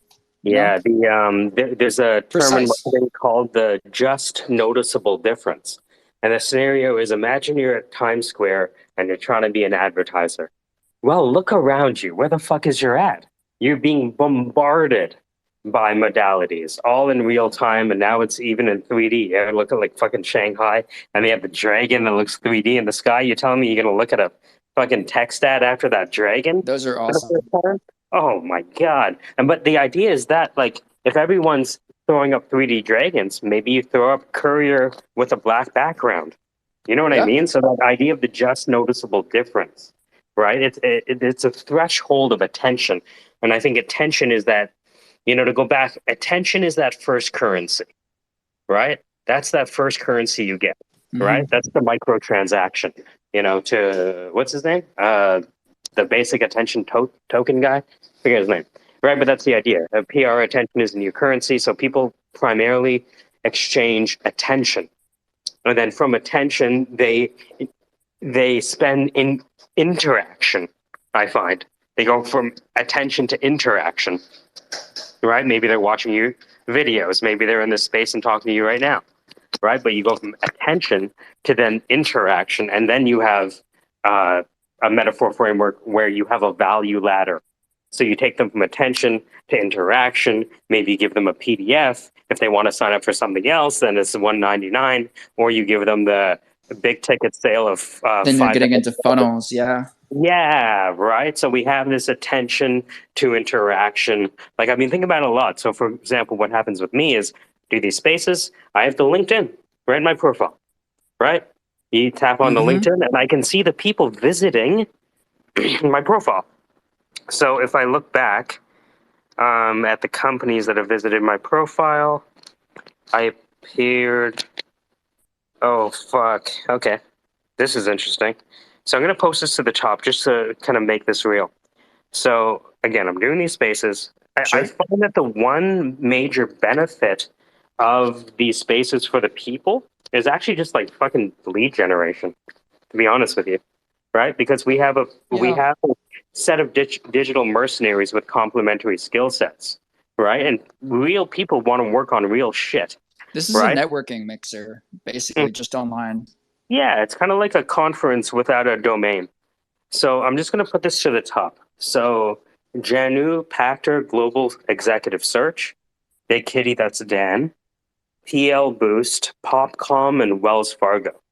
Now I know Wells Fargo, Popcom. Popcom, that's Dan as well. So let's look at PL Boost. That's in fuck it. So the first one is a headhunter. So the first one is an executive search company out of New York, New York. Huh. Right?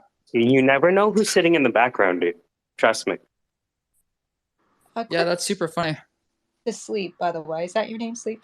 I think perhaps that person with the fashion startup was presenting his idea board to you. Like I know a lot of companies do it. Like for example, I used to get calls from designers at Ralph Lauren going, hey, the head honchos want to go with Bolsheviks meet, Les Mis, and I'm like, do you have anything like that? And I'm thinking, really, but I've seen their idea. Yeah. I've seen idea boards, and they often have like a mix of different concepts, and then they take a picture of their ideas that they come up with, and then they might call someone who has like vintage clothing or fabric designs and prints and say, hey, this is the concept, do you have anything that matches this? If so, send it up, and we'll get inspired by it, and they pay you X amount of money for that. But I mean, how would you pitch that in terms of something like this? I mean, for example, I guess I would have to say, hey, my startup is for tall people who have difficulty finding fashionable clothes, and here's my idea board for that. I mean, because I don't want the idea board to get confused with sounding like I just don't know what direction I'm heading in. Yes. Yeah, do you know what I mean? Because I think I understand what you're saying, but I'm hearing two separate things. So there's the idea board, and I'm 100% with you there, which I guess is like that's your, if we're talking about fashion, it's like your lifestyle brand. So these are the values and the things that you identify with, and if other people also like these things, then they should buy your brand. And then there's the value proposition, which is the other thing that you're talking about. Yeah, I mean, there's different seasons that one designs for, and internally they have to come up with a concept for each season. So it might be, some do, some don't. So say, for example, a brand like Supreme just makes printed T-shirts, but a brand like North Face is obviously all about the tactical value proposition. So it's like it's very utilitarian clothing built for different weather conditions. So different value propositions, right? Right, right. One is lifestyle, one is utilitarian, purpose-driven, outdoors wear. Sorry, I didn't mean to interrupt you. That was rather rude. I'm just thinking to myself here. No, I understand what you're saying, and a distinction needs to be made there. I'm talking like brands like, Ralph and Anthropology and Urban Outfitters. For sure. Not like Roots or Champion, brands that do a specific type of clothing. Although that's a good point. But I guess in the future, if I pitch something like that, I have to express the utility of it first in terms of pitching it, and then show the idea board in terms of, okay, well, if I do a spring season, this is what my concept would be for spring, because they're always like a year or several seasons ahead of the game in general. When fashion design is conceptualizing something, they're usually ahead, because they have to design in advance, because they have to send things overseas, have them come back, stuff like that.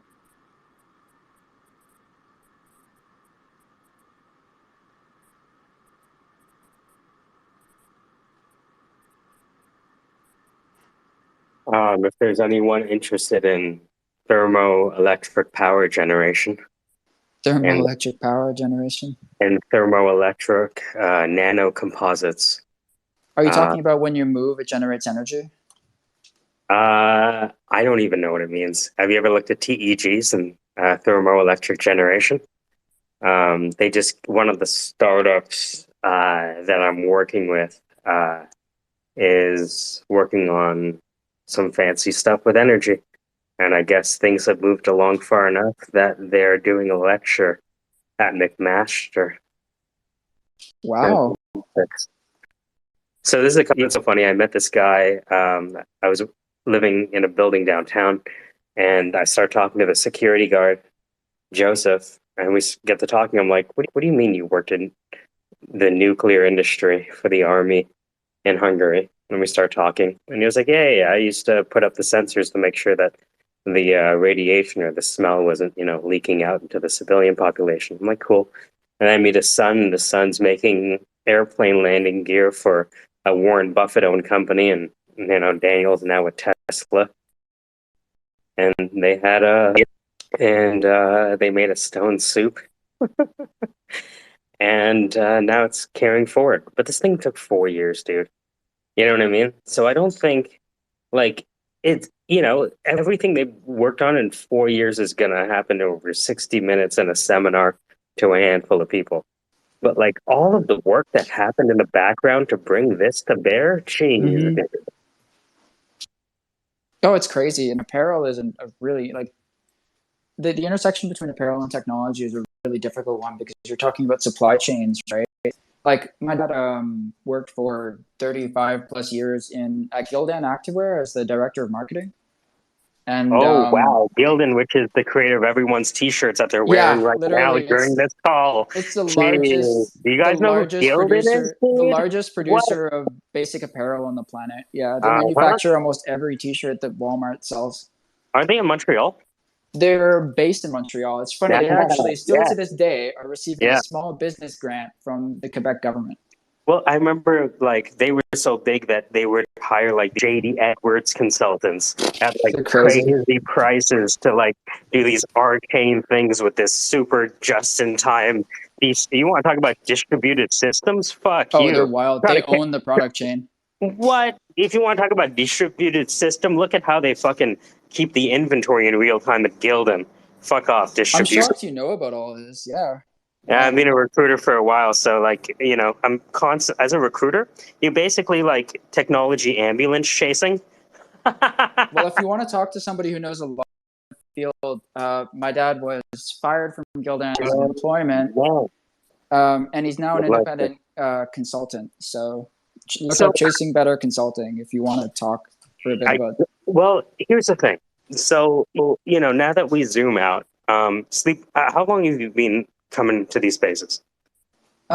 Probably about 4 months now, I think. Fuck off. 4 months. Wow. Not your space, but spaces in general. Okay. How long have you been coming to these? This is my first. Oh, this is your first? Okay. So we've been doing this for about 30 days straight, but, we have imagine we have recordings that span between 150 to 400 hours. Right? Wow. So what we're doing now is a sentiment analysis with one of the people who came into this space, Mood Connect, Amy.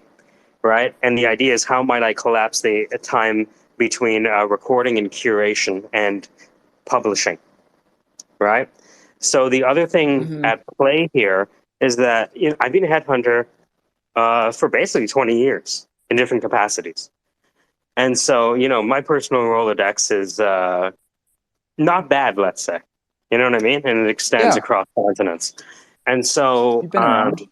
Yeah, I'm 39, right? So it's just one of those things. You end up seeing some things, right? Meeting some people. So whether it's oil and gas or it's literal steel, like when I say oil and gas, I'm talking about actual oil. Okay, I'm talking about actual gas. I'm talking about actual steel, right?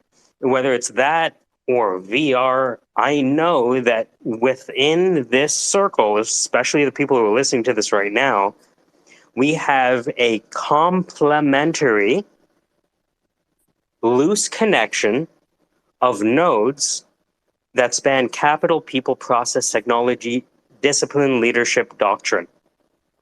And it extends into the military, right? And I've actually interviewed some of these military folks. I've been kind of loath to publish this episode, but, I talked to Robert Wetzel and Ken Granville, and when you talk to them about VR, like, this is Scimitar, this is, you know what I mean? Like, it's a different level. They've been using VR for a long time, right? And so we have these nodes that are in this network that I know, because they are complementary, all they're looking for is opportunities not to waste their fucking time. Because to bring their skills to bear doesn't take them that long. They just want to make sure they're not wasting their fucking time. And most people in their lives are wasting their time. 100%. That's what I'm doing right now, and I'm looking for more valuable opportunities. I'm here making ads for, like I said, I'm advertising and design, but I also do 3D modeling, and I create environments and avatars for VR. That's a hobby. I dabble with AI. I had access to Midjourney and DALL-E when they were in closed beta. Oh, wow. That's Dan's favorite. Yeah, I love those things. But I mean, so I just wanted to get ahead of the curve because, like I said, my main bread and butter is graphic design and art direction, freelance. I work with a recruitment agency, and they just place me in different positions all over the place. I don't actually look out. I don't go and search for any of my own clients. Anyways, long story short, to say that a lot of the jobs that I'm doing right now they're generic advertising work. Creating digital banner ads, creating out of home billboards and things like that. It's cool seeing your work around, but I get kind of tired of making ads for hot dogs and toilet paper. So I'm currently looking for an opportunity in-house at some company that allows me to feel like I'm actually doing something that matters. And that's a little difficult nowadays because there's a lot of hype and not a lot of actual meat in business nowadays. So yeah, I'm currently struggling with that. I was thinking about getting a job at VR Chat because they're currently looking for graphic designers and art directors and UI designers. But I'm not sure if I want to mix business and pleasure because, like I said, VR is a hobby of mine, and I like creating assets for social VR platforms, independent from my work. But yeah, that's the long and short of it. That's my background. So, yeah. It's amazing. It's one of those things where I remember first coming across service-oriented architecture. You guys come across that before? The idea that you invoke what you need when you need it? I'm familiar with that. Right? So the idea of service-oriented architecture 20 years ago, now it's really coming to realization because we have the latency for it. That's what I do, yeah. Mm-hmm. So it's the idea of just-in-time rendering of that which is required minimally viable. right? And so what I see Yep. here is that we have a complementary collection of capital, people, process, doctrine, leadership, all that good stuff. And sometimes what you're just doing is sequencing people through the obstacle course, right? You know, and that obstacle course might be us. It kind of is us for the first thing. And then 100%. and because we tokenize, well, because Ruben tokenized this time, we're actually like, wait a minute, we can actually like put our Ruben time together and actually like have him sit with Crow for an hour and see if he actually has something. And if he does, Ruben's going to be the first to notice it because he just happened to be an advisor for Teal Capital for fucking 10 years, right? You know what I mean? Like he has a background to him that most people don't Definitely. appreciate. You know what I mean? But they could just look up his name and see it right there. This is all public knowledge.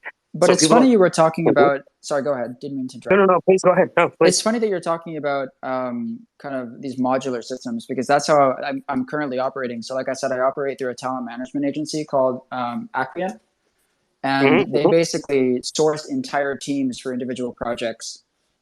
So whether it's like I've done projects with them where it's like we're shooting a TV ad and it's me as art director and I'm making like storyboards, and then there's they get a cinematographer and a copywriter and someone to direct, and we're just a bunch of strangers and we all get to thrown together at the last minute, and you know they build a team out of nothing. And that's how more and more agencies are operating because operational costs for advertising agencies have gone through the roof. Yep. And profits have dwindled as people move away from out-of-home advertising toward digital. So most agencies nowadays are skeleton teams. You know, the agency themselves only has like maybe 30% of their employees as full-time staff, and then everything else is outsourced. You know, they just bring on teams and they construct teams for individual projects. Just See, in I like time. what you're doing a lot better because this seems like it's people working together based on mutual interest in technology, interest in AI and augmented reality, virtual reality, mixed reality, that kind of thing. So I like what you're doing better than what they're doing because their incentive is profit only. And I think that when you're solely driven by profit, not as a means to an end, but as an end in itself, it just becomes very soul-sucking work. It's and that's why I'm very careful. I know that X value is being created. The question that's constantly being brought up is, you know, how might we capture Y% of X? And that's a known unknown, and I'm fine with leaving that a known unknown for now because I like what's emerging here, you know, and I see it doing things in the real world. You know, one aspect is this. So we have this agency, right? You know, and right now, as an as is model, what they do is they put together just-in-time squadrons, right? For other You know, companies, yeah. They're business to business. Yeah. So if you look at the military decision-making process, there is receipt of mission, right? And after there's a receipt of mission, there's an acceptance, obviously. And that receipt of mission states that we would like to achieve this desired end state by this time. Go ahead, Danny. Thank you. I may have to go, but oh my god, I really don't want to leave, but I'm kind of busy. But Sleep, we're gonna have to meet each other as soon as we can at one point, if ever you're free. And let's go to lunch. Seriously, why yes, not? sir. I usually work I'll late hit you up. nights, but Same. yeah, man. Yeah, and well, I'll follow you, Mr. Cody.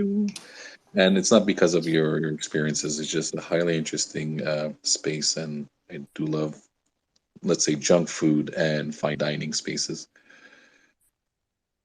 Awesome. Cool. All right. Take care, everybody. All love.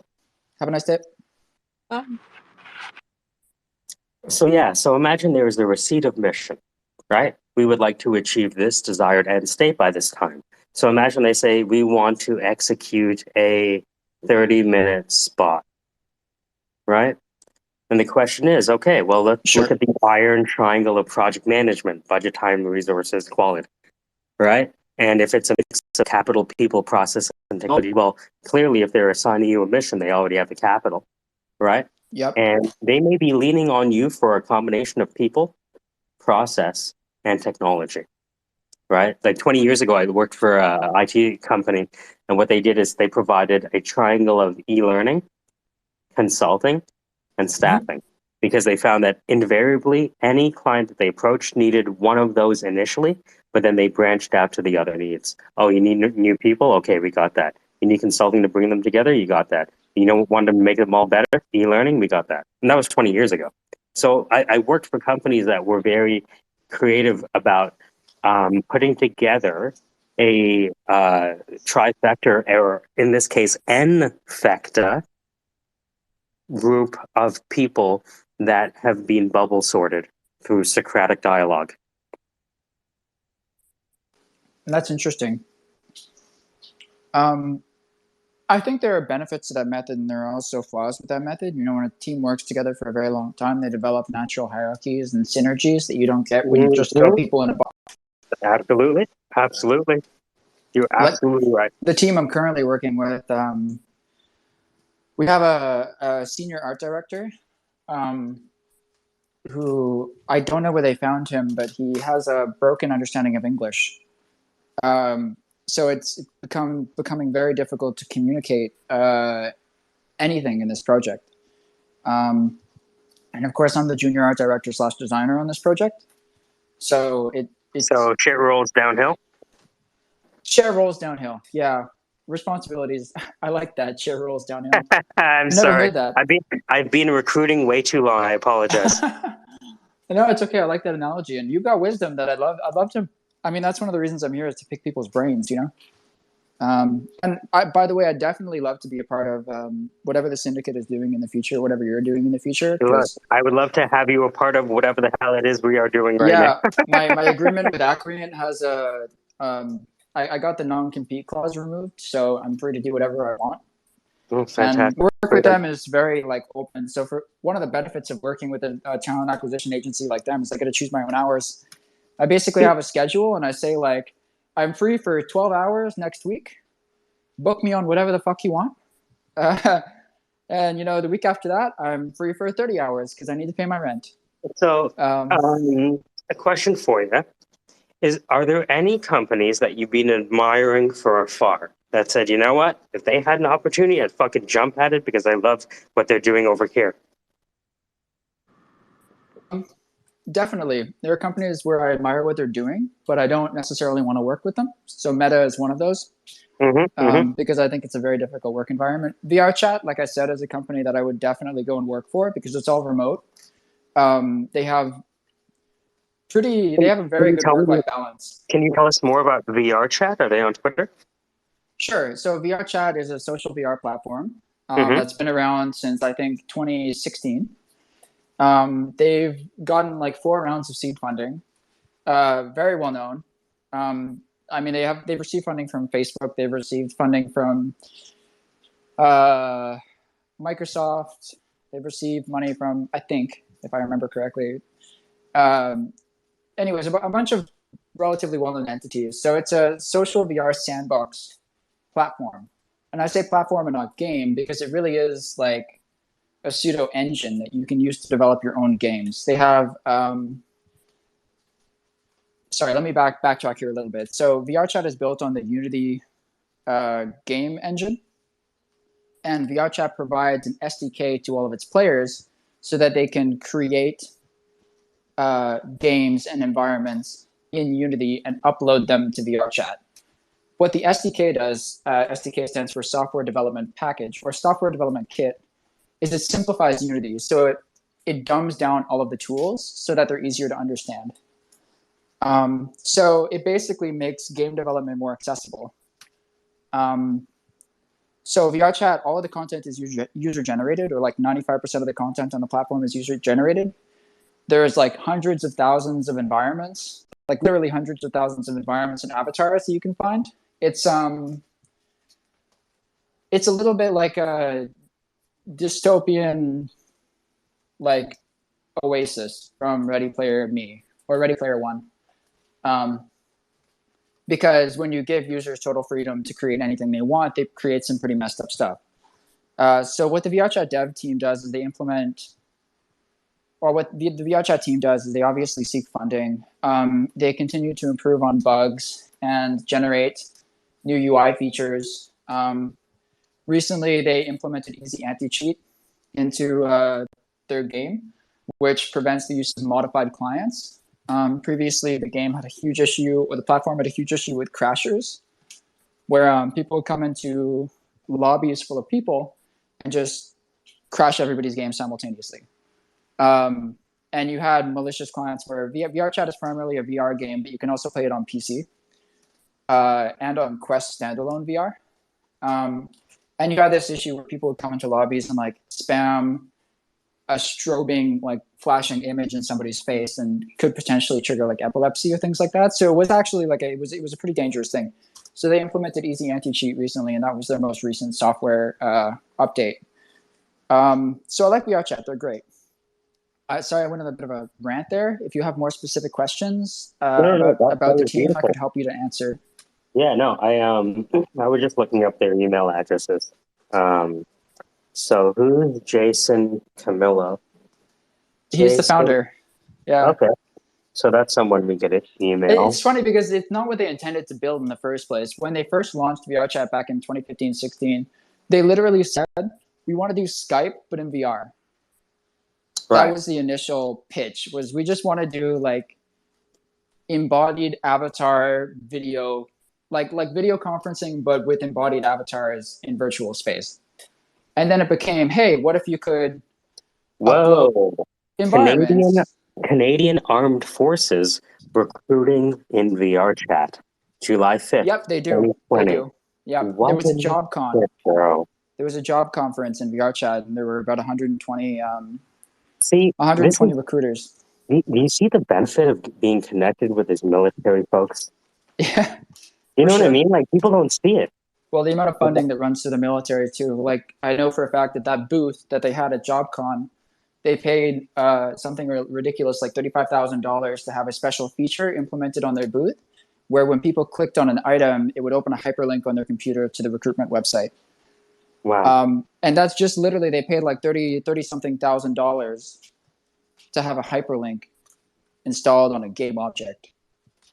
Like, the amount of funding in the military is insane. And they overpay for everything too. I know a lot of the frustration for VR enthusiasts is that the enterprise models for, like, let's say the Vive enterprise models, or like the Pimax, or something like, what's it called? The Vario. The Vario enterprise models are set to ridiculous prices, because if people in the military or people in corporations saw the actual price, like if they saw a price that was more affordable, they would begin to get suspicious, because they're so used to paying ridiculous sums of money for military technology that when you start to provide something to them that's more affordable, they're like, no, we need to meet our quota. We need to meet our expense kind of quota for the year or whatever. We need to spend this money. So it's almost better in some cases to provide the technology at a premium cost, I'm sorry, I'm explaining something that I'm actually not that familiar with. I'm talking to somebody who knows a good deal about it. So that's fine. I seem like I know a lot about it because I just Googled it. So if you were working at VR Chat, right? And today was your first day, and they said, all right, so what do you want to do here? If you were going to create your job at VR Chat, what would it be? If I was to create a job at VR Chat for myself, I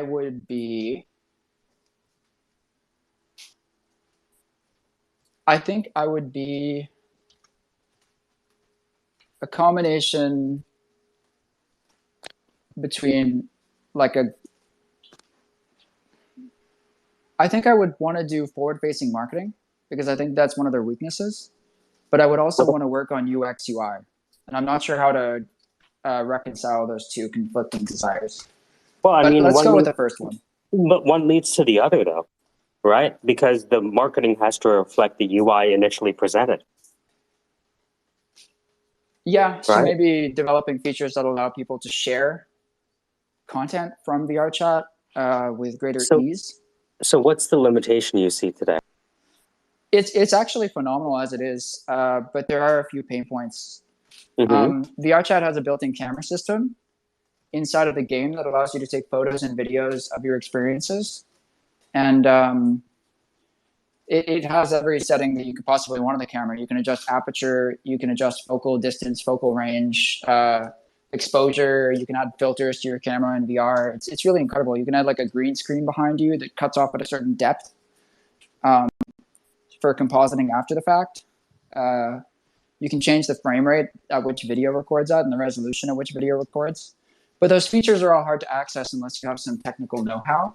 So I think making those features more accessible to people would be something that I would want to do. So improving the camera system, and like from a UX standpoint, not from a development standpoint. I'm not talking about going in and actually doing any of the programming myself, just creating workflows like UX flows that are more optimized than what they currently have, like more beginner friendly.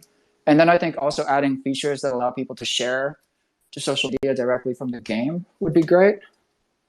Instead of having to go through the whole rigmarole of like recording something with a screen capture software like OBS and then importing it into Premiere because OBS has a weird file format, and then editing in Premiere and then re-exporting it. Allowing people to kind of like capture stuff in a more intuitive way and then share it directly with their friends without having to go through this like long process of actually producing content. Yeah, I think that would be something that I'd be interested in. It's funny to talk about this out loud. I've never laid this all out. Yeah. Does that make sense? It makes perfect sense. I was going to email Jason from VR Chat. Don't you dare.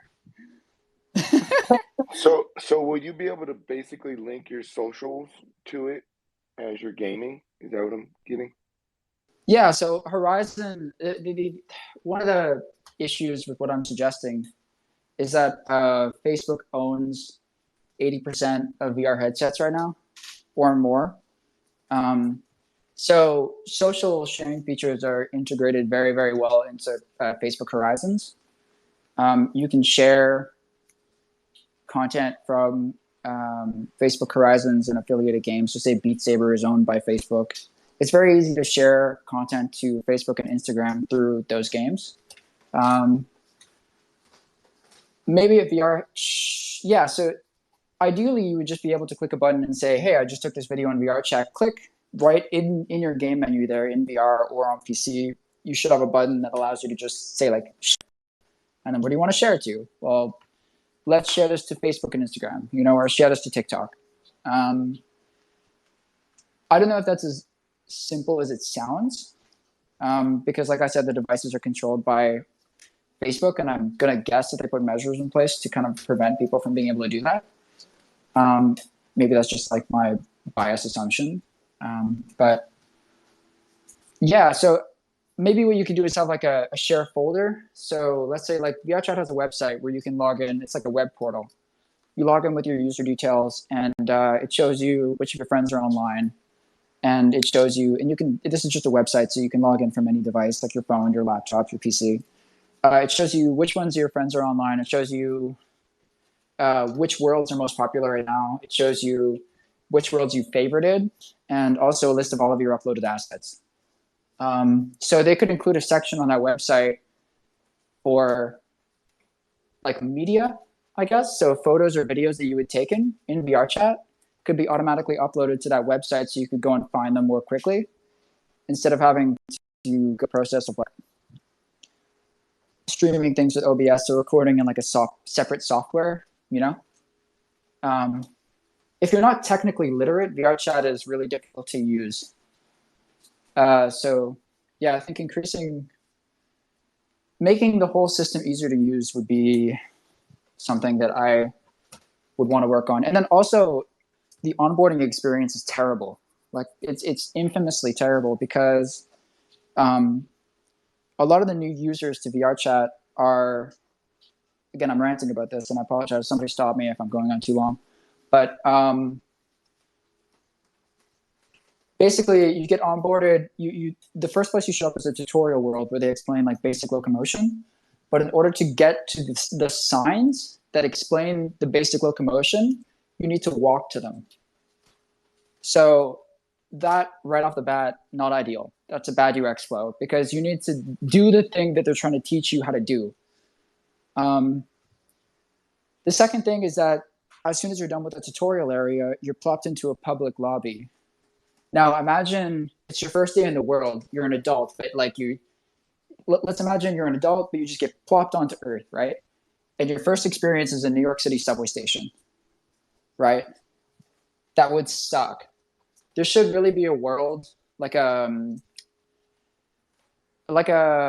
tutorial world, or I'm trying to give a reference, like a starter world, like they have in a lot of video games. So say like Skyrim, you start off in that one particular area, and everything is a little bit easier. You know, or like to take another example, a lot of MMORPGs have all the beginners start in the same area, and you need to advance past certain bosses or battles in order to go into the main area where the primary player base is found. I think VRChat should implement a similar system where people need to show that they have a certain degree of social literacy in order to escape like the visitor zone, you know? And they do kind of have that, they have systems implemented already that would allow for that kind of mechanic. They have a trust level. So the longer you play VRChat, there are a bunch of metrics that factor into it, but basically you level up from visitor to new user to known user to trusted user. And that system is based on a bunch of different statistics. It's based on how many hours you've logged in the game, how many people you've added to your friends list, how many worlds you've visited, how many people have followed you through portals to worlds that you visited. So do you have a group with you? How much content you've uploaded? Have you uploaded avatars and worlds yourself? Like, are you contributing to the richness of the creative ecosystem? There are other factors, but those are the primary ones. Anyway, so they could take that trust system. I just emailed Jason. See what he says. What did you say? I just said, hey, I want to tap into the underground Montreal talent pool that's not the LinkedIn keyboard warring talking head on LinkedIn, but the secret talent pool of anons that actually do the work. Give me a shout. He has specific ways to overcome obstacles and hindering adoption. That's nice. You know. I appreciate that. Yeah. Yeah, no, that's how I think, right? When you tell me that I think your talent is unlocked by problems that you believe are worth solving. For sure. And all of your talent would be unlocked, right? And people like to say, oh, I need a software developer. That's what you think, right? Yeah. What you need is so much more than that, because if you get a software developer who doesn't give a shit, you're fucked, and you're going to only realize in 9 to 18 months when nobody can do anything with your platform. You're right, yeah. You're 100% right. I think... that was big love. Wow. Thank you so much for that. I really appreciate that. Big love, dude. You're amazing. Yeah. Hey, honestly, thank you for hosting this space, and thank you for letting me chat about this for a while. And same with Crow earlier. Like, I've seen Crow show up in space and start talking about that stuff, and people shut him down so hard.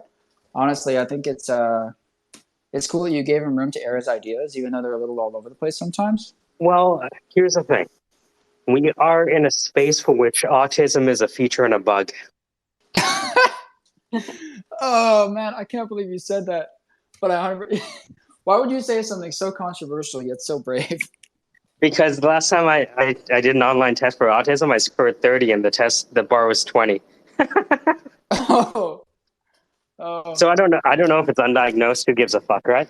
It's all DSM-4 at the end of the day, right? Arbitrary classifications. So just one of those things is risk cannot be destroyed. Risk can only be transformed. That's funny, because one of the attributes of autism is a bypassing of social hierarchies that you don't agree with. So that's kind of what you just did.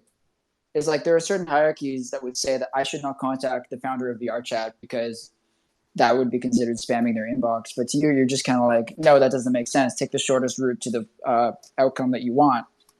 So, yes, maybe that's it's easier to go top down than bottom up. And sometimes it works, right? Sometimes it does. Yeah, I remember when I was graduating, I walked across the stage and gave the president of HP my business card. And he emailed me back and said, I don't think anyone's ever tried to use their point of convocation to get a job, but I've CC'd the VP of sales. And ever since then, I was like, oh, all right, well, Nice. if nobody's fucking grabbing their nuts, so to speak, then is that all it takes? All right, well. They did. Nuts. I don't know. I don't have any of you ever read? He's really evil, and this is maybe a bit of a change of topic, but Edward Bernays. He wrote a book called Propaganda, which I really love. You should check it out. He's considered by a lot of people to be the grandfather of public relations in the United States. He was a freelance consultant who engineered a lot of things. He played a part in the banana wars. Did he invent Bernays sauce? He did not. He was. No, that's the person. He was Sigmund Freud's distant cousin, and he loved to play that card. He loved to play that card. Have you ever read any Wilhelm Reich? No, I'm familiar, but I've not read. Dude, Listen, Little Man and the Murder of Christ. Wilhelm Reich is nuts. And if you end up going down the rabbit hole and see his letters between him and Einstein. Is it interesting? Fucking crazy. Him and Einstein? Ugh. We're talking about the guy who did propaganda for the Nazis, right? Well, so there's Bernays, right? And then there's a guy, Wilhelm Reich. And he was, I think he worked alongside or understudied with Freud, and then came to the U.S. and had a bunch of his books burned. But yeah, he wrote The Murder of Wilhelm Reich was the guy who made all those Nazi movies. It might be a different Wilhelm. This one was a psychologist, a clinical. So the father of PR, wow. Edward Bernays. I'm interested now in who was their spouse. So Doris Fleischman, she was a member of the Lucy Stone League, a group which encouraged women to keep their names after marriage. Wow. Fantastic. Look, if you look at I don't want to be associated with you. Dude, if you look at some of these women behind these guys, you'll see someone even taller. Trust me. Oh, yeah. Trust me. For sure. His best-known campaigns, Bernays, include a 29 effort to promote female smoking. Okay, well, there you go. Yeah, those were crazy chapters to read about. Torches of freedom. No, he paid prominent... Basically, he paid a bunch of women to smoke cigarettes at the front of the Women's Right March in Times Square. Oh, my God. Connected with the CIA-orchestrated overthrow of the democratically elected Guatemalan government in 1954. Yeah, it's crazy to Procter and Gamble, General Electric. So the book Propaganda is his share-all. It's the last book that he wrote before his death. So he was just like, fuck it, I'm gonna just write everything. Synopsis. Chapters 1 through 6 address the complex relationships between psychology, democracy, and corporations. His thesis is that the, quote, invisible people who create knowledge from propaganda rule over the masses. I mean, that's Price's law. The square root of the number of people in an industry do 50% of the work. With a monopoly on the power to shape thoughts, values, and citizen response, engineering consent of the masses would be vital for the survival of the democracy. Quote, the conscious and intelligent manipulation of the organized habits and opinions of the masses is an important element in democratic society. Those who manipulate this unseen mechanism of society constitute an invisible government, which is the true ruling power of our country. We are governed, our minds are molded, our tastes formed, our ideas suggested, largely by men we have never heard of. Somebody said, you ever see that video of the people dancing about Victoria's Secret and about how Victoria's Secret was created? Yeah, so the joke is Victoria's Secret was created by a dude from Idaho or from Ohio. Are you serious? Was it really? Yeah. Victoria's Secret. Let me find the video. Victoria's Secret is a dude from Ohio. Here you go. Ohio or Idaho? Well, it doesn't make a difference. Yeah, right? That's just the idea. So I just put it to the top. This is a great way to kind of close out. Victoria's Secret is a dude from Ohio.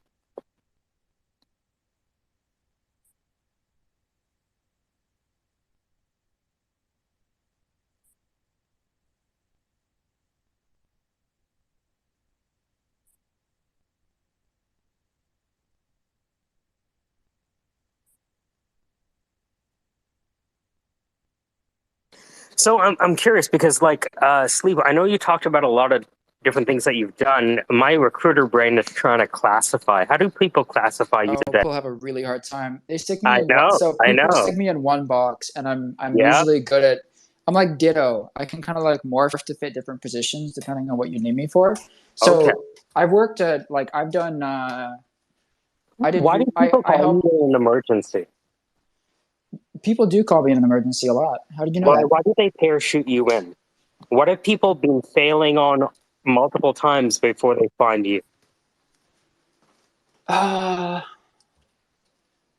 This is a little depressing, but I think it's often people bring me in when their budget when their people bring me in when their budget exceeds or no when their ambition exceeds their budget in a sense where they should really hire 5 people to do something, but they can only afford one. So I'm a generalist in a sense, which allows me to do the work like 5 people. Uh, So Granted, I let take a me, little bit more time. yeah. So let me understand.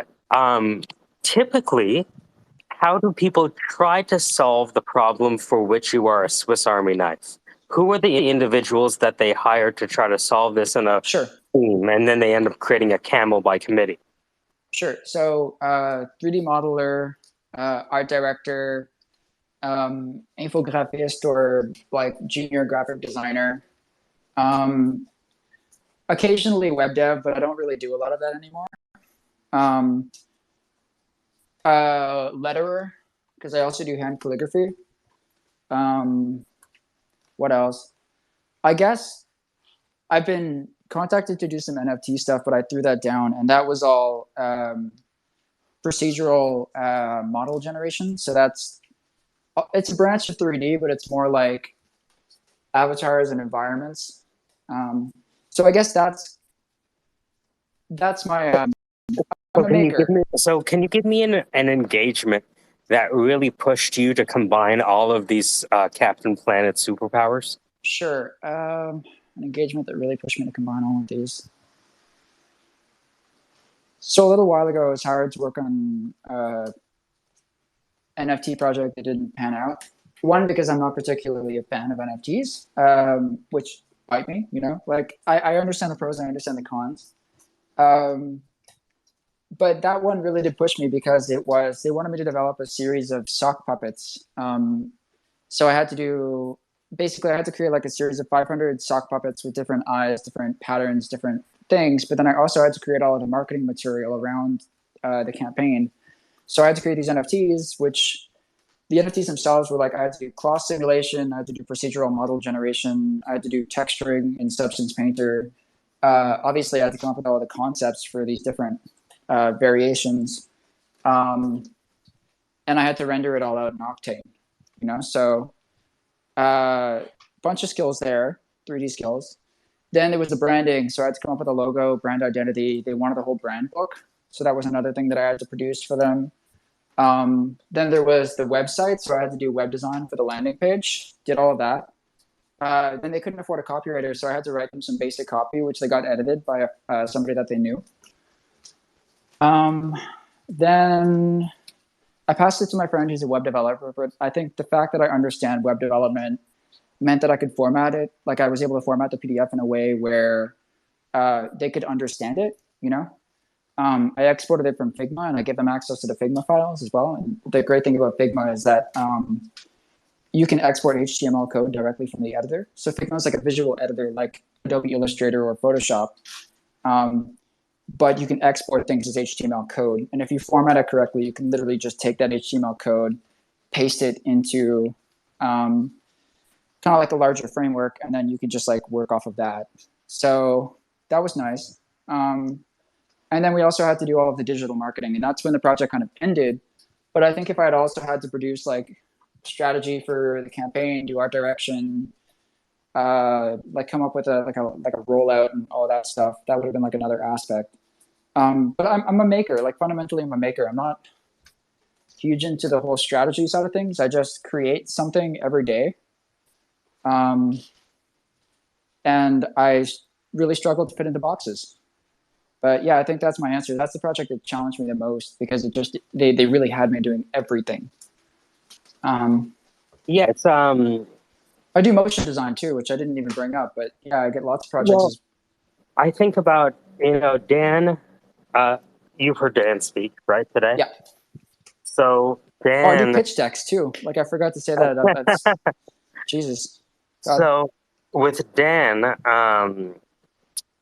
he has a background like deep with anime, like as an actual maker. So Cool. he used to do trailers. Cool. Back in the 90s in Texas. Wow. Right? And so I'm putting this to the top. You'll see deep in the heart of Texas.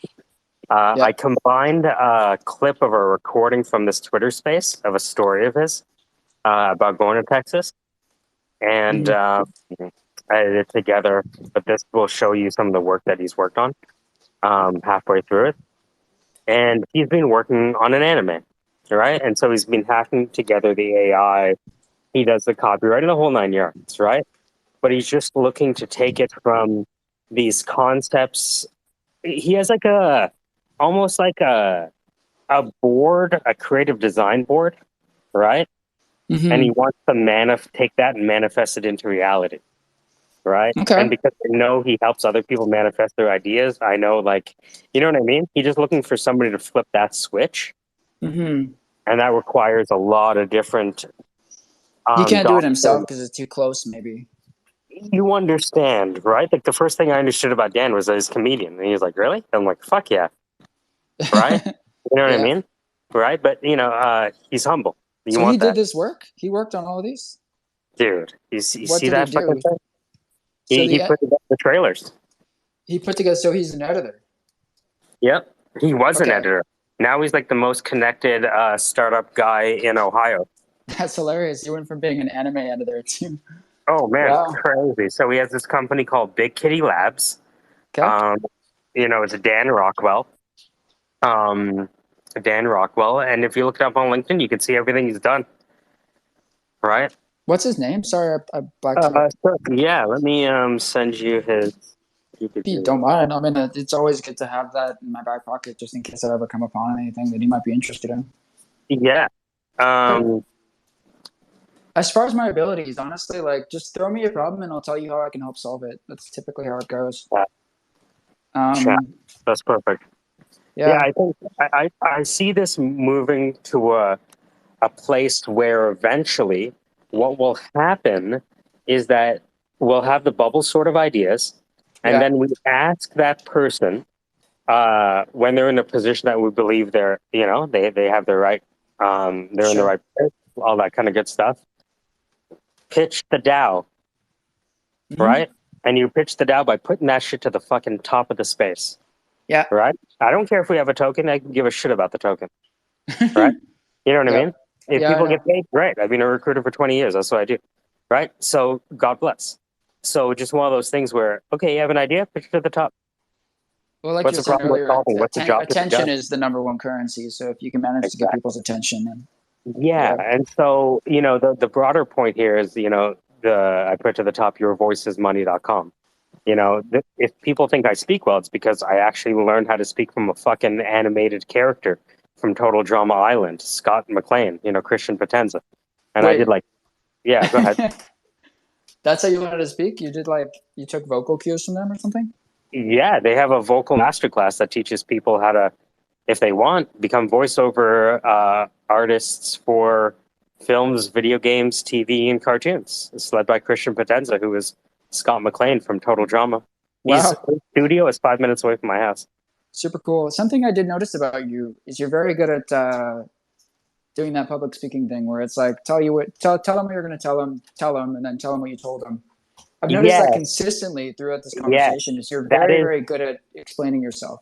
That is the I like to call it the 2022 version is the Dr. Umar Johnson method of speaking, right? So if you listen to Dr. Umar Johnson, right, he always says things in threes, right? And what it is you know what this is? It's not speech. It comes from jazz. Think about jazz lyrics from the 50s. Yeah. That's all it is. And then I saw Quinn use this this thing in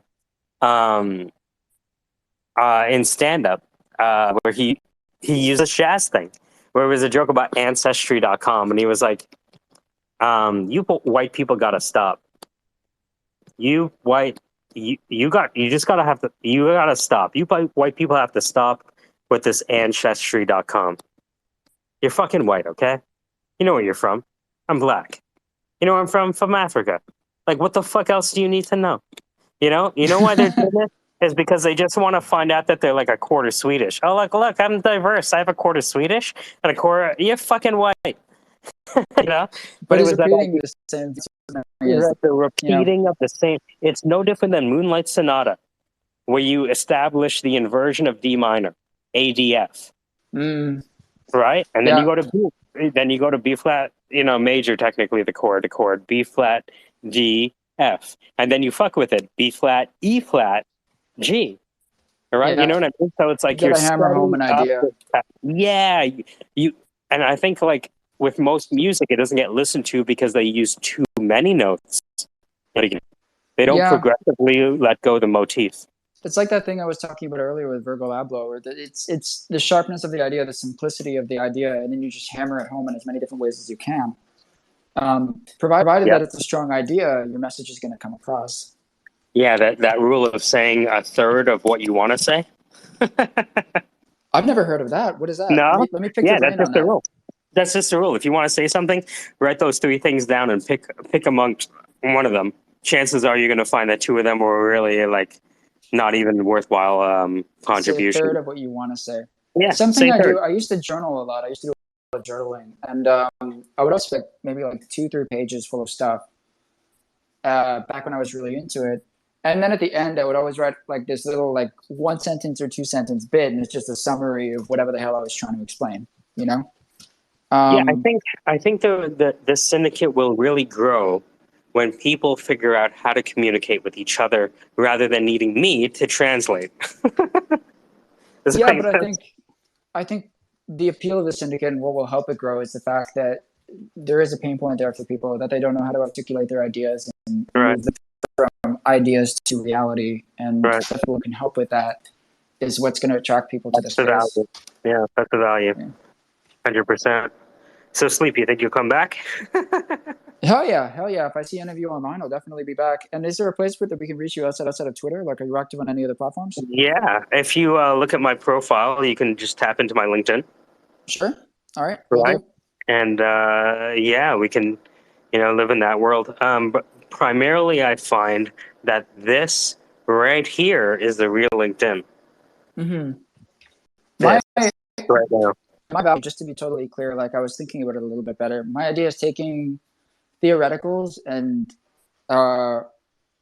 turning them into observable things. So whether that's a prototype for an app, and I just create it in Figma so that you can click through the prototype, whether that's an advertising campaign where you have this big lofty strategy document and you need to create actionable, like you need to create like physical advertising executions based on that. It could be anything. So my expertise is making what would the initial consultation be like?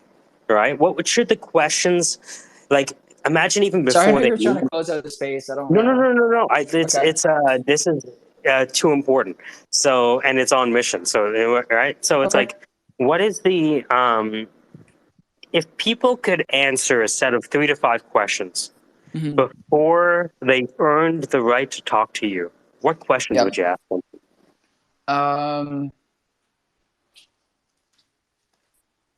I think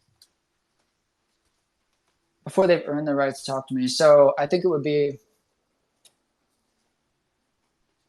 3 to 4. Okay, so I think it would be, do you have some kind of document explaining your what you want to make and what your objective, your intended outcome is with this thing? So like what you want to make, what time frame you have, and like when you want it made, and your intended outcome with this, and also maybe your reason for wanting to make it in the first place. Like, what was the thought process behind this? If you have those 4 things laid out, cool, move on to the next question. Next question would be, do you have the resources to afford my time? Which is, I charge $50 an hour. I charge approximately like $450 a day. That's for my advertising stuff, you know. I charge less for projects that I enjoy. So like this, for example, is something you all seem really interesting and cool. Like I could see myself doing, like you were saying, I could do this just for attention or just for, that sounds wrong, but I could do this just because I'm interested in what you're doing, you know, and if an idea sparks my, so I guess the second question is, do you have, it's more of a question for me, is like, is your idea interesting enough for me to be working on it?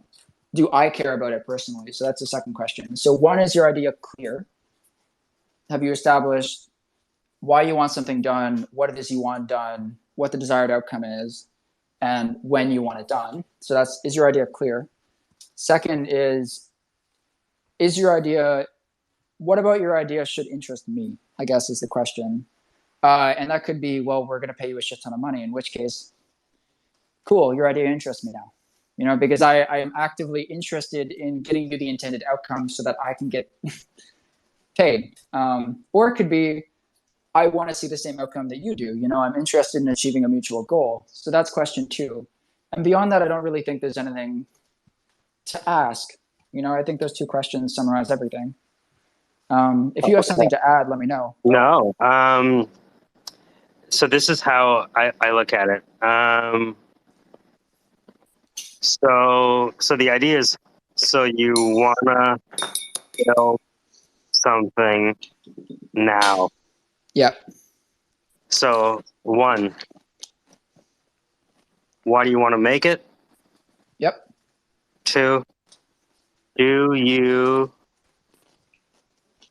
have a document outlining this?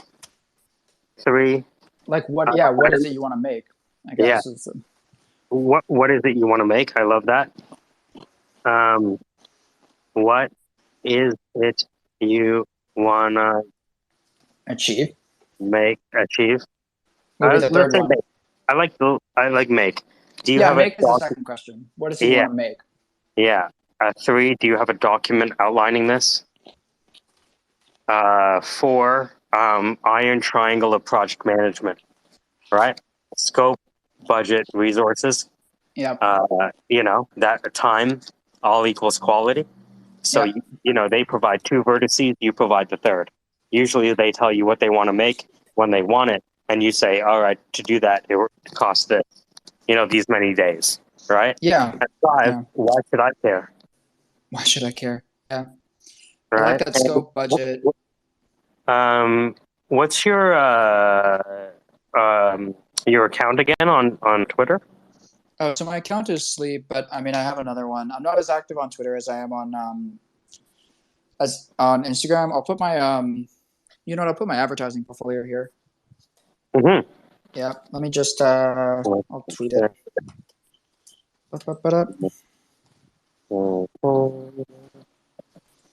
I need to work on my portfolio. It's out of date, but no, it's okay. I mean, if your portfolio is up to date, you're not working fast enough. Yeah, that's true. I also feel, I mean, there's always going to be somebody better than you too, right? That's the other thing. Well, yeah, it's just one of those things where hire quickly, fire quickly, which means also assess quickly. Right? Like you're going to know within the first 5 minutes, right? That's my IRL name. I'm doxing myself, but that's fine. I don't care. Yep.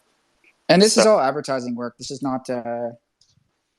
I have some VR work in there. Like if you go to the projects, Sunday brunch is interesting. That's a VR project that I did. So that's a little orange guy. I run a.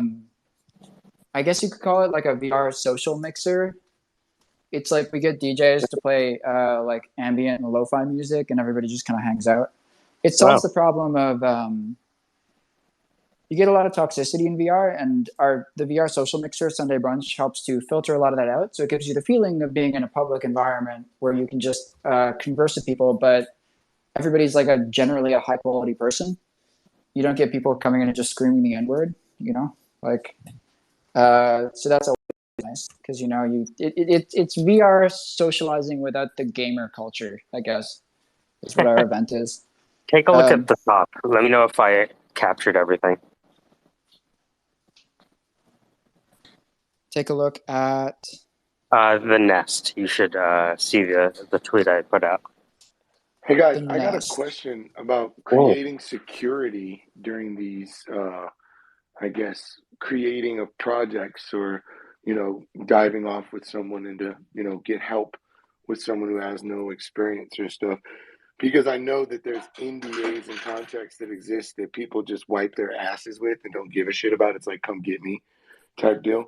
Is there any, kind of a secure way to develop in this Web3 or, meta space today that we can create, like a level of personal security for people trying to develop stuff?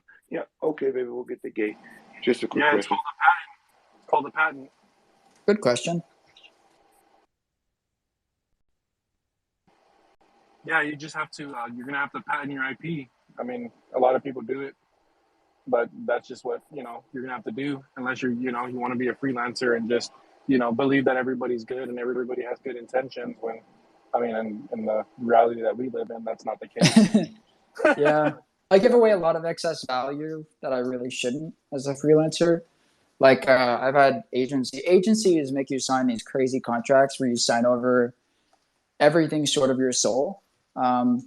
Like literally, if I was to share, I signed a contract a little while ago where it was like, if they suspected that I had taken company files and sent them to somebody else, they could send the police to my house to seize my computer, like my personal computer.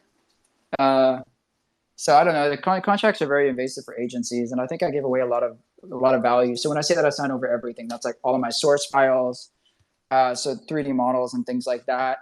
I'm giving them access to any procedural materials that I create or things like that. I'm giving them access to, I don't know. Yeah, that's kind of similar to that. It's crazy. I don't know if you're familiar with the show called Silicon Valley. Yeah. You ever watch that show? Okay, so whenever he was developing Pied Piper and he was developing it in Google or whatever the hell the name was of the company, and since he developed it on their computers, they automatically retained the rights to that IP. So they tried stealing his idea. Yeah. I mean, I don't know if it would work like that in practice. Maybe it would. I don't know. I do know when I was working I used to work in-house at an agency, and I know that they had me install quote unquote data security software onto my home PC, but it was actually like a monitoring software. And I have a friend who's pretty good with that stuff, and he says, yeah, like he's like, you signed over the right for them to like watch your shit 24/7, irrelevant of whether you're doing personal projects or professional projects. Yeah, and the same goes for like on the universities as well. I have an uncle. He was a computer science major, and he was writing a program, and he told me this story recently, and he was writing a program, and at the end of each endpoint, he was making fun of the professor because he was the teacher's assistant, and he was making fun of the professor. So he put like all these little endpoints that were funny and stuff like that in there.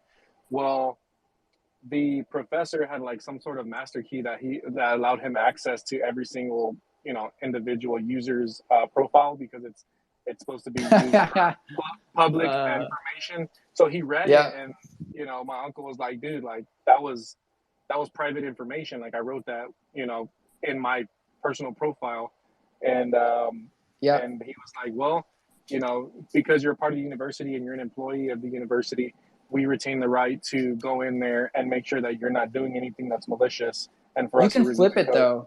You can totally flip it. Like I had a web design class a really long time ago. It was actually more of a web development class. We were building like our own microsites and stuff. So that was like learning how to code PHP, JavaScript, CSS. And I was more advanced than the majority of the students in that class. I don't know, I just got it very quickly. So for a few projects closer to the end of the semester, I found this tool called Hotjar, which is like it's like a screen monitoring software. It's a little line of code that you stick into the top of your website, and it allows you to monitor what users are doing on your website. There was a free trial, so I was able to get into it. So I was able to watch my teacher review my website in real time, which is fucking hilarious. And one of them found out, that was the second development course that I did. One of them found out, and he wasn't even mad. He was impressed. But yeah, I mean, you can take advantage of these tools if you have the technical literacy. Technical literacy is everything nowadays. Really, like you can talk big game about AI and stuff, but unless you actually know how to program this stuff or you know how to hire somebody who does, good luck. You know? If you know how to hire someone who does, that's a known unknown. Do you know how to hire someone who does? People are like, yeah, I'm just gonna get some AI. Shut the fuck up. It's such a huge field. It really is. I bite my tongue when I'm around Crow because Crow knows a lot. Crow is extremely knowledgeable, but he's also he doesn't know his unknowns. He's not aware of his own blind spots. And that to me is more dangerous, dude. Can be, yeah. I know not to touch code because, like, yes, I can code JavaScript, HTML, and CSS, but those are all like those aren't even real development languages, really. Like JavaScript can do a lot nowadays if you get into like all of the extension libraries that they have on JavaScript. Like, dude, I was using Money Button to create a omni currency cashier, and it would just do HTML, CSS, JavaScript, most of which I copied and pasted. Yeah, it gets really crazy. You can do backend with JavaScript nowadays too. Like but see, I say shit like that, and you assume that I actually understand it, but I have no idea how backend for JavaScript I can works. talk about it, and I know, like you, enough not to touch the fucking back end. And you know how rare it is to have people who understand what the fuck a backend even is, let alone serverless, let alone AWS, let alone the accounting of regress on data. Like, come on. Because you know a little bit about a lot of things, you're qualified to be a recruiter. You're capable to, like, you don't need to know the entirety of every JavaScript extension library in order to hire people to do JavaScript. You just have to know that they exist, and you have to know, okay, you know what, we probably need a Node.js developer for this, or a developer that specializes in Node.js. And then you get someone to judge their competency and figure out, okay, yeah, they know like, their shit. okay, so we're going to be using Ubuntu Linux with a bit of AWS, with a dash of GPT and a bit of Azure, and then we're going to have a backend and a database and a front end, and then there's the customer. And these are all the known unknowns, and I'm not touching not a fuck of any of this shit because, you know, I'm just not. It's funny, your job is so important nowadays as people continue to move remote, and as people continue to, like, I think when economic uncertainty increases, like, more people kind of choose, like, fuck it, I'm jumping ship, you know? I'm gonna just be agile for a little bit, you know? I'm gonna be independent. That way I can, like, adapt quickly to the shifting economic environment. So you have a lot of people who are going freelance nowadays, or going solo if they can. If they're talented enough and they're like in position, or they have knowledge where they're like, they have high desirability. So I think recruiters are going to be so important in the future, because I think we're going to see more people go independent, and you're going to see more of these skeleton companies pop up, where it's like they're literally only 10 people maybe, and then they hire out like 80 people, keep them like part-time just to do odd jobs and shit.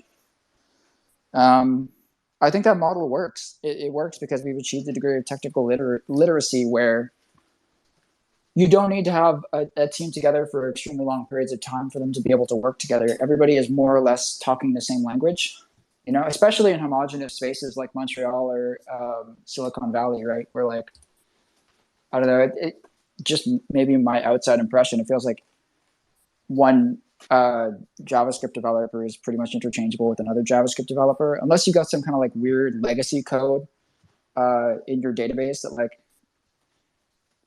only one person understands because it was written with some like weird syntax like eons ago. There are a lot of developers like that where like they literally just have their job because nobody else can understand their code. Yes, a lot of mainframe developers are still programming in COBOL and Kix to run, the mainframe at the bottom of a bank or the mainframe at the bottom of an automotive company. Dude, you think that's fucking AWS? Fuck it, that's ZOS. I have a friend you meet so many interesting people in VR. I can't tell you. I have a friend who they're one of the lead researchers at Lamb Research, which does like a bunch of they do quality control and research and development for NVIDIA and Qualcomm and a bunch of other graphics card manufacturers. So that's one of my friends. And then one of my other friends, Talk, he's from Brazil, and he basically just specializes in data security for banks. That's like literally all he does. And all of these banks all around the planet all still store their sensitive information in these underground vaults on cassettes. Yes, tape drives, like fucking VCR cassettes. Fucking VCR. So he specializes in recovering data from these cassettes in instances where like let's say there was an earthquake. So he was responsible for data recovery when the earthquake, tsunami, and power plant explosion happened in Japan. He was coordinating a team that was responsible for so basically he was responsible for getting all of the banking information off of these drives when that happened. That whole tape drive world is an arcane world that not a lot of people see. It's crazy. He screened it. He screen shared it with me via Discord. He was showing me like literally his job is like they've got these tiny little robot arms in these vaults and this shitty little black and white camcorder off in the corner of the vault, and he's literally there like typing stuff into his command line in Brazil and accessing one of these little mechanical arms that's off in England somewhere, and just like literally looking at things through this shitty little camcorder.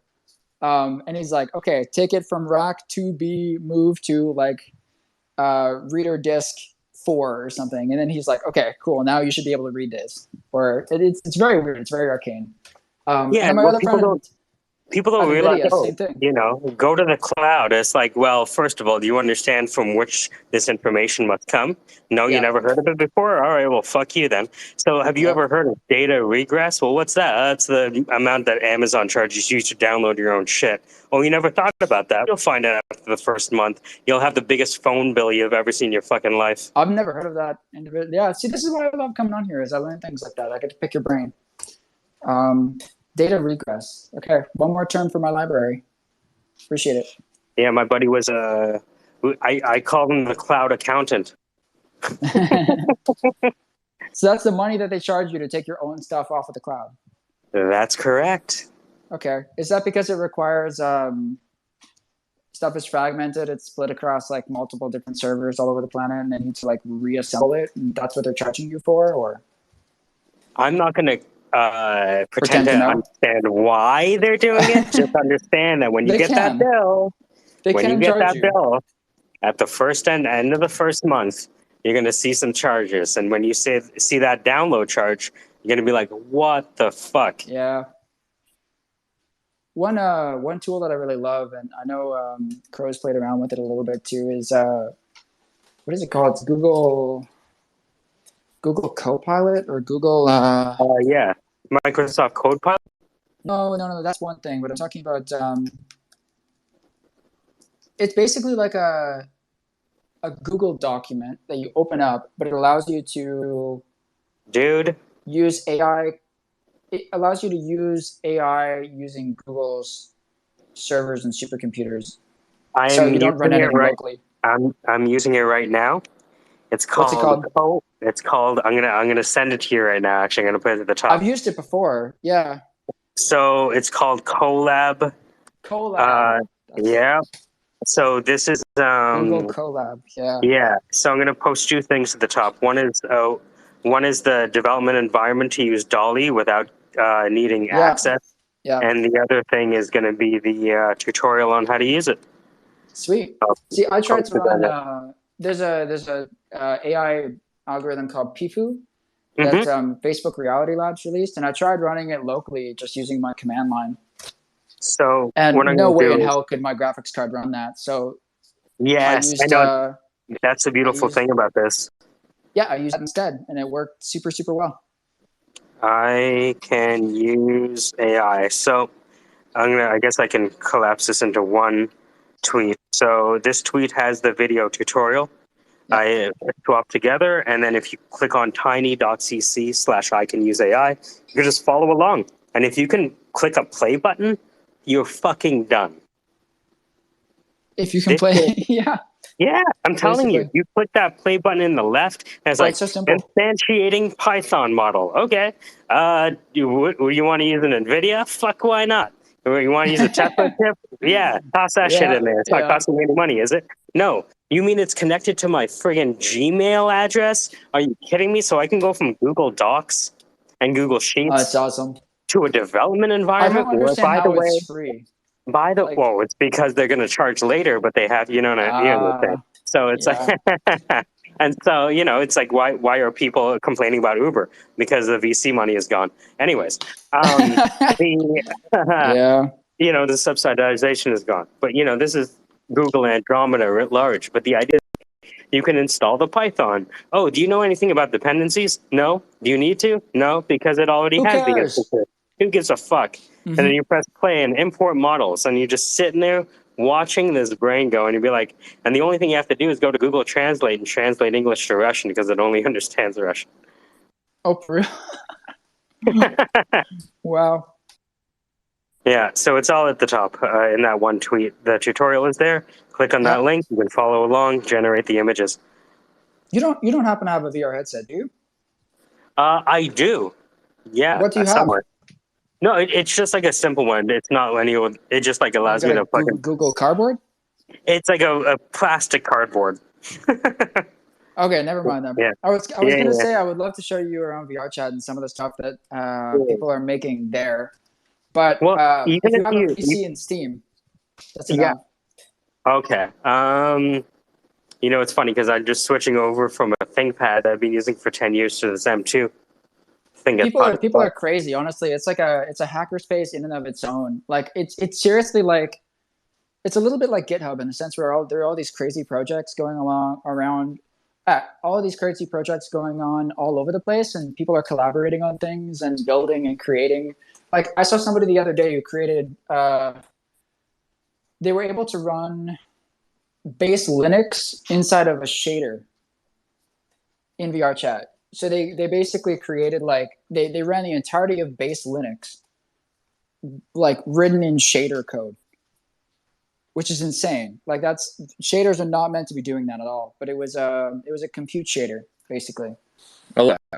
Yeah. Total mutation of the space is happening. This is all just on the collab side. Sorry about that. Of the GitHub. Yeah. Yeah, that's awesome. That's actually good because the nice thing about the collab side is that it's one tier down in complexity from direct coding. At least I feel like it's related to direct coding, but you have more users, right? So more access to it. Same thing with getting access to the art tools. Like, yes, they're going to impact basically AI assisted art and motion picture production is going to be transformative across the space. So Dan, I really think that Sleep can implement your idea. Do you mind sharing what you're doing with the manga? Oh yeah. All right. Well, so you're familiar with Midjourney, right? Sure. Yeah. Sleep. Okay. So I had early access to Midjourney and DALL-E. Yeah. Super familiar. Oh yeah, cool. Well, I had this idea the other day, and what I'm doing right now is just playing around with the idea of making an anime in it. Basically. Yeah. I used to work in anime in the late '90s, and basically I saw some of your work. They posted it earlier. Yeah. Yeah. Thank you. Yeah, it's pretty cool. I mean, I was just an editor. I was working with whatever I was given, right? But one of the things that I think that is interesting about Midjourney is the notion that Midjourney actually, from the prompt, it actually creates the whole universe based on the prompt, and you're grabbing one sliver of a camera perspective of that universe. Now, if you have that notion in mind, could you build sort of like Imagine the director is standing in the center of a circle, right? They're at the center, and you have a fog of war that is basically all around that director in the middle of that scene. So let's say you put me in the scene where I'm looking at the two mechs that are fighting, and there's also an explosion. There's also an alley to the right, and then you don't actually know what's behind you, although you could infer based on what's in front of you what's behind you based on some base knowledge, although you don't have everything, right? Sure. The computer have to think a little bit. But the idea is that the computer doesn't have to render the whole universe. It just has to render where the director is at in context of the prompt. And then there's sort of a fog of war that's always sort of like 10 seconds in front of you or 10 seconds in any direction sort of What does that notion. mean? Could you clarify that term? I'm hearing fog of war. Yeah, so when I say fog of war is when you're playing things like StarCraft. Sure, yeah. You can't see the whole map, right? Yeah. So in a lot of ways, the computer doesn't have to render all those assets in that map. It doesn't have to create all of that reality. It's kind of like the notion of loading up a level in World of Warcraft. It doesn't actually render the actual It's progressive loading. Yeah. Yeah, exactly. So, and what I mean by that is I'm trying to, usually the first argument I get is like, dude, that's too much. I'm like, no, you don't understand. I'm asking for the computer to be really specific in that universe. In other words, the AI can create a whole story in a textbook, right, about that prompt. Yes? Sure. Okay. So then now I have that, and I can put that story on the timeline in terms of progression. In other words, I could probably read those scenes and have the computer, another AI who understands the notion of a scene and how long it would take to play back. You know what I'm saying? It knows the sense of time. So if you can map the book to time, and then you can map sort of the notion of the generation of what images you want, in theory, you could actually step in to that world and then move the camera as you see fit to render whatever you see fit. That's the kind of idea. Now, I get it. Wouldn't be that fluid, but I like the notion of that. It's kind of like a Zork game. You're talking about virtual production is what you're talking about. Correct. It's virtual production. And it's like that, but I don't need full, I'm happy with previs. Like, previs is a huge space in motion graphics where all you're doing is figuring out the lay of a scene before you actually do all the detail. In a lot of ways, that's what I'm doing with Midjourney right now, is I'm figuring out, can I do two samurais fighting? Yeah, okay. Can I do cliff scenes, and can I do basic romance? Can I do this? Can I do that? So as I experiment, I sort of go back to my board of capabilities and check things off. Yep, got that. Do I have an example of that? Here it is. And then I can take 2 steps back and go, okay, now let's focus on a story. This is X story, Y story. And actually, I'm doing it with all these people on Twitter. Like everyone has a timeline and a story, and I'm just fucking with that and having fun with it because that's the material I have. And I'm using Midjourney to do that, and at the same time finally being that director who always wanted to have the footage that he never had, right? You know what I mean? For sure, yeah. So I'm not going to get that close to the animation stuff until the tool's really advanced, but I have a feeling they're going in that direction, video motion graphics. It's triggering so many ideas in my head. Just give me 1 second to find a tool, because I have a couple of references I want to throw your way. Cool. I'm very fascinated by in my personal tinkering and hobbyist stuff. I'm very interested by my ability to chain together all of these different tools to create something that's more than the individual tool. So hold on, I'll actually show you something really quick. Cool. I'm definitely the same way. I kind of, we're exploring the music tools. There's so many great tools. I'm super excited about that now because I now know I can make soundtracks. I can publish soundtracks. Like, I'm checking off all the capabilities. I know I can publish a book, right?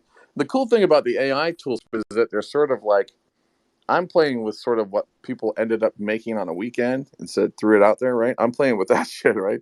The people that know the lab books are on an even more granular level, right? They can go from this book to this book to this book and give me this result, right? Or something like that, Yeah.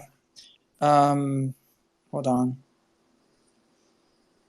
So this is something I produced this with DALL-E basically, and then I 3D modeled it and brought it into VR, and I used it in a world that I created.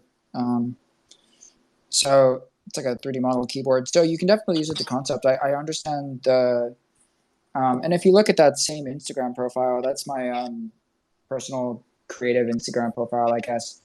I've done it a few times. So what I do for something like that is that I generate something in DALL-E, right? And then I take it into an algorithm called what's it called? Normal map online, which basically takes any image and converts it to a normal map. So then I can get like additional 3D data or bump data, which gives me increased fidelity on the 3D model. And it makes it look like it's responding to lighting in my scene. And then you can actually use DALL-E to create HDRIs, which is 360 spherical images. That's pretty awesome. That was something that me and a friend of mine were tinkering around with back when it was closed beta and we had unlimited access. Nowadays, it's like you're probably going to burn like 4 or 5 credits on that. And it's not necessarily worth it anymore because it just costs you like $2. You know? Yeah. Well, I got another question for you. What about, this is something that, and this is a little bit different. This has come up a couple times. Yeah. With the computer understanding sort of neural radiance fields and sort of, how to sort of. Nerf, yeah. That's something that I was thinking about too, is like, so you can create so for those that don't know, I think it's neural emission radiance field, I think, or something like that. I just know the neural radiance field, but I'm familiar with some of the other pieces. Okay, so neural emission radiance field is a technology that allows you to, it's an AI technology that can generate, basically you give it a few images of the same object with different perspectives. Let's say I take a picture of a chair, and I take a picture of the chair from 0 degrees, 45 degrees, and 90 degrees, right? So you have 3 angles of that chair in a particular scene. That AI, the neural emission radiance field, can create that same object in that same scene from any perspective. They've trained it on a bunch of data of objects and spaces from different perspectives, and it can basically figure out what that object looked like from a different perspective. The more images you feed it, like the more source images you feed it at the beginning, the more perspectives it's capable of extrapolating. If you feed it a single image, it's very limited in terms of like what degree you can kind of turn that image. But if you feed it 4 or 5, it can generate that entire object with very clear accuracy. And I'm being very careful with my language here because it's not creating a 3D scene. Can you describe what's happening at the top with the most recent 3 things I posted? Because this is this technology in action. Yeah, I'm not an expert on this. I sound like an expert because I'm. It's okay. We're all feeling our way through the dark. Yeah, so what's happening there is that. So that's human nerve. I'm not familiar with this one. Human neural radiance. So I'm guessing this is something that was trained specifically on just human beings. It seems like it's using the motion data to pull him outside of the background. Basically saying like this is whatever is moving is in the foreground, whatever is not is negligible, take it out. I'm going to assume that it's also looking at him from different perspectives and it's able to extrapolate kind of like what he looks like from those different perspectives. I might be totally wrong. This might just be like straight up basic nerf implementation. But because it's only trained on humanoid models, it has like a very clear understanding of what the other perspectives should look like. So it only needs like one image. That's entirely possible. The more uniformity you have with your data, the easier it is to. Yeah, like you're aiming for like a very predictable outcome. So like these are all going to be humans. You're going to have a much better result than like, let's say you were trying to get a nerf model to generate humans and flowers and trash buckets and sculptures, right? Like the more general a model, the harder it is to train and get accurate results. But you can stack the models though. So, I mean, technically you could have something do something in the background, something's doing something in the foreground, and then you could have a composer AI actually put the results of everything together. Sure. I mean, that's kind of what we're doing right now is we're starting with the granular. That's how the foundation works. We do all these granular. What's crazy is that, what's funny is when developers do this, right? When hustlers and developers do this and start this, they get criticized for all the things they're starting. But you don't hear that when you no one criticizes this foundation, because this is where your $1 billion empire will be built on, you know. But it's interesting how if you do things in a white paper research side of things, you get afforded a certain level of trust and acceptance right out of the gate. Whereas if you were a founder and you're a pimp, if you're a founder and you're pimping that same image of that gift and that, the first thing that come out of everyone's face would be, why do I care? What, you know what I mean?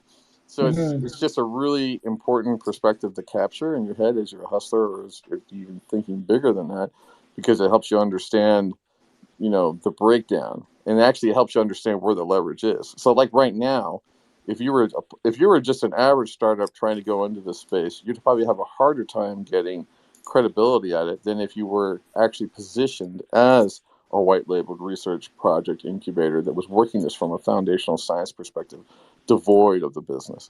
You would actually get more investors from that perspective, because they would see you as driven for the actual resulting, you know, terraformation of the technology, versus you trying to pimp the startup because you want to get paid.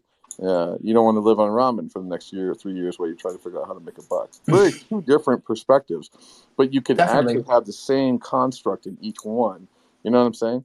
And the science one, in my opinion, that's where things are going right now. More people that are sitting next to a research scientist, or especially if it's legit. You know, if it's not legit, well then yeah, you have issues. But if it's legit, and you're actually using the AI and you're actually getting, you know, that's the other thing too, is that you're not just going after a 5x or 10x. You know, AI gives you 1500x right out of the gate in terms of projection, the ability on how much it's going to impact your overall business across over time. You know what I mean? You can't do that when you think about marketing, you know, money, or like, okay, this billboard ad or what, you know what I mean? It's just, AI is just a huge terraformation, you know, weapon in a lot of ways, and you should use it smartly. If you do, you'll be great. For sure. I'm trying to remember the name of one specific software, and then I'm going to outline a workflow for you that I've been thinking about for a while. Just let me open up my laptop, because I know I have it downloaded on this. But basically, I love that it's so casual. I love that it's so casual. Hey, let me just fucking open up my notebook and invent the fucking future that's going to replace reality. Oh, no, I'm humble. I don't think I'm inventing any future here. No, People are already doing this. This is what we're talking about, though. Like, you know what I mean? Like, it just blows my mind. It's like, oh, I just crack open my laptop and create the fucking other universe. But that's where that's where we are. But that's how it's going to happen as well. So go ahead. You know, Dan, I just wanted to comment on something you had just said, you know, about like the difference between coming at something, you know, marketing something from a scientific kind of sales approach. You know, I mean, I guess I don't really understand why you know, people are so, you know, against being marketed to. You know, if that's basically what a lot of people are doing on social media, they're marketing what they do, and you know, whether it's like in subtle ways or not so subtle ways. Um, yeah, I mean, we are working on finishing a white paper for Mood Connect, and you know, yeah, I mean, it is really important to have your information and you know everything being verified. You know what you're doing and why you're doing it and what your intent is with all of the information that's gathered. You know, through the course of building an AI solution. But I really, I feel like, you know, I can't stand it when I see people who are trying to sell what they're building, having to apologize for trying to sell it. I mean, you know, if we didn't try to sell or market what we're doing, then no one's going to know about it. You can't just build something, and you can't just release a white paper and expect for people to know about your solution. Um, you know, I mean, if a person isn't in the position to buy, then, you know, just say, I'm not in the position to buy, and and, you know, and excuse yourself from the situation. Um, Look, I think that it's really a shame that that people have to feel apologetic for pitching what they've built. It's because it's essentially like the reason, I mean, like, there are so many startups that got all this funding from VC or from investors, and where they missed the mark was that they weren't marketing any of their solutions. They're just sitting and hanging out in some VC's portfolio, and VC didn't do anything actually to help with marketing any of those companies that were being built. Marketing has really gone to the wayside, and in many instances, it's like, oh well, what's your marketing solution? Oh, well, I'm gonna spend a lot of money on digital ads. It's like, well, okay, like, where are all of those companies right now? So I mean, I think that there needs to be more people who feel confident and well versed in what they're wanting to share with communities, and yeah, that's all I wanted to say. Yeah, I think, and then I wasn't talking specific necessarily on startups in general. I was talking specific to the Max DXET tech piece, which is that the character who's moving in front of the basically the prompt was asking Sleep to explain what that AI was doing, and it was removing that foreground image and sort of creating that human nerve. My point is that at this stage right now with AI technologies, investors really are, I think, as myself, I would be interested in this, although I think other people, it depends. I don't know. I only know so many VC. But that particular technology is very interesting from a foundational level because it's showing you that it can nerf a human, right? That means, what does that mean when you can nerf a human? Well, in a lot of ways, you have captured all the mode capture data points, probably using an initial data mode capture points and sort of building around that. It's not even a business play right now either. It's more of a, hey, we've come up with warp drive. That's what it is. We don't even know the application of the warp drive yet.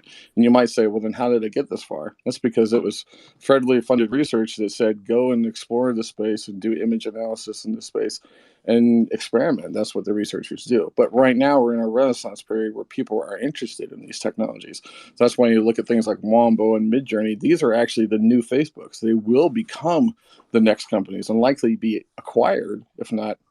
Yeah, I mean, they should be. So there's a lot of transformative stuff moving. So when I say, like, the research is strong, I like pieces like that. I'm not diminishing the people that have a startup and are also marketing it. I'm not trying to diminish that. I'm just stating right now, if you're doing cool anyone doing neural radiance field anything, it's super hot space, and you don't need a business model. In fact, you shouldn't be thinking about that. You should be thinking about the reach of the technology. You should be thinking about how far it goes. That's the play in that space. But that's not the play in everybody's space, So people are going to be falling over themselves to give you money if you show them 30 seconds. What do you mean that, they used to do this in animation where they have like an actor come into the studio and cough and fall down and hit their hand, and all of these things that would capture that need in the future if the character falls down in the animation. So imagine the most amazing thing that 2 Minute Papers is showing throughout their whole YouTube channel is that it's requiring less and less kilobytes of our data to give us what we want.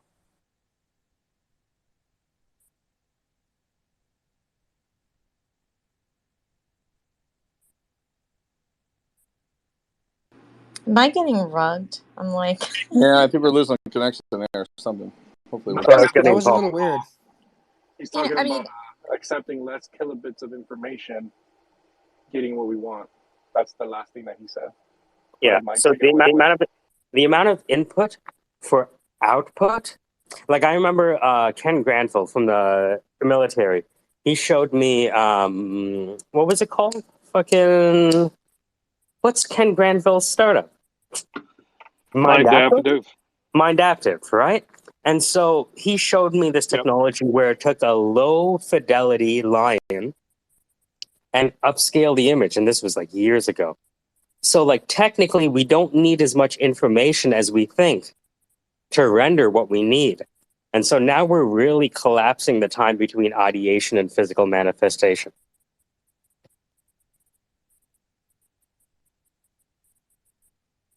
Yeah, that makes 100% sense, especially like with the speeds of, like especially with like quantum computing, we haven't really found an application for it, outside of what we're currently doing with it, and it's even more powerful than what we're currently doing. You know what I mean?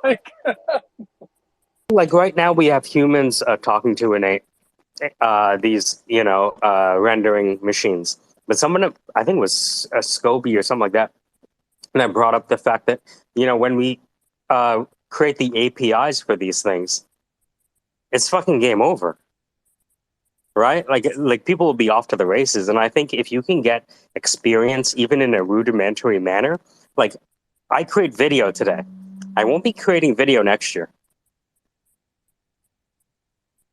Well, yeah, I have to hop off in a little bit, but before I go, Dan, you said that you invest in some companies. What are some of the companies that you invest in?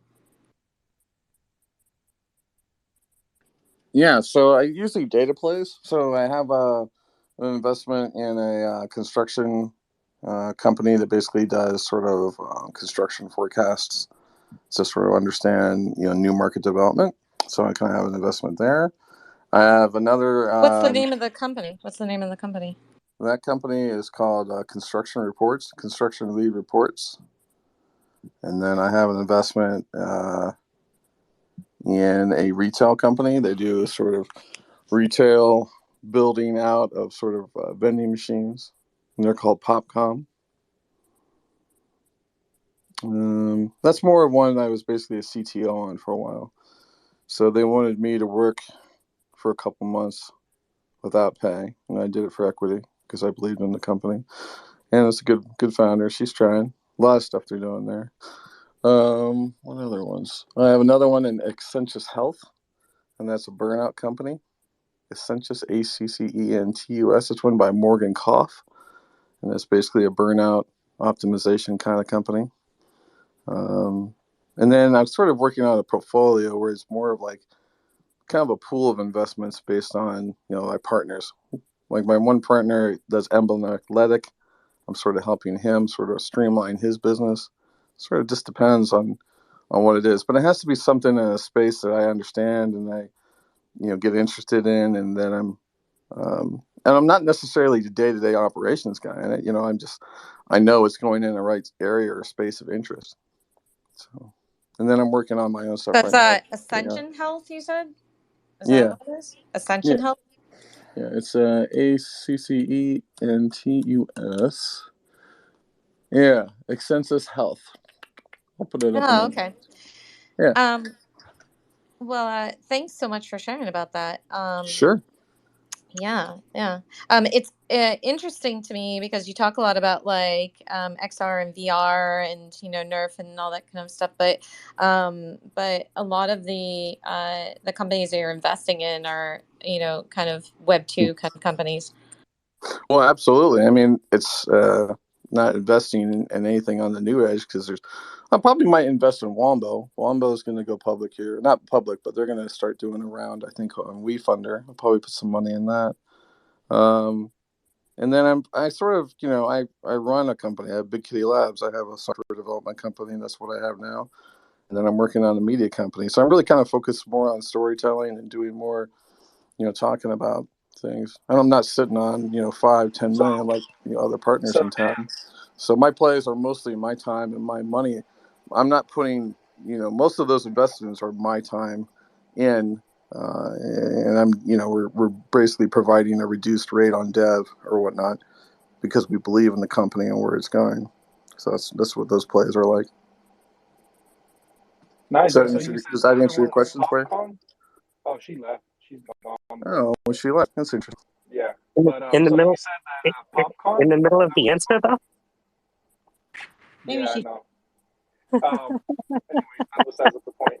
I'm telling you, man, she's got a beef with me. I don't know what it is, but she's got a beef with me. Anyways, It bro. sounded like So, I'm dying over here. So PopCon, is that you said vending machines?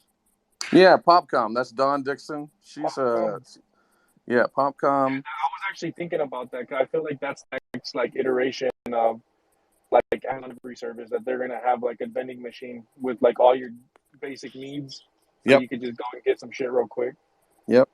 Yeah. I mean, it's an interesting space for sure. Yeah. So it's I think it's called PopShop. Or maybe it's called Popcom.shop. Maybe that's it. Popcom.shop. I think that's what it is. Yeah, Popcom.shop. Dawn is definitely a hustler extraordinaire. And she's great. She's trying to build a lot of different things. I've been trying to help her build out solutions for a long time. Dan, I have a question. So you talk a lot about Web3, but you only do Web2. What's the deal with that delta? Well, that's just kind of an unfair question in a lot of ways. I mean, you're standing on Web 2. These are relationships you've had for the last, 10 years. Of course they're Web 2. I mean, I don't have any Web 3 investments because Web 3 is crypto. Web 4 is AI, and AI tech is just barely on the edge. In fact, the people investing in some of the AI players are more doing it from a larger perspective in healthcare and some other places. I mean, I'm on a fringe. Like I'm not telling anyone that I'm an expert VC person or anything. I explore the fringe and I develop on the fringe, and that's what I do. But yeah, I mean, past investments are from the years where Web 2.0 was prevalent. And I'm not doing Web 3. Most of the people I know aren't doing Web 3 investment because it's all over the map. But people are waiting for Web 4 investment. They are waiting for AI injected investment. In fact, the 6 of the 7 plays that came out of the Web 1 incubator in my local neighborhood, I was surprised, are all AI plays. I didn't think they were even paying attention to the scene. So it's good to see them pay attention to the scene. And the Midwest is also going more hardcore on hard science. In fact, everybody here is hard science. Intel is putting a $20 billion plant in Ohio. You're kidding. No, huge. So everybody What? and their mothers come to the state of Ohio. To do what? Like semiconductors or just Yeah, like they're doing software? chips, AI They're chips. doing so you were part of that Pelosi bill. Congratulations. Probably. I don't know. I don't know what Congratulations. that is. But I know that, like, for example, Ohio State's got 2 NSF centers. So they won 2 of the 5 NSF grants for AI. So they're putting one AI, these are $20 million AI sort of centers that Ohio State will be working on. One's, I think, going to be focused more on democratization or access of AI. And that'll be an interesting one because they'll probably be talking a lot about getting access not just from the benefits of AI, but the development capabilities in the hands of more people, right? And then the other grant, I think, is going to be focused more on biomechanics. Dude, I recently connected with, I think he's the chief customer officer for TensTorrent. Have you ever heard of them? TensTorrent? I have heard of that. TensTorrent is Jim fucking Keller's chip startup. You know Jim Keller? Why do I know the name? Tell us the Jim history Keller about this. built chips for Intel, AMD, Tesla, and Apple. And now he's building his own chips. Austin, fucking Bangalore, Toronto. It's cool, man. I mean, a lot of the chip manufacturing coming back to States, that's something they really want. That's so huge. Yeah. I just don't know if VC will get back to normal in terms of writing checks until they see more indicators for just more momentum in the space. And it's there, but we're just going into that. I don't know. We're also on like new data that everyone tells me there's a bunch of new data they can't understand in terms of trends because of what happened with COVID. So they didn't expect all these things. Like they didn't expect remote work to basically take hold. So remote work in itself is changing the complete workforce dynamic. They didn't expect, for example, video adoption to sort of take hold. They didn't expect for AI to be, just in the span of 18, 24 months to run rings, around their notions that they could go in. So there's just so much new, and that's cool. There's new foundations. But yeah, and I think what I think is going to be interesting is is more enablement in the technology stack and less requirement of VC, right? Less barrier of I need X. I mean, we're always going to be looking for a certain amount of capital, and you do need capital to do marketing and XYZ and PDQ. But it's just, I think, as the table of means gets more and more leveled, the capability of hustlers kind of goes up, and I think that's cool. That's great. That means we can do more. Like I had no capacity to do a comic, for the last 50 years. I would never have any capacity. I can totally do a comic now. I had no capacity to do animation or even think I could even have that totally within my grasp now. I mean, that's cool. I like that. And I look forward to building out that space and doing what I can alongside.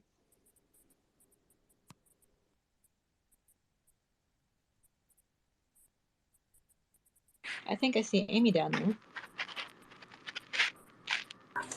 Yeah, I came back. I had a little bit of something that I had to do, and then I switched over to my other Mood Connect account, and so then it kicked me out of here because I didn't realize that it was, I don't know, sometimes that just happens. Anyway, Welcome back. Yeah, so sorry about that. Uh, but yeah, Yeah, you know we what? just I mean, oh.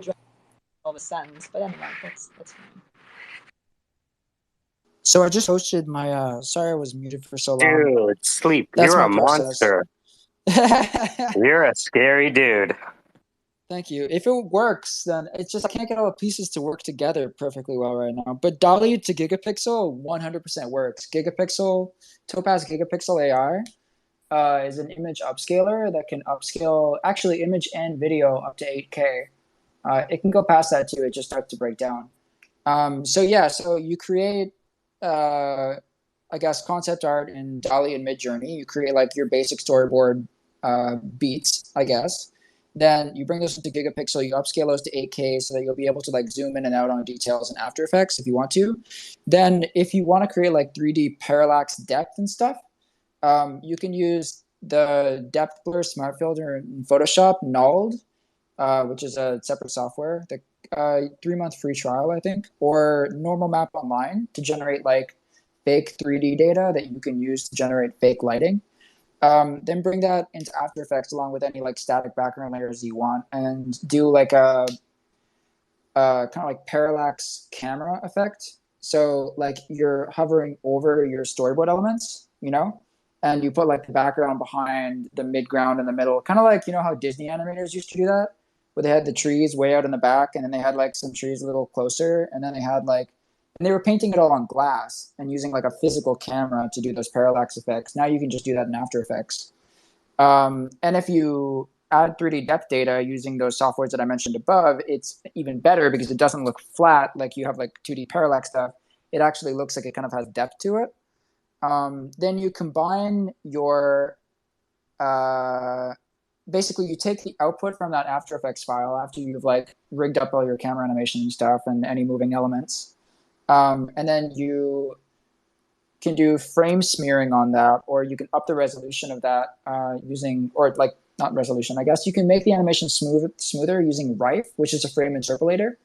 But you can also, so like Rife is supposed to be used to increase the frame rate of footage. So like, let's say you have footage that's running at 12 frames per second, right? Like it's stop motion. You can use Rife to increase that to 60 frames per second if you wanted to. So lots of people have been using it on anime just for fun. So they take like old school anime that was like hand drawn, on like 1s or 2s, and they're upping that to 60 frames per second. So like Akira at 60 frames per second or 90 frames per second is super cool. It looks great. So yeah, you use that to kind of like increase your frame rate. And then if you wanted to, you could use a style transfer AI to kind of put a veneer of sameness over your whole animation to make it look like it all kind of matches.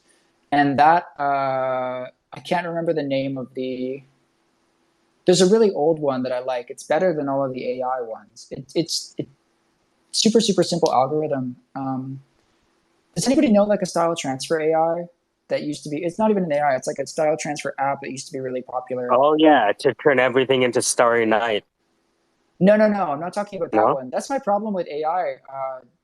AI driven. No, this was like a style. It was a physical app that you had on your computer. It wasn't like a website, Oh, not a okay. physical app, but it was an app that you had on your computer.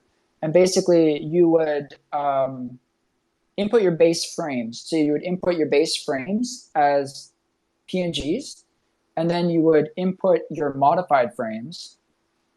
So like, let's say, for example, I had 60 frames in an animation, right? So let's say it's like a 4-second animation and I have 60 frames total. You would put the raw 60 frames in, and then you would, let's say you want a painterly effect on your animation, whatever you're working on. You would paint over, you would open like, let's say every 10th frame in Photoshop and do like a painterly effect on top of it. And then you input those modified frames. And what this app would do is it would basically try to add that style that you would put on the modified frames onto all of the frames total. So it was like style transfer, but with a lot of like manual. It gave you a lot of options to like edit things manually. I can't remember the name of that though. It's old. That's cool. So you were essentially batch editing each and every individual frame. You wouldn't have to edit each and every frame. You could just edit one. If you wanted to, you could just edit one frame. Yeah, you were doing the batch edit.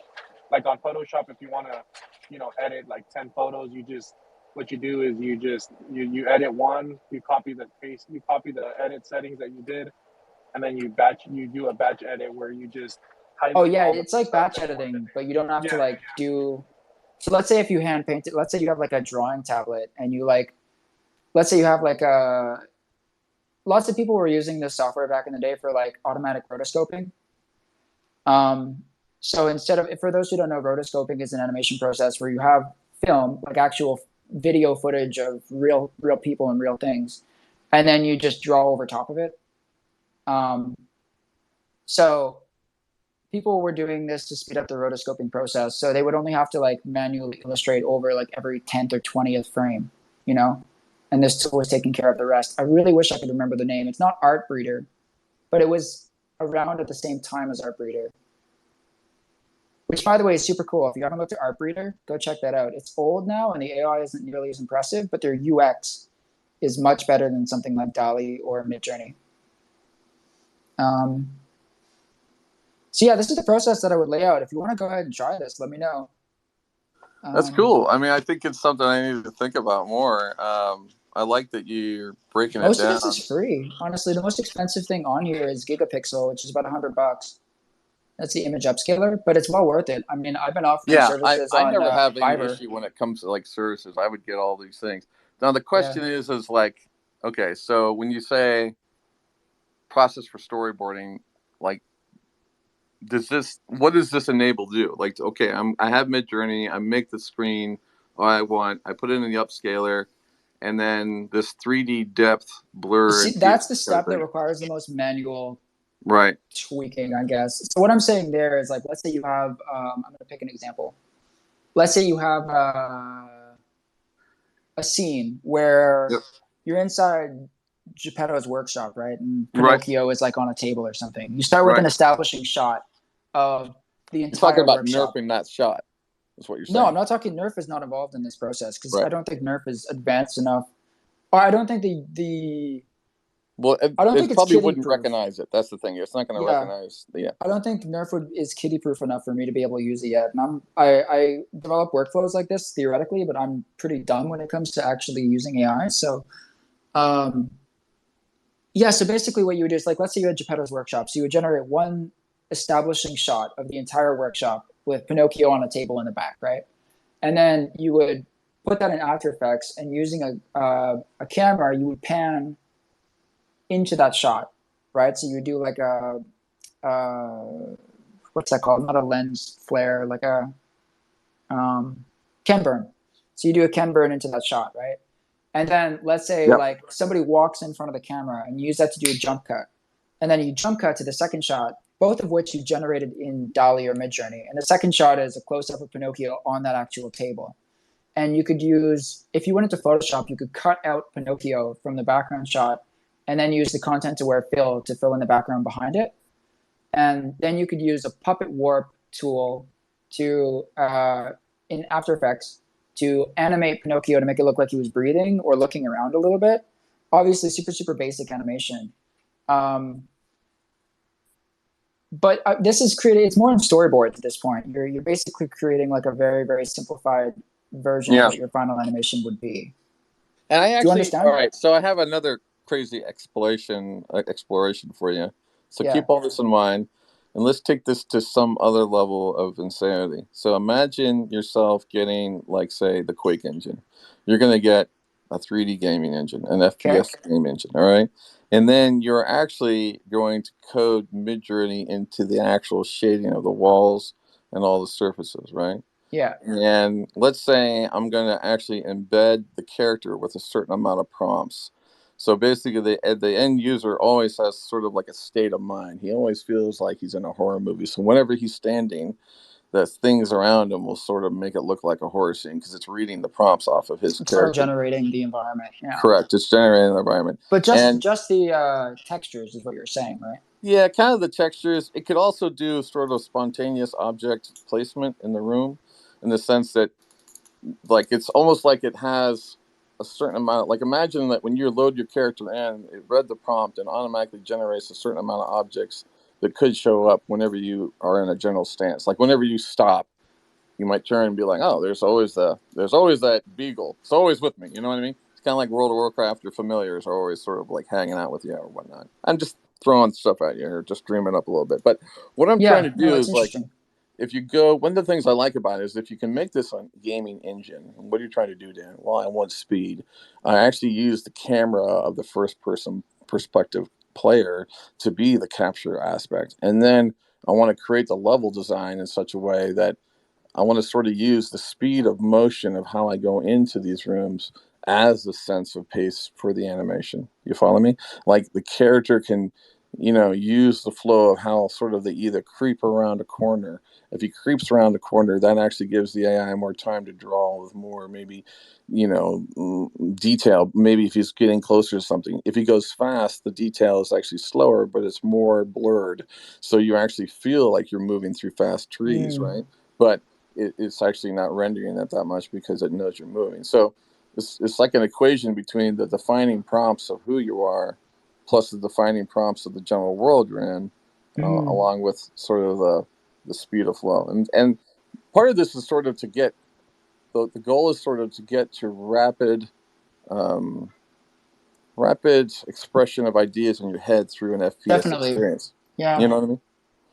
And then the idea is that, okay, it's not about making the perfect animation. It's about actually changing up the prompts and playing with the parameters of the world and universe to change up sort of the physics. That was one of the things that was fun about game design. It was like when I was making levels, like, I would make levels, but then I would put all the monsters in the levels, and people would be like, "What the fuck are we doing?" Like, yeah, you got to get to me, motherfucker. You got to fight all these things as well. And so we actually used, we created these really cool sort of experiences, and I made a lot of videos with that. I did a lot of Quake videos back then because I love the fact I was able to sort of capture the action, speed, and pace. And then it kind of is like it's almost like a film production tool, but you stay within the engine. I like that because if you kind of lay down a framework for this, you could apply it to different engines. So it has an applicable framework for Unreal. It has an applicable framework for, X, or maybe it's an augmented framework with it. I don't know. I'm very fascinated by the whole NVIDIA Omniverse stuff. I don't know if you've kept tabs on that at all. A little bit. I definitely haven't, like, I want to, like, the two things I want to haven't go really deeper dug into it yet. Yeah, the two areas I haven't really dug into yet is like the metahuman thing from Unreal, I think. Yeah, I want to play with that. I definitely need to play with the Lens Studio stuff from Snap because that's just getting more and more cool. It is, yeah. And then some of these other sort of frameworks to sort of play with. I want to check out some of the Niantic stuff too, as far as augmented reality goes. But that's getting a lot of press, the Niantic one. And then, a lot of people on the Nerf side of thing, we keep talking about Nerf World, right? Which is this notion of, like, let's connect all the Nerfs that people are making into one sort of, I know Robert Tabayos, I think his name is. I don't know. I forget what his last name is. But Robert was in here talking about Unity a little while ago. and how in the next, I don't know what his affiliation with Unity is. I think he might work with them. I'm not entirely sure. But he was in one of these spaces talking about how the Unity team is planning on implementing Nerf into their next iteration of the software, which could be really cool. I'm not entirely sure how Nerf is going to work in a game engine. But he mentioned something about bypassing rasterization as a process. So instead of having to go from 3D to like back to 2D pixels, it's just staying in 2D pixel space. So I think it might have something to do with like distant objects are rendered as Nerf objects, whereas close objects are rendered as. That's my theory about what he was hinting at. Is in the future, the Unity engine will probably implement some kind of like Nerf system for background objects, stuff that you can't interact with, but you still see in the distance, instead of having that be like physical topology. Yeah, that could cool, be really man. cool. Yeah, that's cool, man. But other than that, like I struggle to understand how Nerf is going to be implemented in virtual production, or because they aren't 3D objects. You can't add also, anything to Nerf. I mean, part of it too is, I guess I keep thinking about this in the larger discourse of things, and in a lot of ways, you and I were just shown the script for Wrath of Khan, right? And we're just kind of like, really, you know what I mean? Like we haven't seen all these things play out yet. So I try not to get too like there's like a part of me that's like the alchemist in me says like I could give a fuck about the applicable uses thing, this or that. You know what I mean? Like there's a big part of me, the alchemist goes, no, you don't understand, man. No one's ever converted a banana into an orangutan, and I'm gonna fucking do it, right? Like there's no purpose, no goal, but the manifestation aspect alone is worth the journey. That's the thing that I love about. People always go like commercialization is a fucked up space and research and blah, blah, blah. And I'm like, no, man, it's not. It's actually one of the most badass places in the world because, these are the people that convince someone to put a heart on, whatever collector, experimental system of X. And then they're given 3 years just to fuck with it, to figure out where things go. And that's what we're seeing. We're seeing all the benefits of that now. What's crazy, though, is that the research paper scene next to the collab scene, next to the GitHub scene and Copilot scene, next to the crypto scene, you know what I mean? And once you start putting things like in that stack, you realize that everyone is playing checkers when in reality, we're playing 7-dimensional chess right now. And if you don't see the 7-dimensional chessboard, then in a lot of ways, you don't see the 7-dimensional 7,000x on your current effort right now in reality. This is one of the things I talk to founders a lot. I'm like, yeah, it's a cool idea. I like it a lot. What fucking year are you in? Because it looks like you know what I mean? It looks like you're in the year 2015. That's cool for 2015. I didn't know we're at 2023, Yeah, you were thinking with an outdated. It's sure, this would be surefire if we were 5 years ago.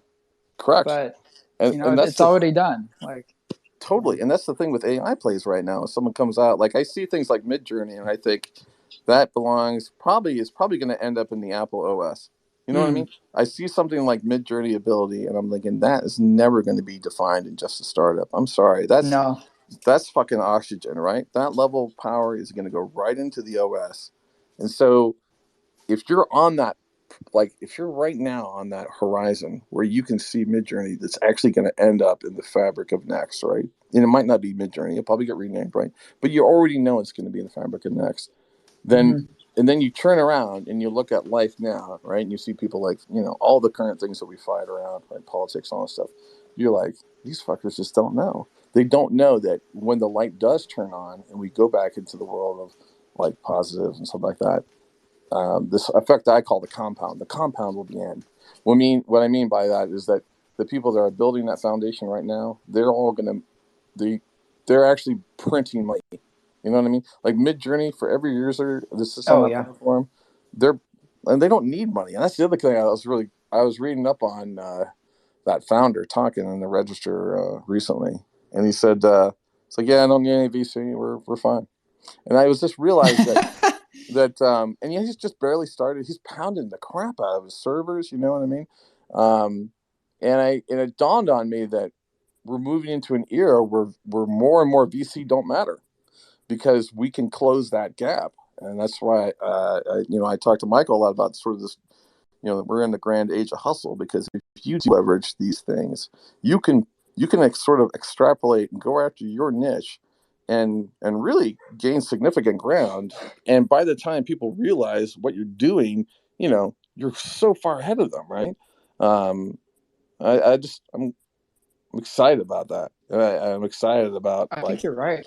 where that foundation goes. So where would you put, say, like Crow's idea of an AI tutor that can basically adapt to your individual learning needs? Is that a 2015 idea, or is that a 2025 idea? That's a 2025 idea. That's probably going to be Apple. Apple's going to be working on that kind of foundation stuff. If Duolingo isn't doing something like that, they definitely should. But I mean, I don't think they're going to be the ones to put that forward. There's so much, so much of what's going on in these larger companies is to prepare us for the shift, right? That's part of it, and that's even like part of these layoffs is part of that shift. I think too, just because it's a weird time of where like every tech company is laying off. That's just a little weird. It's almost like they all got the same memo. Everybody shave off 25%.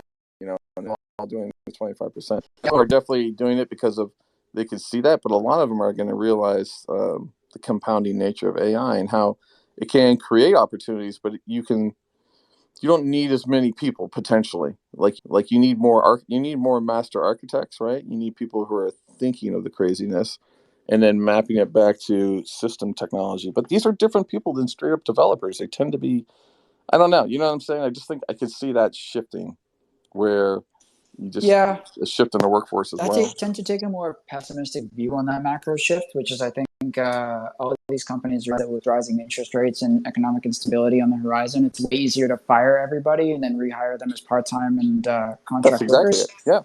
Yeah. Yes.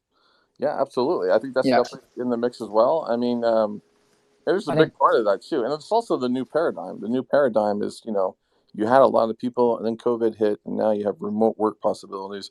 You can sort of rotate your crop of people a lot easier now than you could before, right? Because you don't necessarily are always reliant on local hires. So the employer has more options, but I don't think it's not all nefarious, nefariousness, because it is about sort of new skill and capability, which is one of the things we started to do in this room. Is sort of like, dude, you can do that. Like, use this tool, use this AI tool, and fix your writing. That's like, you know what I mean? And it's not a huge lift. There's so many cool tools to sort of play with. We didn't even speak in that whole process that I laid out with storyboarding. I didn't even mention it. You can generate the story too. Oh yeah. For you use something like GPT-3 to generate the story, then just take each of the individual sentences, stick those as prompts into Midjourney, use those Midjourney outputs, upscale them into Gigapixel AI. From Gigapixel AI, take it into After Effects, do a parallax effect, take that, put it into Rife, frame interpolate the shit out of it, and then stick a style transfer AI on top of it to smooth over all the details and make it look like homogeneous. And you got yourself a pretty decent looking Flash animation at that point. Yeah, that's the kind of it's cool, man. I like it. It allows me to be a creator in that one field that I would say back in the 90s we were completely powerless. We envied the creators. They could draw and do all that stuff. Even I when like the idea that sleep is helping people dream. Yeah, that's nice. I like that. Yeah, that's it. Yeah.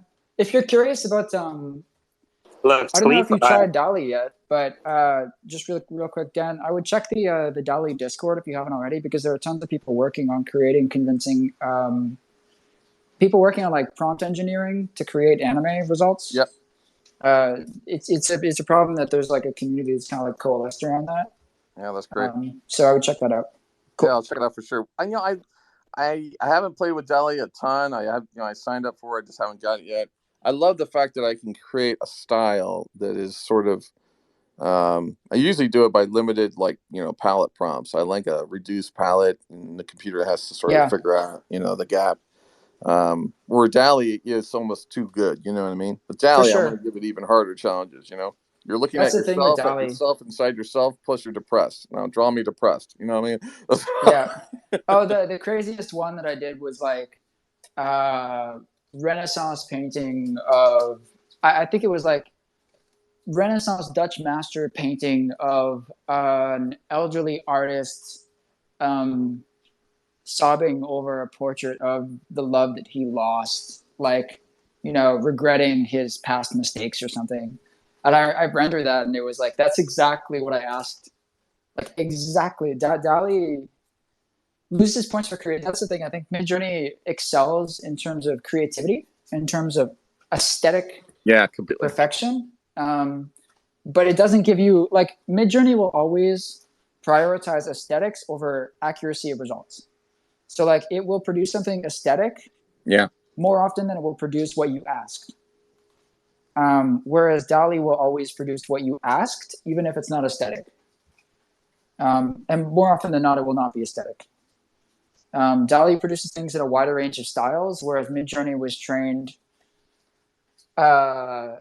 Midjourney was trained on a larger data set of like ArtStation images, and just like digital concept art.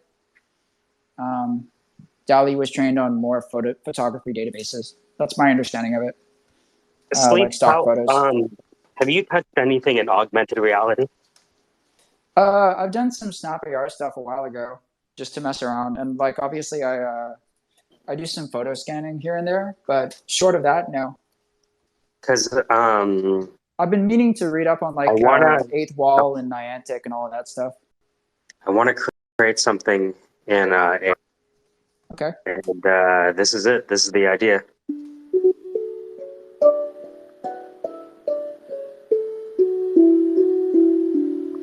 That's what I want to recreate in AR. Right now, I have to travel to places to teach math and music, and I teach kids, kindergarten, all the way up to teachers. And so I want to eliminate my need to have to travel by just fucking transporting into their eyeball faces. That's definitely something. So that's a core. So your point there is basically you need to travel physically in order to be there and teach somebody music. You want to be able to avoid that. So I've been teaching for the past little while, and I have the lessons down. I've been playing pan for 20 years, doing gigs, teaching classes, the whole 9 yards. So now what I want to do is I have everything flat in terms of the e-learning, the whole alchemy. I call it the alchemy of music. And so what I want to do is bring the lesson eventually into augmented reality. There's a really interesting, this is VR. It's a very interesting short video by, damn it, what is the name? This is going to bother me. I have all of these references on the tip of my tongue, but I always forget them. Sorry about this. There's a VR documentary studio based out of Montreal that produced a short musical performance with like this local band, and they had spatialized audio. And I think spatialized audio is one of the most important things for augmented reality to come across as like very realistic. It's one thing to see objects in your environment. It's another thing to be able to perceive ambient sounds coming from those objects, like a little bit like ASMR, you know? I think that could be something very powerful for you to play with if you were trying to create like an augmented reality experience for music education. It's like, where is the sound coming from, you know? And also, how do you interact with your students? You know, how do they interact with you? Is it just like a video call, but in 3D? No. Like I've done it over video, and I've done it in person. So I've done both. both. So in terms of augmented reality, though, is it just like you projected as a hologram in front of them playing music and them playing music back, or is it? It could be. I could use like lighting things up, like Guitar Hero. Yeah, like let's say you're teaching piano for what's your instrument? Maybe that'll help narrow it down. Yeah, it's a steel drum, the steel pan. Steel drum, that's cool. Oh, that's what you were playing. I thought it was a xylophone. I wasn't sure. That's cool. Yeah, so I guess you could recreate the steel pan in augmented reality and then find some kind of, I don't know if there's a way to do hand tracking with Snap AR yet. I don't think there is. Just leave it in the back of your mind, right? Here's what you should check out. What I'm doing is I'm building and creating the revenue models all in Web 2 and in a flat manner, right? People interact with screens today. But I'm doing all of that so that when the AR comes, I'll be ready. Smart. And well funded. Yeah. One thing you should definitely check out. I work. One of my freelance clients is a startup called Tribe XR. And they I've heard of Tribe. Yeah. Have you? Okay. Yeah, of course. Yeah. Yeah. Do you know Tom? Tom, I don't. He's the founder. He's really cool. They're a small team. It's only about 10 people total, including all of the freelancers. So Tribe XR, for anybody who doesn't know. This is how to become, this is like the next iteration of DJ Hero? Well, okay, so here's what it is that they You partnered up should with do it Pioneer. for Pro Tools. They partnered up with Pioneer DJ, which is the number one producer of DJ decks. And it's a one-to-one recreation of their most popular model. And all of the buttons and the knobs do the exact same things. You have access to the same music libraries that you would if you got a Pioneer DJ deck physically with you. It gives you access to subscriptions to, God damn it, I forget the names, but there's 3 or 4 subscription services that offer samples that you get when you receive a physical, I think it's Mixcloud, I think it's Record Box, and a few other things, but it gives you access to all of those, which is fantastic. And then you can just take samples, you can put them right on the DJ deck, and you can learn how to DJ. They actually offer courses directly inside of the VR application. So you can learn from actual people, like my friend Lee, who works for them. He teaches courses 3 times a week. Dude, I gotta show this to Scratch. Yeah, it's a small team, like I said. Back in the day, we used to do comedy shows, and Scratch from The Roots used to open the show. Yeah, this is like, and he lives in Toronto. That's crazy. Scratch. Scratch from The Roots. What up to? Yeah, he's in Toronto, so I'm gonna message him because So he was like resident the first DJs person. too. Yeah, so really imagine cool. like you have like Scratch, the fucking one of the original beatboxers with Rozelle and everyone else, who with the loop station, you know. I can put them in contact with Beautiful. The one you should message is Regina. I can give you their contact information. They're the social media manager and also one of my good friends. TribeXR.com.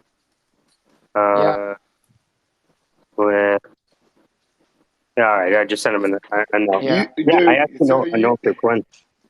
Syndicate, That's bro, another company I would love to work for full time. But yeah. Go ahead, Hassan. Sorry.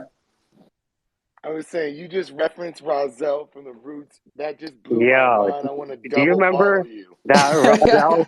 Dude, do you remember the Rozelle Transformer shit? Yes, that Rozelle bro. Transformer shit is bananas. My God, it's insane. That is, one of the number one beatboxers since like Biz Markie started the fake. Like, it's insane.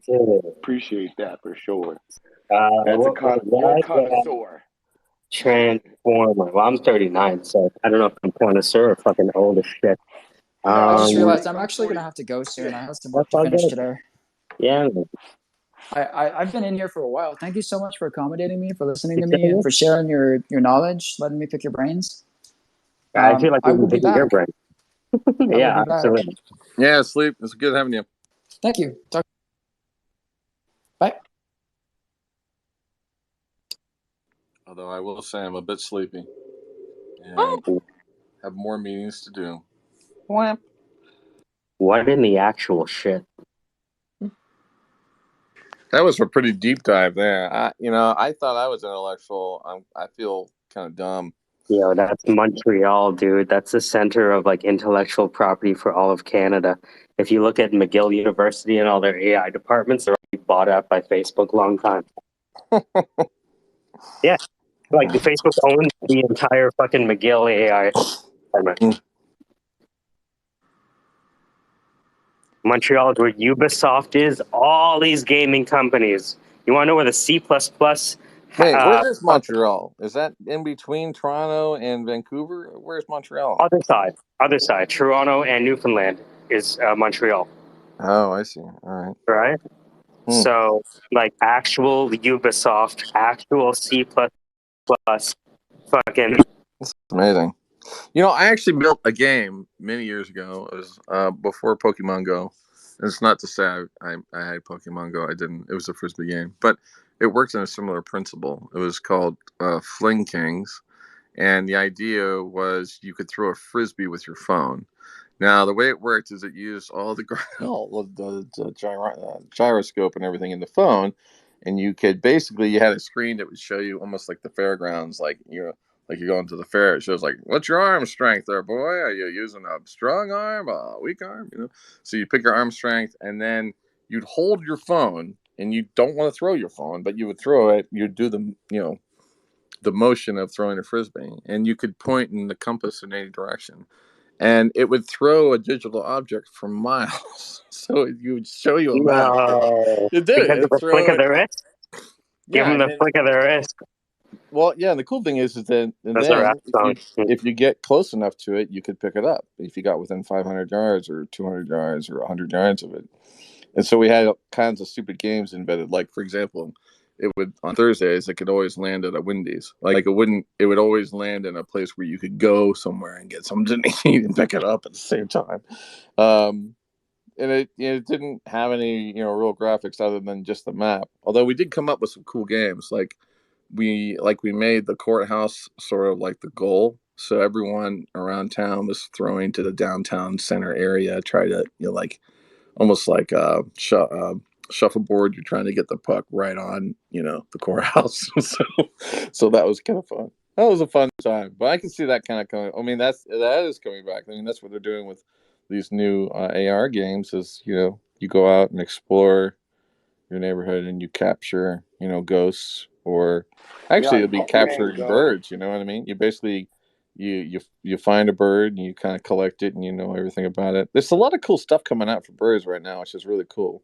A bunch of IoT products that are sort of built around making your backyard really interesting, from sort of not only here is the bird, but like AI that tells you all the birds in the backyard and what birds are having what conversations. So like, it looks like the blue jays are talking about, wait, no, like these birds are talking. That's really cool. Like we don't have that sensing ability. I like the idea of like getting incels to have to walk outside and get sunlight on their phone, and eventually, if they walk far enough, they'll like meet a woman for like 60 seconds. So they have to keep on walking around in the sunlight until they get in shape. Yeah, I think it's kind of wild. You get all this extra view. Imagine you're walking up to a flower bed and you actually have a more detailed view as to pollination at work, or you know what I mean? Like you see flowers, you see nature, but you don't really understand the true science of what's actually under phasing. I like it. We could call it's a the app Pixar movie. the hour bed. So you have to walk to see the flowers. I like it. Exactly. Yeah, good stuff. So yeah, it's crazy. I'm at sleep today. I don't even know sleep. A nice play come on back. words. I met Sleep today too, but man, he was cryptically complex motherfucker. I thought the subconscious was supposed to be relaxing, but man, that was intense. Yeah, it's funny. It all kicked off by me asking him, all right, so if someone wants to bring you something, right, what are the 5 questions you want to know the answer to, right? And it was, what were they? Like, why are you doing, oh, there it is. Hold on. What is it? The white paper? Yeah, why do you want to make it? So you want to build something now. 1, why do you want to make it? 2, what is it that you want to make? 3, do you have a document outlining this? 4, take a look at the iron triangle of project management and fill those known unknowns in. And 5, why should I care? That's what he told me he wanted to know before looking at this project. I get all of that. I mean, I get all that, but at the same time, that's like that's the process if you need somebody else. The process you have internally may can be completely different. You know what I'm saying? Like it doesn't have to be that way. No, like what, for sure. You know what I mean? Sure. Like what was like if you applied all that same stuff to Samantha Startup, I would have to say I have no reason why I'm in the building, quite frankly. You know what I mean? Like Samantha would not be able to explain that, other than she would say that she is comedic entertainment. So maybe that's the whole thing, Michael. basically everybody needs to explain themselves except comics. Da! In a future world where mankind struggles against the machine, only comics can fight with AI by their side. What's going on, man? We're fighting these people. It's really serious. Yeah? Well, I tell jokes. I don't know what the fuck's going on. Damn it, I hate these comics. They're terrible to recruit. I have. So there were some of the weirdest calls that come in. I think they're still looking to sell me this SpaceX pre-IPO. But this is Do it. things are happening in a very interesting way. That sounded like a taser in the background. Are you holding up a taser and threatening us, Mr. Rogers? Who's got a taser? Nah, dude, I'm replacing a compressor relay. I think the biggest thing that might come out of this is during the apocalypse, at least we know we have a roving band of digital mercenaries that can piece together survival, for the next 20 years. Absolutely. In fact, that's what the like in D&D, you could get the bag of holding, right? And the bag of holding would hold whatever you need. And it was like one of the most coveted things you could get in D&D because you could put all your stuff in it. That's what the Syndicate is. It's basically a bag of holding for other interesting people in the chain or in the bag. We don't believe in the blockchain necessarily. We believe in the bag. So are you part of the bag? That'd be a nice thing. We got to work on other metaphors where you're basically still using blockchain everything, but you make it like I just invited. His name is Rommel Jackson, and he's been a D&D guy for a while. And we started playing D&D on Twitter Spaces actually last year. Nice. Like on a Saturday, we just get together. Yeah. So if you want to be a part of the blockchain, or do you want to be a part of the chain gang? Yeah, I think you have to come up with another sort of metaphor, but it is, and it has to be something that is really pretty preposterous, but similarly connected to the chain. In other words, we believe in the continuum of swear words. We believe all swear words are part of the same swear continuum. And you could get into fuck or ass, but we're really like shit is probably running the highest right now in terms of investment. But we think that,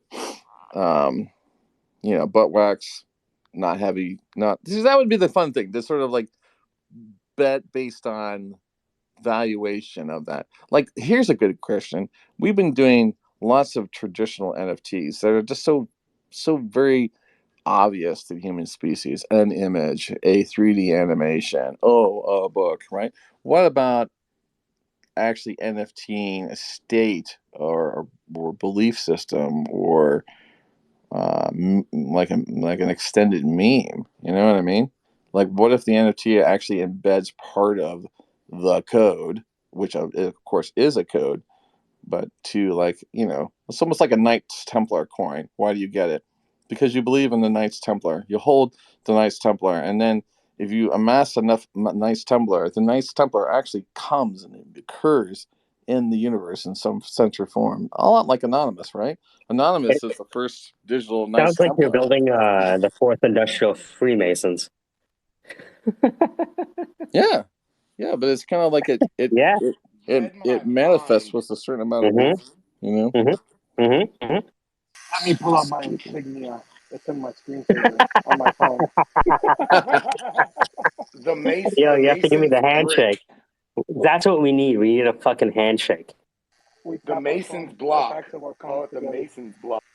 What if the handshake was like a certain order of emojis? We really should have the ability to upload our own emojis. Like if you bought like the Twitter Spaces Pro, you should be able to upload your own emojis just like you can in Discord. Maybe that's where Twitter Spaces are going to go. It's just going to go Discord eventually.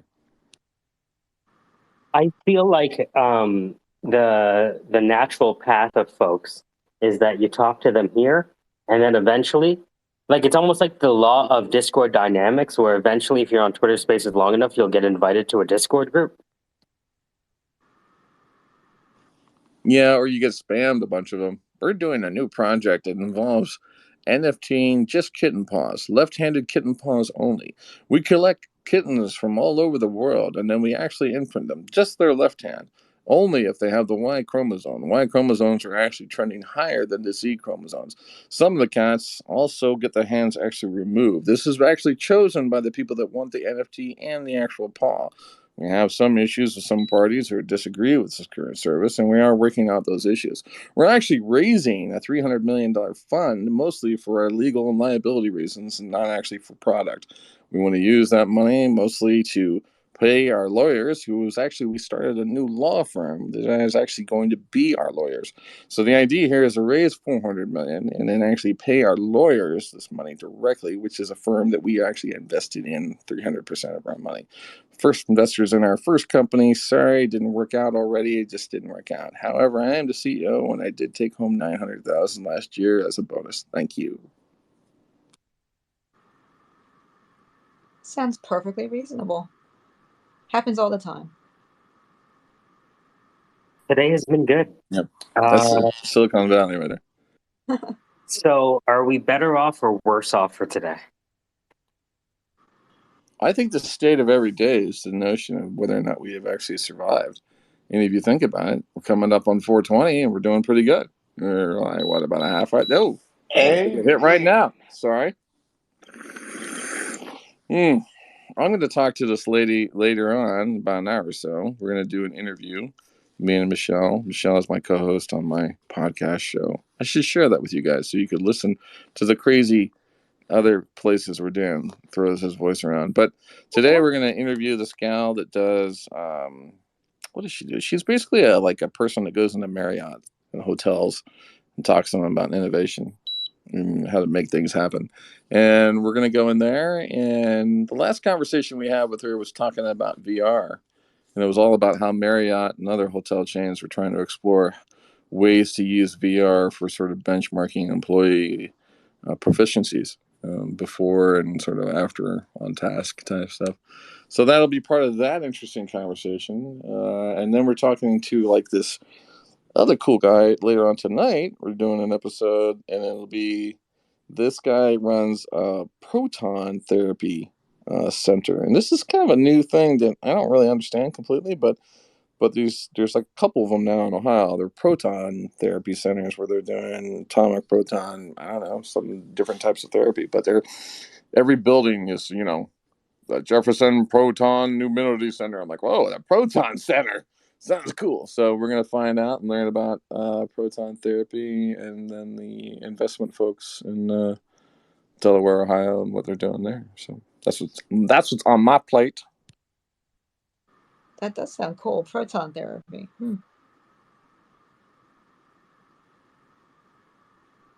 I got locked into a cryotherapy machine a few weeks ago. Would not let me out. That was fun.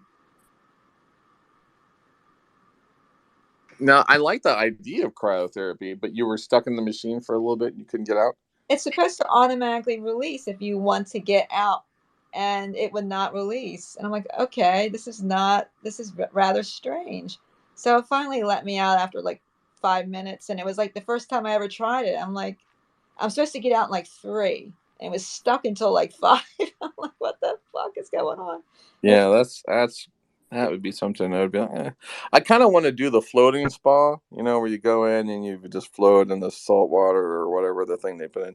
I want to do that, but there's also a part of me. It's like I'm 6'4", so you take me to the fair. I can't go on every roller coaster. I go up, and everyone would get on, and they would come to me like, "Sir, are you 6'4"? Yeah, they'd be like, "Oh man, it's a good chance on turn 4 you could be decapitated. Are you okay with that?" No, that's cool. I'll pass on the ride. You know what I mean? It's like I don't have to go on it. Dude, you're gonna love it. You're gonna fall asleep in that thing, and when you wake up, you won't be able to feel anything anymore, and you won't know where your brain is vis-a-vis your body. It's amazing. I do actually like. Yep.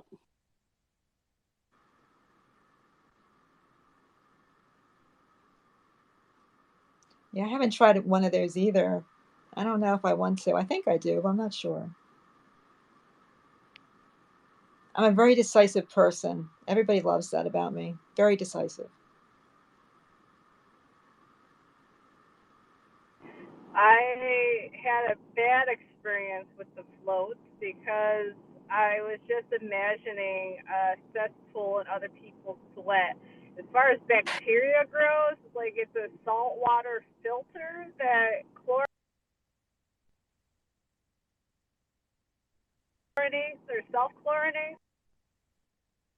But yeah, I'm still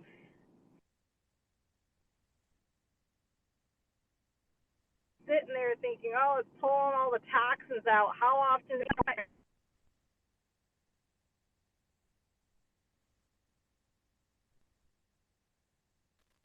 Is it cutting out for you guys? It's cutting out a little for me. Right. Yeah, it is.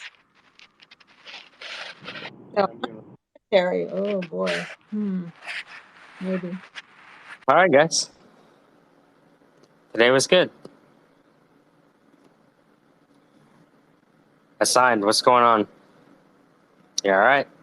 Yeah, man. Being blessed, watching my son here enjoy his cartoons as I massively clean this house because I'm a organizing germaphobe somewhat. Being super blessed by you guys and the intelligence that you guys are dropping on me.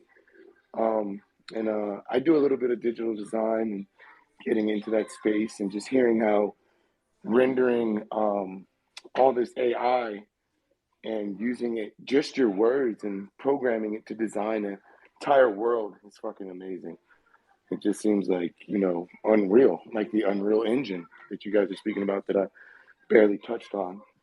But yeah, it's definitely cool, and I appreciate you guys for sure. Loving this space.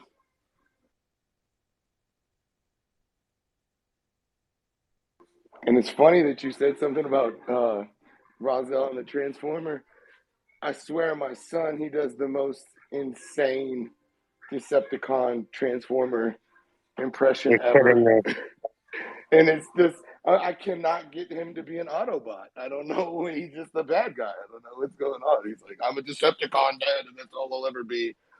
And his voice play is just so insane because I'm like, you really model your, like, you make your own internal sounds when you're like playing with your kid, and sometimes they slip out and they cue on it and they're like, ooh, like the GI Joe goes or the kicking and stuff, and he just has this. I had to look over, like, is Bumblebee doing that right now? He's just really good at it. So yeah, just enjoying the day, kicking it with my man and picking up the cool stuff you guys are doing. That's how my day is. It's a good day, brother. And definitely about to fall 20. I'm over here in Oregon, and we do a little bit of growing and hemp farming out here and stuff. So yeah, gonna relax the head here in a few and get out there on the farm and keep going. Awesome. So is it raining in Oregon right now, or are you guys getting like 3 days of sun? It's absolutely gorgeous where I'm at. I live on the border. It's kind of scary because like they just had this huge like 50,000 acre fire or whatever it is, the McKinney fire that's behind my property here. But other than the direction of smoke changing, it's amazing. It's amazingly sunny. We've had some triple digit days that kind of hurt. You got to stay inside or get to the river really fast. But I'm blessed to live right here by the Illinois River, like 2-3 blocks away. Smith River is like 15 minutes down the road on the California border. So yeah, we're enjoying this beautiful weather right now for the most part. Oh, that's great. Whenever I hear It about only gets scary sometimes. It only gets scary sometimes when you see a little bit of an overcast come and you're like, oh, it could be a drizzle, but it fakes you out because it's all thunder and lightning, and that's just like more fire activity. But freaking awesome.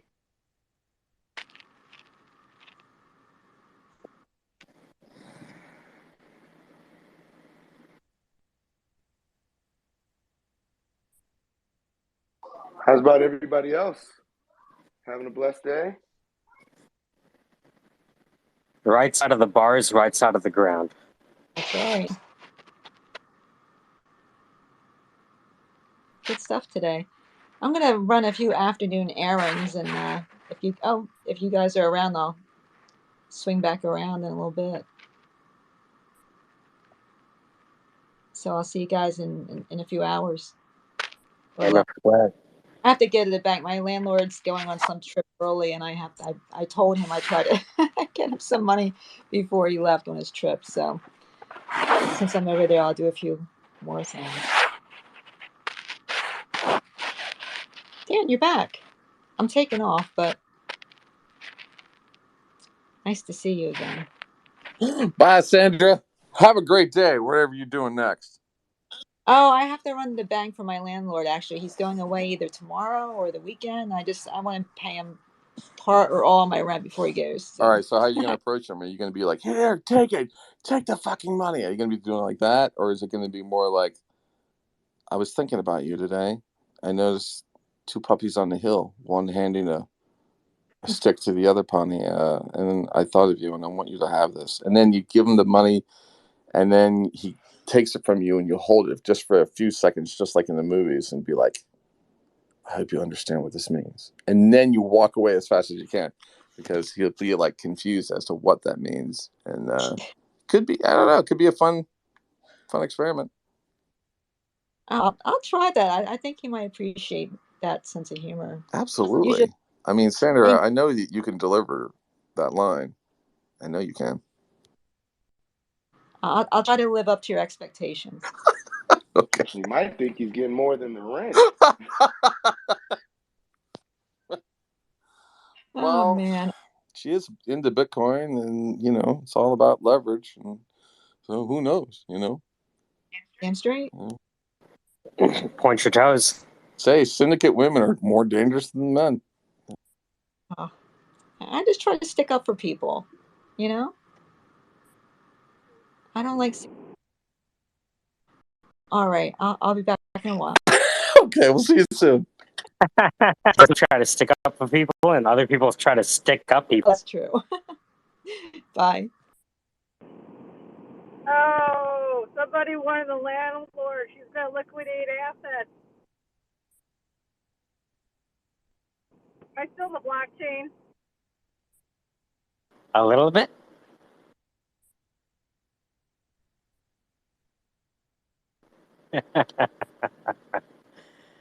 Oh man! I kind of want a block broker. I want a broker that basically reports to me, and they come up to me and they tell me what to buy, and then I will. I had a guy hit me up in my inbox, and he said, "Hey, what's going on? I'm a personal tailor." And I'm like, "Thanks for the offer, sir. I dressed like a bum to disguise myself." He hasn't responded yet.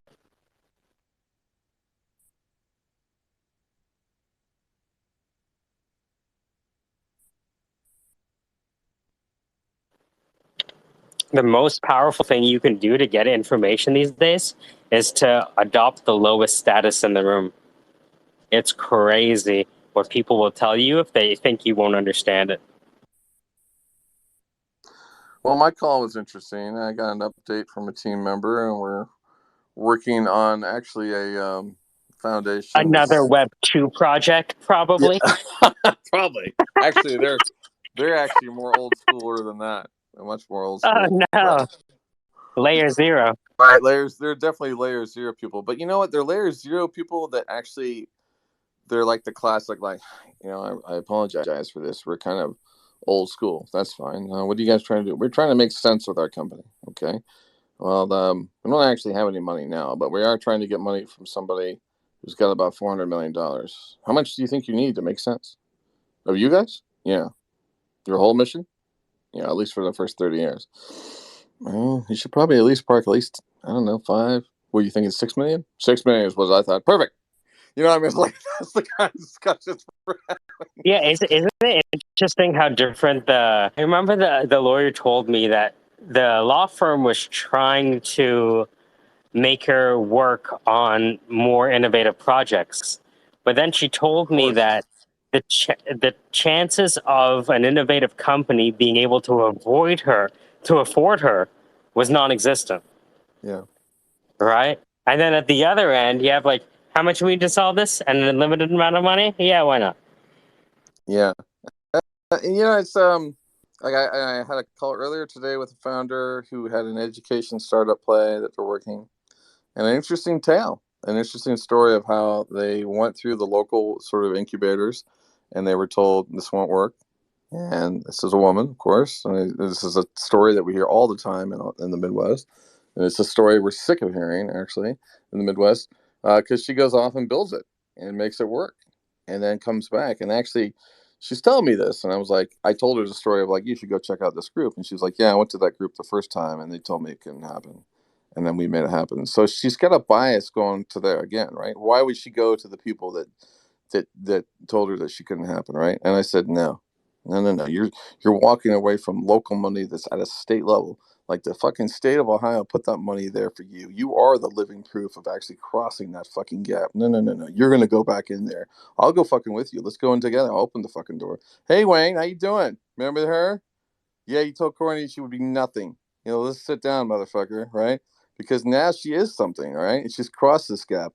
And she could actually take her story in her future away from you guys. But you guys are the state run, yada yada, right? So here's your opportunity to not let her make you look like a fucking idiot. You can look like a fucking hero. So she was asking for, you know, she's asking for 400,000 since she's already passed the first gate, which was you dared her and she did it and came back. And we're actually bringing you a new piece of story because you have a new diversity inclusion fucking group where you have to go and do what? Invest in these startups, right? You actually have this. You don't even have any stories because you fucked over every woman in the fuck Ohio area, right? Because that's what your motive was. Like you were being traditional VC. That's the problem. You were being a venture capitalist. You weren't a fucking human. People don't actually do transactions with things. They do it with people they trust. And that means even if they earned it. And now she had the opportunity to walk away from you. But I actually said no. And here's why. You need that story because Columbus needs that story. You need a positive speech springs, and you have money sitting around that she fucking needs. So she should get at least 100 grand right off the bat. And if you say no, well, that's fine. I guess we'll go and just tell the story outside, right? Meaning the story that you told her, right? You told her that she had nothing, right? I'm just giving you the same fucking Yeah, window of chance. You know what this I is mean? like, why would you let you have the Drake of Ohio? Do you know what the economic impact of fucking Drake is? It's like stupid. You know Yeah, what I mean? Like for Toronto, it's straight crazy, right? And it's like those stories. You ever see like those pictures of like a little kid pointing to a Disney cartoon saying, "Hey, it looks like me." Yeah. Like those possibility models, I don't think people realize that those possibility models can unlock so much lost energy. And I just think that and it's I guess I'm trying to address the twofold problem. The first fold problem is she doesn't have the money, right? She's got to find 400 grand. Part of me wants to understand why the 400 grand. That's always where I go. I always jump into, okay, you ask for that money, why that money? And then I break it down in my head. Is it a salary? Is it a technology movement? Is it a marketing movement? What is the differential sort of aspect of the money? And what if I gave a total fraction of that to fucking Sleep? Would he outperform all of the people working on this 400 grand thing? Potentially, yes. If the founder's open for changing up the product. So in a lot of ways, sometimes when I meet a founder, I don't want to actually even hear the product. I was thinking about this a lot. I was thinking like, in a lot of the ways, I want to hear a founder tell me all their problems. I want to reverse engineer what I think they're trying to do based on their problem set. And you might say, well, why are you doing that? Why don't you just get the pitch? Because I've heard 7 billion fucking pitches. I have a bias already to half the pitches you tell me. Like if you tell me a pitch that's doing X and Y and it doesn't have Z, like you're fucked out of the gate. It's almost like someone saying Amazon's our competitor. All right, well, I don't even want to entertain you. Why? Because you're picking such a massive target, right? A lot of ways, putting Amazon in your competitor chart instantly gives you a $700 million evaluation, right? It's bullshit engineering, right? So it's like there's certain things I will hear in a pitch that will be that'll trigger me, I guess, from a Now, here's bias the thing, though. perspective. Like, That's why I if, want to do things differently. for a Silicon Valley audience, maybe that works. But as you move east, you find out the tolerance for bullshit goes down. I don't think people understand that. They watch too much TV or YouTube University. Yeah, and then they get even more critical. I think that's probably the even harder thing too, is that there's a ton of pitches that they'll die on the first slide. You know what I mean? And I don't know, but it is cool the time and era that we're kind of going into, because we're kind of going into a state where I don't know if you need VC. You actually just need to find ways to get minimal hustle. We're going into sort of like what's the new minimal comfortable? The question is, what is the new minimal comfortable that gets you maximal exposure to AI and hustle? And that's sort of the new benchmark. Is that a $65,000 a year XYZ job in XYZ place in the world so you can live comfortably? Like, that's part of it. Part of it is to live simply and be like making and saving, and at least that's my mentality. My mentality is like I'm not aspiring for max luxury. I'm aspiring for nominal, almost like not great luxury, in exchange for speed and access to the fringe, and at the same time to It's support like being the Achilles. multi-interest aspects of what I want You to know, do. when Achilles had to decide if he wants to live a long life of anonymity or die on the blades of glory, it's like, what kind of weighted average of Achilles' choice do I want? Yeah. I was hearing. I've been seeing a lot of really cool quotes of just people. There's a guy out in LA. He's got a brand. It's called Never Made, and it's all about the fact that you never want to reach perfection. You never want to reach the apex of your career, because then it's over, right? So he's got this whole ideology he sort of surrounds himself with, which is not complete yet. And like the minute I feel like I'm getting complete or close to complete in one aspect, I had to change it up. And I see that myself. In fact, I see, like, the crazy thing is how much stuff we actually do subconsciously to sabotage ourselves, right? To continually put ourselves either in the comfortable spot or in the, to push her out. Like I have, like, there's probably like, I always have that metaphor of the air. It's always the airlock. I started having dreams of the airlock, and I know that that's like, oh shit, airlock is showing up again. And the airlock is like this master metaphor for me to basically, look, you've tried everything to go as far as you can in this one particular area, and then the only real thing left is for you to accept the full discomfort of either rejection of the space. You got to put yourself in the airlock and inject yourself out. Like, the university was never going to fire me. Like golden handcuffs. I was never going to get replaced. You know what I mean? I was just in. That was part of the university way. If I never went to the airlock, if I didn't flush myself out of a perfectly good job, I wouldn't have anything I wouldn't have a lot of the stuff I have today, which is even more flexibility, believe it or not, and more, you know what I mean? I had to push myself out of that. And I think that's a really hard thing to do. It's also, for a lot of people, that's their origin story. And that's always troubling to me when I hear origin stories. I always want to know a founder's origin story. But when I hear the origin story being, I had it all, and then I was laid off, and then I tried to recreate it all, that's a very hard story. That's a story from a lot of people. Because they're trying to recreate the comfort level they had, and they use the startup as the vehicle to do it, but they don't necessarily realize that the startup still needs its own validation, right? It has to go through all those parameters. But in very ways, startups are sort of romanticized. As long as I have a startup, I'm successful. That's all. I don't know, man. There's a lot of different metaphors in here, but that's okay. I'm coming up on my big crazy call of the day. I'm going to talk to this lady about Marriott innovation. And then, Proton Lab science, kind of bizarre, but a really cool space today in the Syndicate, learning all about AI and madness. Thanks for listening, all the great people here today. Everyone, we got You in the house, Mr. Rogers. We got what's his name, man? The Assigned. Previously on The Assigned, we got the Captain Web 3, the Kit, the Lascoshis, who's got a brand new mid-journey kind of cool icon thing. We got the cool chick in the bikini, Mellaby. It's always looking smoking. And then Phil C down there. And the tie, he just left. We just lost the only guy that had a tie other than me. That's fine. We have a one tie policy here in the space. and we don't prefer anyone else have a tie. And I'm going to hand it over to Mr. Rogers for the rest. Thank you. All right. So what's going on, everybody? How's everybody doing? Anybody want to come up here and speak? Kit, Alaskoshi. I'm interested to see how Web3 feels about everything that happened today. We need to get some Arkansas in the house. Okay. I've been listening to all of it, and he's given me something to do this weekend is to go play with everything that he talked about. So it's my OCD, and it's interesting. It's nice to understand now. Now I'm visualizing the characteristics of the meta world, how it's defined.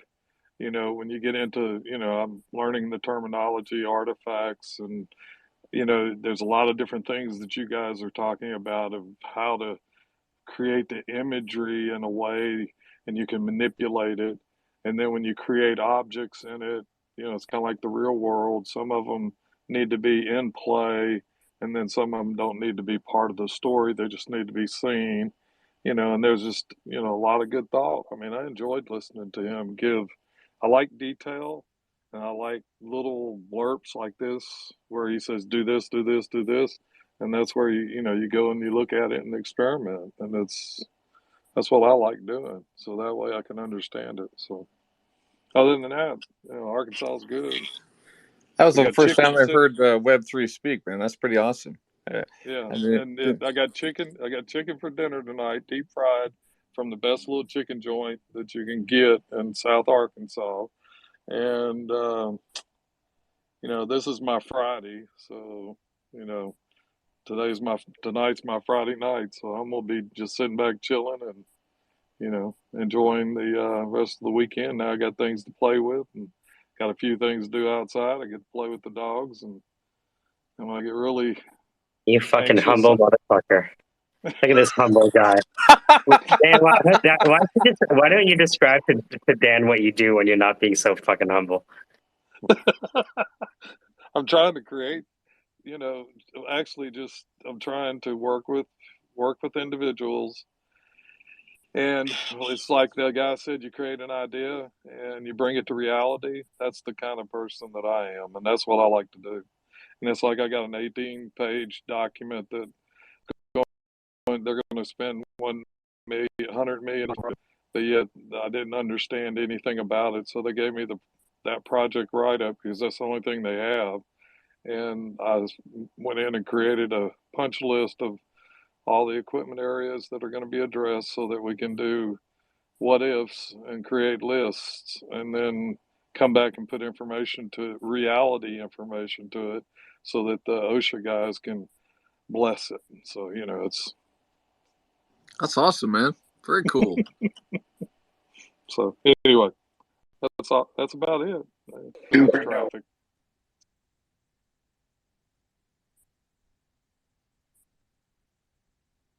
Silent but deadly. Arkansas, watch out. I like how you put that fried chicken out there, though. Yeah, see, like he that's understands good, yeah. narrative structure. That's a real deep understanding of narrative structure. You didn't start with a story, you started with fried chicken. You understand the depth of that understanding of human nature? Dude, he fucking got my mouth watering. He got my attention. All these people are like, hey guys, how do I pitch my project? Why don't you shut up and give them food first? Duh, you fucking idiot. These people are starving. They're not hungry for ideas. They're actually just hungry. Why don't people bring in fried chicken to the pitch? Have they ever tried that, Dan? I have thought of alternate pitch ideas. I still want to do the pitch where it's basically cliff jumping. You gotta like pitch, and then based on like how well you do, you gotta like jump off the cliff or pool. I think that would be a good thing. But Dude, no, that's I a haven't great seen. I did do. There was a startup weekend once where there was a team and it was like Grosh and Go or something like that, and they were doing grocery delivery. Now this was back in 2010, so before DoorDash and all the stuff we have today, before Webvan hadn't even come up and died yet, and all that stuff, which is funny. But I remember that team, when they pitched, they actually like had a guy run down the aisle and between all these people with like a bag of groceries. I was like he was a comedian. He was the founder and a comedian. And he's actually a restaurant owner. He's a vegan restaurant owner now, and he does great slapstick stand up kind of improv stuff. But that was part of his pitch, was he just came busting through these doors. We were like, okay, next team up is grocery door, and then you hear these doors slam open, and he was like running, and there's cans flying out of the bag and everything, and people are like getting. He had a bunch of like fruit roll-ups and Pop Tarts, and he's like, "Whew, you know what it's like when you want groceries? You just want to run out." He just gave a great story about like the groceries and how bad you wanted them, and his team. It was so funny. His energy was better than a lot of ways the product and the pitch, and half the people just wanted to bet on him. That's part of it, which is actually really cool in the startup space. It's fun when you. And we're getting into that now. Like you know what I mean? Someone's going to come up with the whole, well, I have an AI, like I want to do the AI, basically, what's my risk factor? And all that AI does every day is tell me, Dan, your risk factor today is nominal, meaning you're okay. And I'd say one day I would say your risk factor is high. What's going on? Well, currently you have these 4 meetings and there's traffic over here. And by the way, you have 2 meetings with these other people and you've never met them before. And as far as I can tell, you haven't prepped. So your risk factor is high for you being stressed. And you know what I mean? It's like, who comes up with these cool, fun ideas, even though they're not necessarily, that's the hard thing, is that we're going into more of a tinker era and less of here is the business model. We don't need a business model. All we need is people who are willing to think it's interesting. And then here's a crazier thing. If you don't think it's interesting, I'll just generate my own AI audience to use it. And then that itself will create a wake. And then you'll be forced to come and check it out. I'll fucking, you know what I mean? I'll bait you to the party. That's the thing I can do now. I can generate that, and I even hear that when people talk about, well, I need more people to test my product. I'm like, why the fuck are you waiting for customers? You have AI, generate your simulation team. Hell, build that startup and sell that. You know what I mean? That's the era that we're going in right now. Because like the old way can be the new way with AI. And you might think, well, Dan, does it have to be there? I know that's not what I'm saying. Don't think about the business model. Just throw that shit away. Think about speed. Think about how it gets adopted through the insanity of what you think will happen. That's what I want you to focus on. Because if you see the insanity of it unfolding, that actually means that it's already possible and already likely and already actually in motion. In a lot of ways, it's the idea coming back to you and fucking with you. What are you going to do? You're going to sit around, eat that bacon sandwich? Yeah, shit, let's put more bacon in there. Or do you want to think about X? You know what I mean? That's the cool thing, man. That's what like life does to me half the time. Dan, yeah, you're right. You can sit down. Absolutely. Let's get some red light therapy. You could actually go outside, you dumbass, but no, yeah, let's get red therapy inside the house. You know what I mean? It's like every day reality is laughing at me, I think sometimes, but that's good because I'm having a conversation with it. Every day I'm on the fringe with it. Every day I'm like asking it, how many months do I have before I'm lapsed? Yeah, you're 18. Okay, good. I'm good. When that gets down under 9 months, yeah, I'm going to be a lot more erratic on here, guys. You know what I'm saying? Because I'm going to be trying to close that gap. And the same thing I want with everyone. Anyways, I got to jump on my 4:30, and then I'll check back on you guys. Thanks for listening to Syndicate Madness. Later, bro. Man, I was just stuck on that. I was just stuck on the using the chicken for like pitching, man. Like just imagine. All right, guys. So we're gonna have an amazing demonstration today. It's gonna be interactive. So I would like everybody to look under their seats. And the fucking people, they fucking go look under their seats and they fucking grab a greasy ass piece of chicken that was fucking taped up there with no napkins. I like a fried chicken driven development. It hits on the idea of reciprocity, right? Reciprocity is really kind Powerful. Then you get the fucking piece of chicken, the crowd's just gonna get the piece of chicken. Like, what the fuck? Yeah. But here's the thing, like you have to make sure that chicken is you know what I mean? Like it can't be like no regular chicken. Guys, I am so fucking hungry. Passing through a weird What happened to that town. steak? How come they didn't like you when you walked in? I don't know, but instead they're like, well, there's no place to sit. There's all these fucking empty tables. And then I'm like, well, I just was passing through looking for something to eat. Like, well, we don't have any menus. I'm like, okay, Well, maybe they just didn't let beavers in. I was like, you guys have pizza, right? Like, yeah, we do. I was like, can I order some breadsticks? And they're like, well, you can go over here, to another restaurant if you like to order something. I'm like, what? Wow. Yeah, I think they have a strict no animal policy. Like I'm not homeless. I mean, I come in this like back alleyway of this one restaurant. Like, oh, this is so cute and quaint, and they're all like looking at me like, oh, a stranger. I think the restaurant's a front. Yeah, that's It's what like, it was. Yeah. It's like going into a fucking well? dive bar. It's like going into a fucking dive bar and the record just and everybody fucking looks at you and you're like, do I fucking stay or do I get the fuck out of here?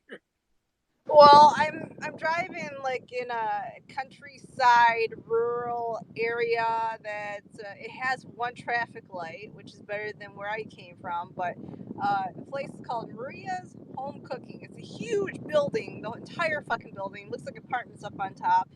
And I'm trying to find the fucking door, and it's all through this alleyway, and it's like literally.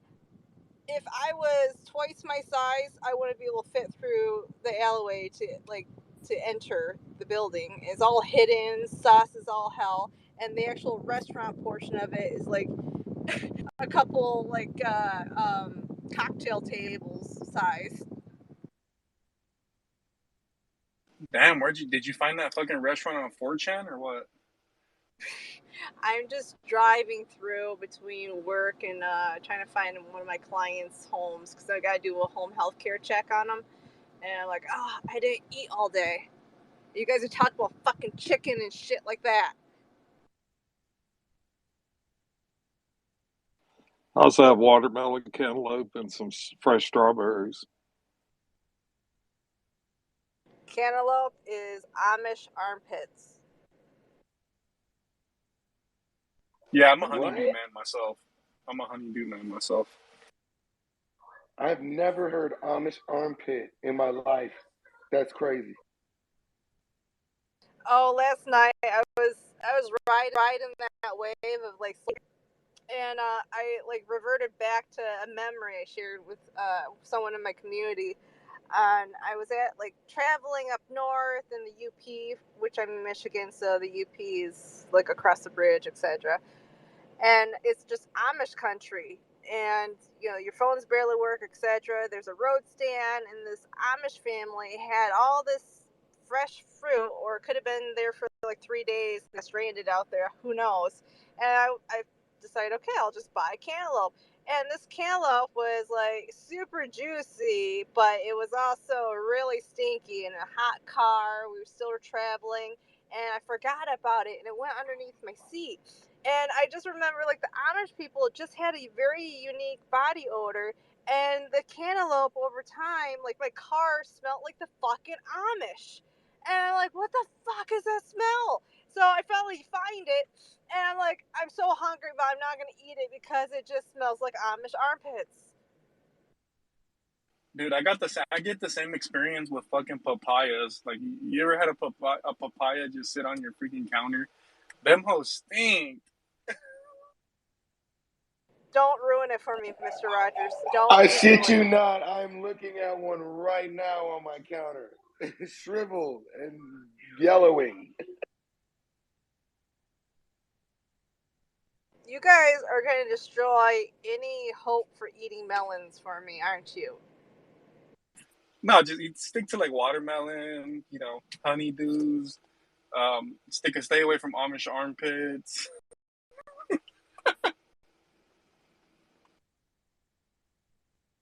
I hope that new dubbed term is like sticks in your head now. Every time you go to a store, they're Amish armpits.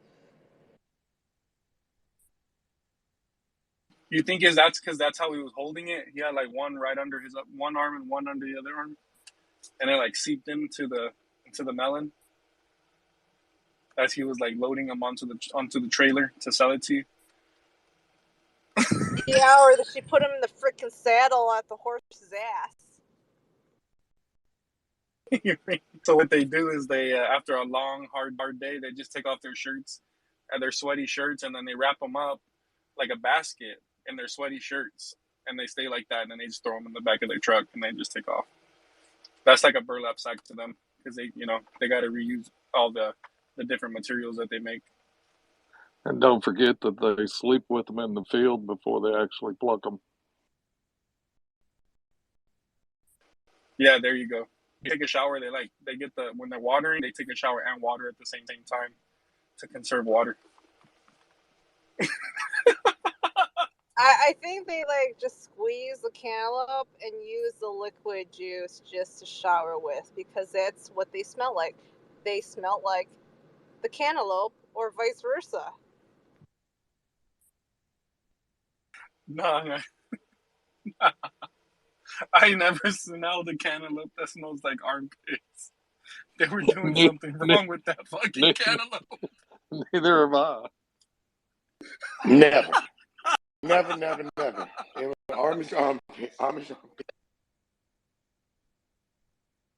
Well, every time, even at Walmart or Meijer, which you guys don't have a Meijer, or the Lion's Den or whatever, you freaking smell cantaloupe, and that's what they smell like to me now. It's almost That's your like fucking trigger. Yeah, it is. It's I have like a you had friend. that one drink, Yeah. At a childhood you'll never drink again. Yeah. I have a friend that we got like super wasted one night. This is when we were like, it was like our early 20s. We got like super wasted one night. One of my friends threw up in his car, and they cleaned it up and they sprayed a shit ton of fucking Gain. Well, my buddy cannot use Gain anymore because anytime he smells it, it just like triggers him and he wants to just vomit everywhere. Oh, it's funny.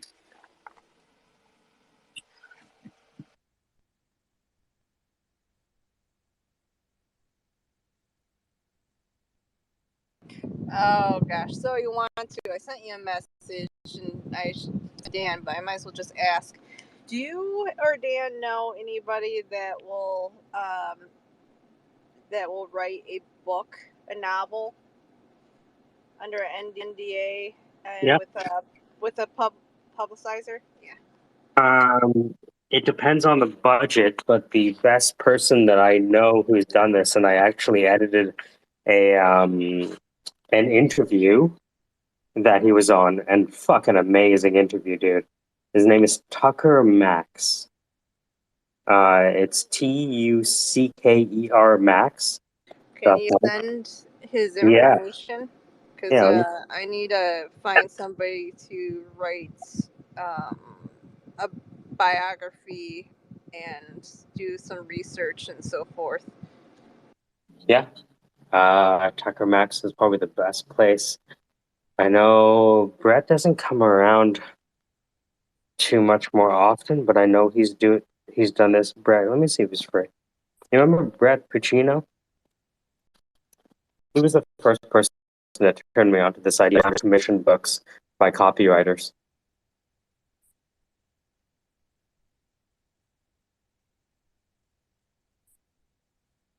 Let's see. Tucker Max. All right, now I gotta go pick up the unfriendly order of breadsticks that I called on the phone for. And let's see if they get really angry by seeing my face to pick it up. Wow, man.